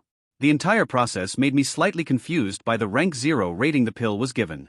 Throughout purification, they seemed easy enough for a low-level disciple alchemist, while not being so easy that any untrained fire cultivator could make them. It felt like it should be a rank 1 pill, and since they only affected mortal plants, the name would normally be rank 1 basic soil enrichment pill, with a version that helped rank 1 plants would be rank 1 superior or something. So, why was this considered a rank 0 pill? The answer came after the purification step. To my surprise, the individual beans began separating and dispersing, somewhat similar to how rank 4 herbs acted. I allowed the energy to disperse freely and studied it as it did. There was no way this cheap pill would require a lord to make it, so I tried again. This time, as I burned away the toxic energy, I locked the medicinal energy in place with my wood affinity. This allowed me to smoothly make the pill with little difficulty. Reviewing the process, I estimated that concocting such a pill would require the skills of a low-level disciple alchemist, the soul power of a high-level disciple alchemist, and at least a low 7-star wood affinity. This made the number of people who could make such a pill rather small, and those who could certainly had better things to do with their time, so I decided to accept the pill's rank 0 rating. The advantage of the pill was that any alchemist who was capable of making it could easily make it as a perfect pill with high efficacy. This placed our factory formations in an uncomfortable spot. If we wanted high efficacy, we would only be able to make high-purity pills. If we wanted to make perfect pills, it would involve targeting small flecks of toxins trapped inside the medicinal energy, which would tank the efficacy. I had no idea how impurities would affect the results of such a pill, or if they were even important at all, so I decided to try taking a broad approach to the matter. We would design both high-purity and perfect versions of the production lines and use whichever gave the best final results. At worst, it would be a waste of time and money. Pills in hand, I was ready to visit the Hu clan. Lord Su, if I had known you were coming, I would have greeted you from afar. "Welcome to the Hu clan," said a grandmaster when I arrived. "How can we help you today?" I was told there were new formation designs available, so I came to take a look. I apologize for taking so long to find time to visit. Not at all, Lord Su. Our formation specialists have simply taken the opportunity to further refine the initial designs. I think you will be happy with the results. The Grandmaster led me through the Hu complex and showed me the 2 designs they had created. The first was for a rank 0 healing pill. It only worked on mortals, and it could only heal simple injuries, so such pills were considered extremely wasteful. Mortals could recover on their own from any injuries the pill would be able to heal, so why bother making such a thing? The low price meant it wasn't worth the effort, and the price couldn't be raised because then people would just buy rank 1 pills that did a better job. The second was a rank 0 energy pill that restored a person's stamina. Again, it only worked on mortals, and how much money was giving mortals a little extra stamina worth? It would let a farmer work longer, but you could always just hire a second person instead of feeding the first one pills. I estimated that these pills would end up producing significantly less karmic energy than nutrition pills had, but they were cheap, so there should still be a solid return on investment.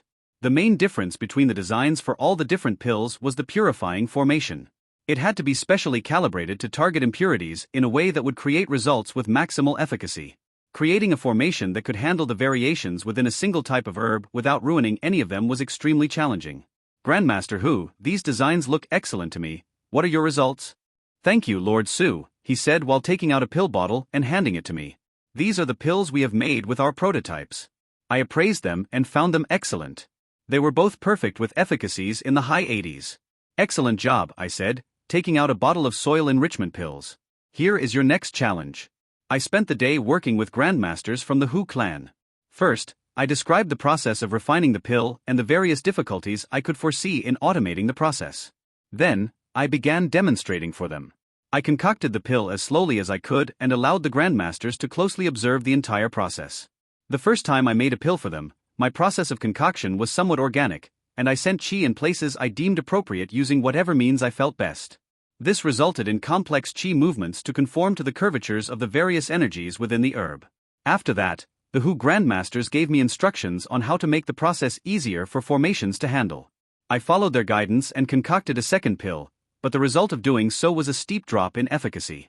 The simple movements they requested made it impossible to attack some toxins without hitting large swaths of medicinal energy. We spent a long time going through an iterative process. At each step, I would demonstrate what they wanted, and we would discuss how to make improvements for the next attempt. We outlined 2 formation designs, one for a high-purity version and one for a perfect version, and once everyone was happy with the resulting efficacy from my demonstrations, the Hu clan got to work on the hard task of actually designing formations to do what we had outlined. Situation well in hand, I left the Hu clan to attend to the final matter of importance. I needed to teach some students. Minister Bei had done as I had asked of him previously and had assembled a list of 15 cultivators for me to personally instruct in alchemy. 5 were new disciples who wanted to learn the basics of alchemy, 5 were masters who wanted to improve, and 5 were grandmasters who wanted to refine their skills before the next king selection. Initially, I was hesitant to teach others alchemy since I could see no way it would help me in acquiring the fire seed in Brilliant Sunday. Additionally, when I died, everything would be reset, and the skills I imparted would vanish. Only my own skills would persist, so my time was best spent on them alone, as they would be what I would have to rely on to complete my mission. However, I remembered a simple proverb I had once heard: to teach is to learn twice over. I needed to teach these students alchemy. Not for them, but for myself. Teaching the disciples was perhaps the most rewarding part of this process. They knew nothing about how to concoct pills, so I had a clean slate to work from. Long ago, Rudy started me off by having me make countless portions of qi gathering powder. He didn't care about how well I did, just that I acted as his workhorse. In my classes on nurturing talents, I studied how the 8-flower kingdom expected me to do the job, but I didn't feel bound by their expectations. I was willing to try different strategies to see how well they worked, and if I found a valuable teaching technique, it could be another bargaining chip for the future. I created a teaching plan which catered to several different learning styles. I prepared reference books for them to read, lectures about pills and herbs, visual demonstrations so they could see what they needed to do, and kinesthetic exercises to help them feel what they needed to do. To me, the most interesting of these was the visual demonstrations. The students didn't have well-developed qi vision, so they couldn't easily see what they needed to do. I remembered a technique I used to help teach Suyin long ago and decided it would work well here. I increased the intensity of my fire qi and manipulated it to emit light as I worked. They couldn't see the medicinal energy very well, but this did let them see in detail what kind of qi movements they would need to employ. For the master alchemists, classes were much simpler. They didn't need any help with concocting pills. They understood that well enough to not need my assistance. Instead they needed help learning to control their spirit flames. I wasn't a complete master of using spirit flames since I focused so much on using my seed, but I was close. The fire seed mastery I purchased came with far more information about spirit flame manipulation than a typical grandmaster would know, so teaching a few basics went smoothly, but because I was just conveying purchased knowledge by rote, I didn't gain too much from the teaching process. The grandmaster class was its own version of challenging though. These 5 were all skilled alchemists, and most of them seemed to believe they were my equal, or at least close to it, and all of them saw me as a competitor for the position of 8-flower king. We were all close to the same age, some of them were even older than me, and I had only recently advanced to lord, so our skills shouldn't be too far apart, right? I had to field a barrage of questions about why I chose to employ one specific technique over another, or why I spun my qi clockwise instead of counterclockwise. The class was a lesson in torture. I felt that many of the questions they asked were inane. Like, why does it matter what direction I spin the qi? Spin it in the direction that works. It almost seemed like they were asking random questions to trip me up and prove I should bow out of the race and support them to become the next king. However, their questions made me think more deeply about the reasons I did what I did. Over the years, I had formed many habits without realizing it. Some were good, some were bad, but I didn't have a solid rationale for any of them. The process of being grilled by somewhat arrogant grandmasters helped me develop a deeper understanding of my actions. All that said, I didn't enjoy teaching. It helped, and I learned from it, but it didn't help me advance my goals, so I didn't plan to seek out opportunities to do more of it. The fact that I learned from the process only meant that I wouldn't fight against Minister Bei when he suggested that I do my duty as water groom and nurture the kingdom's talents in the future. During my reign as city lord, I had set 3 main objectives for myself. The first was to reach Martial Lord Peak so that I would have access to as many credits as possible in the event of my death. The second was to master the skills of a Pill Lord to the best of my ability. The third was to find novel means of boosting a domain's karmic energy production in ways the Brilliant Sun Empire would see as valuable. All of these goals required intense study and concentration, and they resulted in me spending countless hours locked away in a cultivation chamber or a workshop. Reaching Martial Lord 4 was not too difficult. I had excess karmic energy after ascending to Lord 3, and gaining enough for Lord 4 only took a few short months. My bottleneck was once again my qi levels. I couldn't cultivate qi fast enough to keep up with my karmic energy gains. It took me 3 more months of long hours cultivating to scrape together enough qi to advance. I ascended to Martial Lord 4, but I knew these delays due to lacking qi would only grow longer. I needed a solution. I needed rank 4 qi gathering pills. My alchemy skills were starting to grow quickly, at a far faster pace than I originally anticipated. Early in the process of learning rank 4 alchemy, I had difficulty maintaining will locks, and they would often cause problems with my control of qi and spirit fire. After creating a foundation with the soil enrichment pills, though, things started to flow more easily. The book Emperor Li left me was a big part of this rapid progress. I didn't have to worry about large difficulty spikes when learning a new recipe because he laid everything out in an extremely methodical fashion. This not only allowed me to advance quickly, but it also meant I wasn't wasting precious herbs by trying to make pills far beyond my abilities. The more my alchemy progressed, though, the more lopsided the deal with the Situ clan felt. The arrangement I had reached with the Situ clan was that they would provide me with an ample supply of the herbs that I needed to raise my skills, and in return, I would give them 80% of the pills I made with those herbs. Early on, this arrangement seemed beneficial to both of us. I was wasting a significant number of herbs in the learning process, so to me, having the Situ clan absorb the upfront cost of herbs was worth the excessive compensation in pills they received. However, as I became more skilled, I stopped wasting too many herbs. The final pills weren't always up to my standards, but they could almost always be sold for enough to cover the cost of ingredients. At that point, the main benefit of working with the clan was that they provided me with access to a large number of herbs, but this benefit also began to fade. As I started needing more expensive and rarer herbs, the clan could no longer provide them in large quantities. When the situation had nearly reached a breaking point, one of May's seeds intervened to help solve the issue. The first thing she did was completely renegotiate my agreement with the clan. She established a complex percentage structure based on the quantity of herbs available, the rarity of the materials, the value of the pills produced, and several other factors. I didn't understand how the math worked at all, but with some herbs, I had to pay 90% of the pills I produced while with others I only had to pay 30%. After leaving the Situ clan, she insisted we visit the Blue Wind Pavilion to begin negotiating agreements with other suppliers. Her main concern was contracting herbalists to provide large quantities of the herbs needed to make the rank 4 pills I had already mastered. She wanted me to have as much access as possible to the most profitable herbs. She also wanted to begin negotiations with groups from other kingdoms to provide any rarer herbs that I might need. She had already proven herself a far more capable negotiator than I was, so I decided to just let her handle everything. I offered her a percentage of my returns since she would be acting as my agent in these matters, but she turned it down, insisting that it was her duty as a seed. While my progress in Lord-level alchemy was swift, it wasn't without problems. Even with increasing herb supplies, I was still unable to make decent rank 4 qi gathering pills. I tried the recipe in Emperor Li's book, but to purify the herbs without the medicinal energy dissipating, I needed to use my will lock at full force. Because of this, when my qi and spirit fire entered the locked space to cleanse the toxins, I lost nearly all control over them. It took everything I had to move them the slightest bit. I made several attempts at creating qi gathering pills with a cold mountain fire, but I eventually had to concede that it was futile. The best I had made was a low-purity pill with 60% efficacy. It was complete trash. To do better, I needed a better spirit fire. I still had the 3000 flame spirit fire that Emperor Li had given me, but I was worried about trying to use it. Whenever I opened its jade box, every fiber of my being screamed that it was something far beyond my ability to control. I could attempt to fuse with it, but if I failed, the best case was expelling the flame and letting it evaporate into the air. That was something I considered unacceptable. I needed a profound rank spirit fire. Something powerful enough to work through my will lock while weak enough for me to control. I had slowly built what profits I could from making rank 4 pills, but I wasn't having any luck finding a suitable one for sale that I could afford. Despite putting out feelers through the pavilion, I had yet to hear any good news, so it came as a shock when a seed approached me about a way to acquire one. Lord Su, she said with a small bow, there will be an auction in Moonlight Dew City next week. We have information that a wood-based profound rank spirit fire will be up for auction and have arranged transport for you through the pavilion. If this information was freely available, why hadn't I heard anything?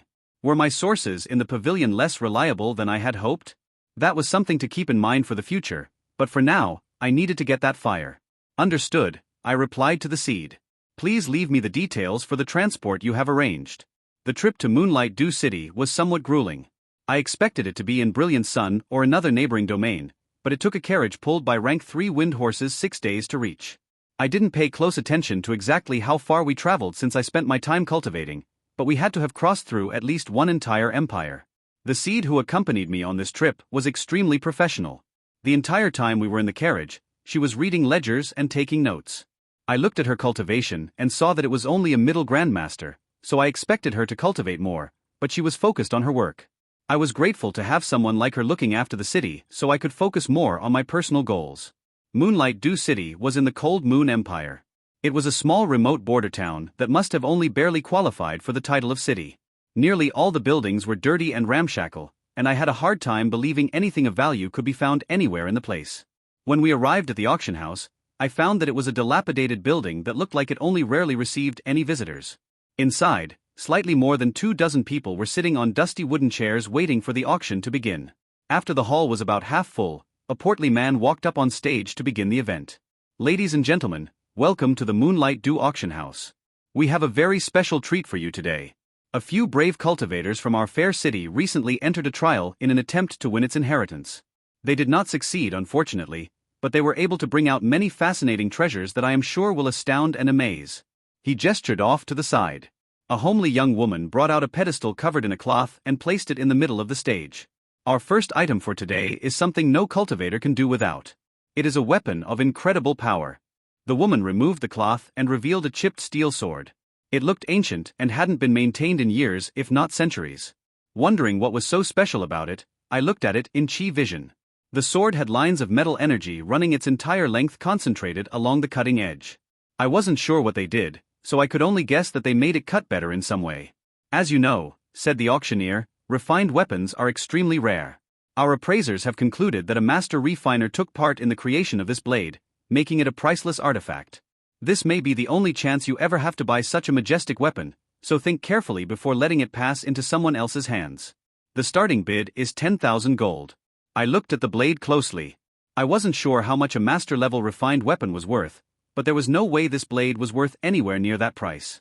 The lines of energy in the blade had gaps and gouges missing. I would be scared of the damn thing exploding if I hit anything with it. The bids instantly flooded in though. The final sale price was 32,500 gold. It was insane to pay so much for a shoddy blade, but there are always people with more money than sense. Several other items went up for auction after the sword, but I ignored them. None of them would help me with my goals. Slightly after halfway through, the auctioneer removed a cloth to reveal a worn and battered jade box. When he did, the seed sitting next to me put her hand on my arm and squeezed. This box was found at the end of a dangerous corridor where one of our brave citizens risked his life to secure it. We haven't been able to open it, so we cannot speak to its content, but any item guarded in such a way must be of great value. The starting bid is 100,000 gold. I was about to speak up when a young man in bright robes holding a colorful drink shouted, 500,000 gold. No one else bid, and the auctioneer was about to start counting down to the close, so I raised my hand. 600,000. The man gave me an evil look.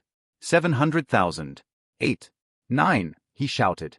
1 million, I calmly responded. This item belongs to the Wei clan.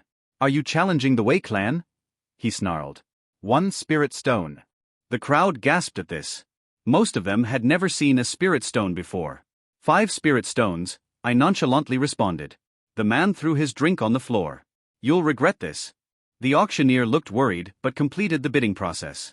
5 spirit stones. Sold. I sat through the rest of the auction in case something interesting came up, but there was nothing useful. Mission complete, it was time to head home. When the seed and I stepped out of the auction house, however, a large gang was assembled and waiting for us with the young man from the auction at its front. That spirit flame belongs to the Wei clan. Hand it over and we'll leave you with a complete corpse.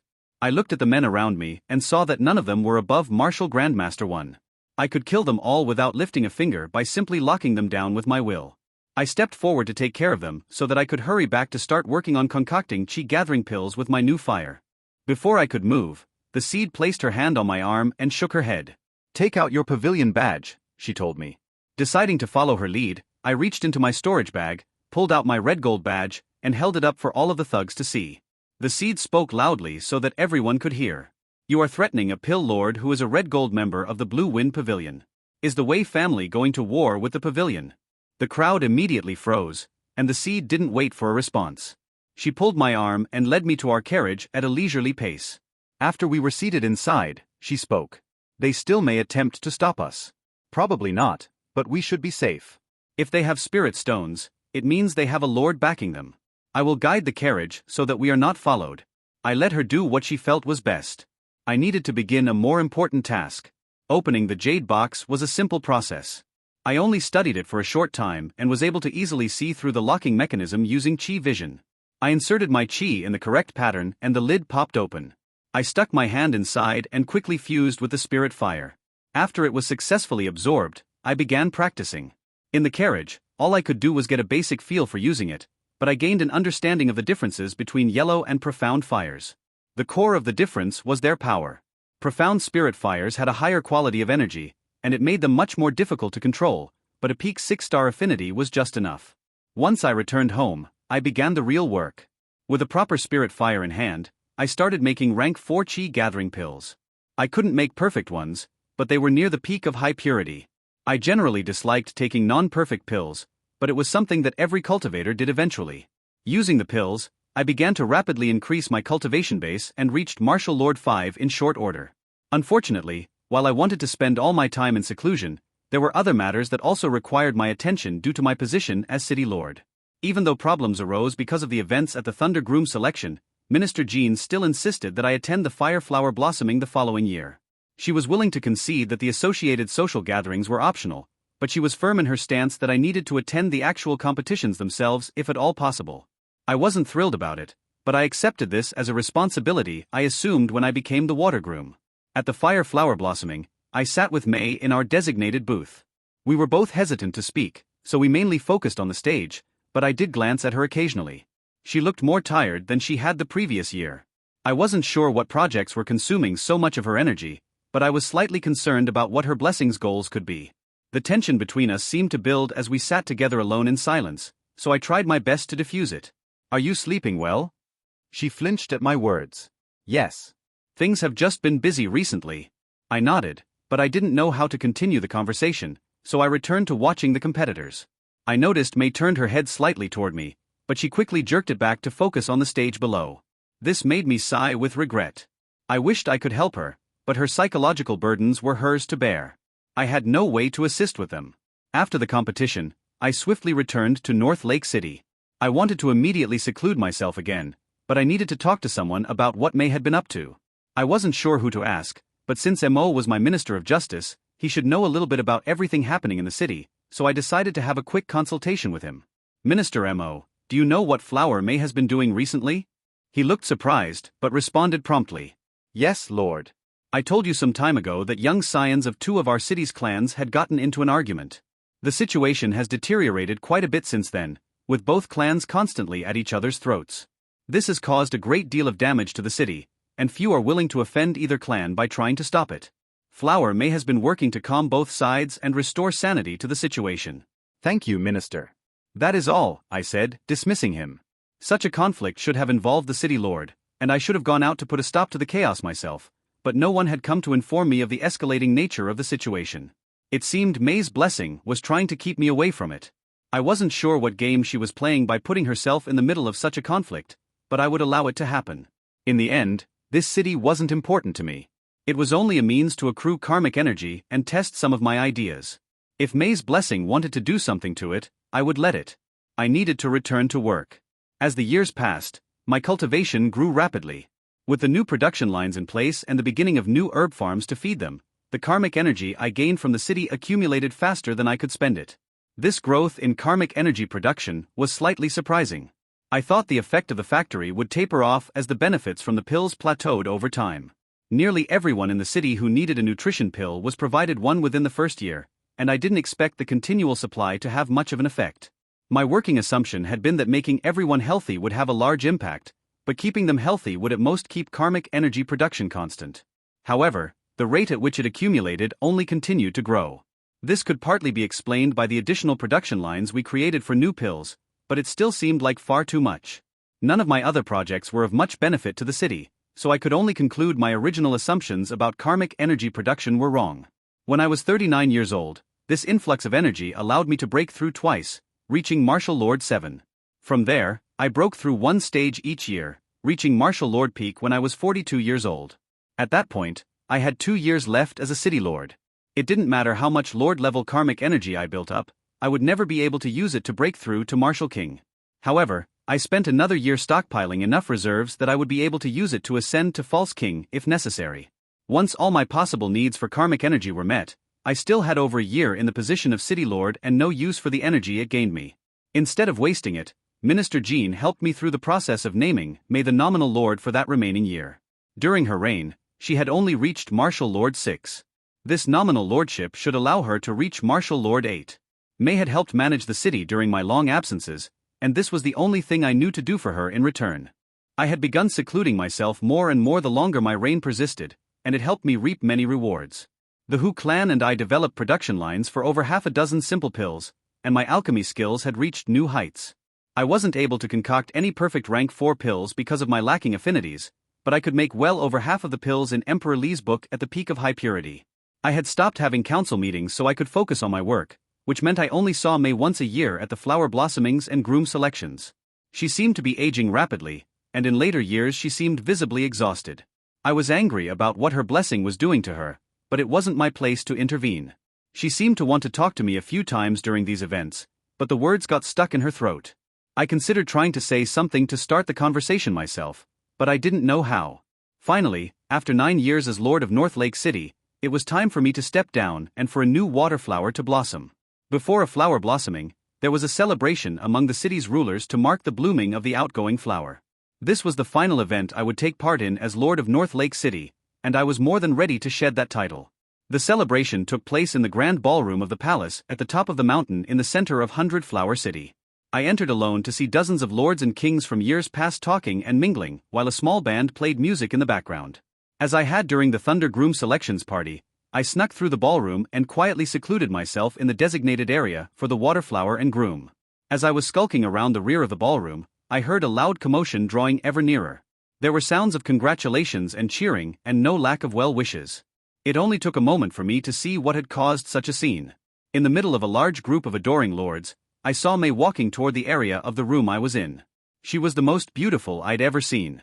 Her face showed only the barest hints of makeup, and her naturally red lips and cheeks contrasted against her pale jade skin, giving her the appearance of an immortal descended from above.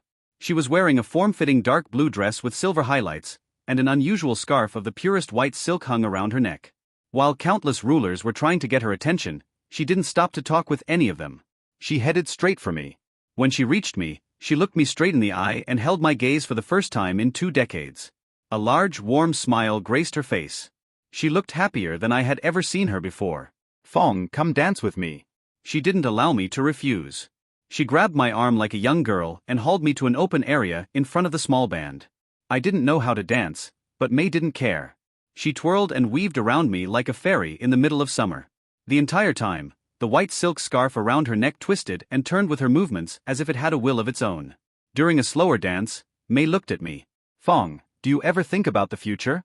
"Yes," I replied with confidence. I think the pill factory designs are nearly complete.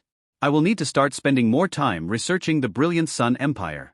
I need to find out what could be there that might interest a formation emperor, and I need to learn how I can get in contact with a royal family to pitch my idea for building them a factory. May smiled as I talked about my plans. That's good.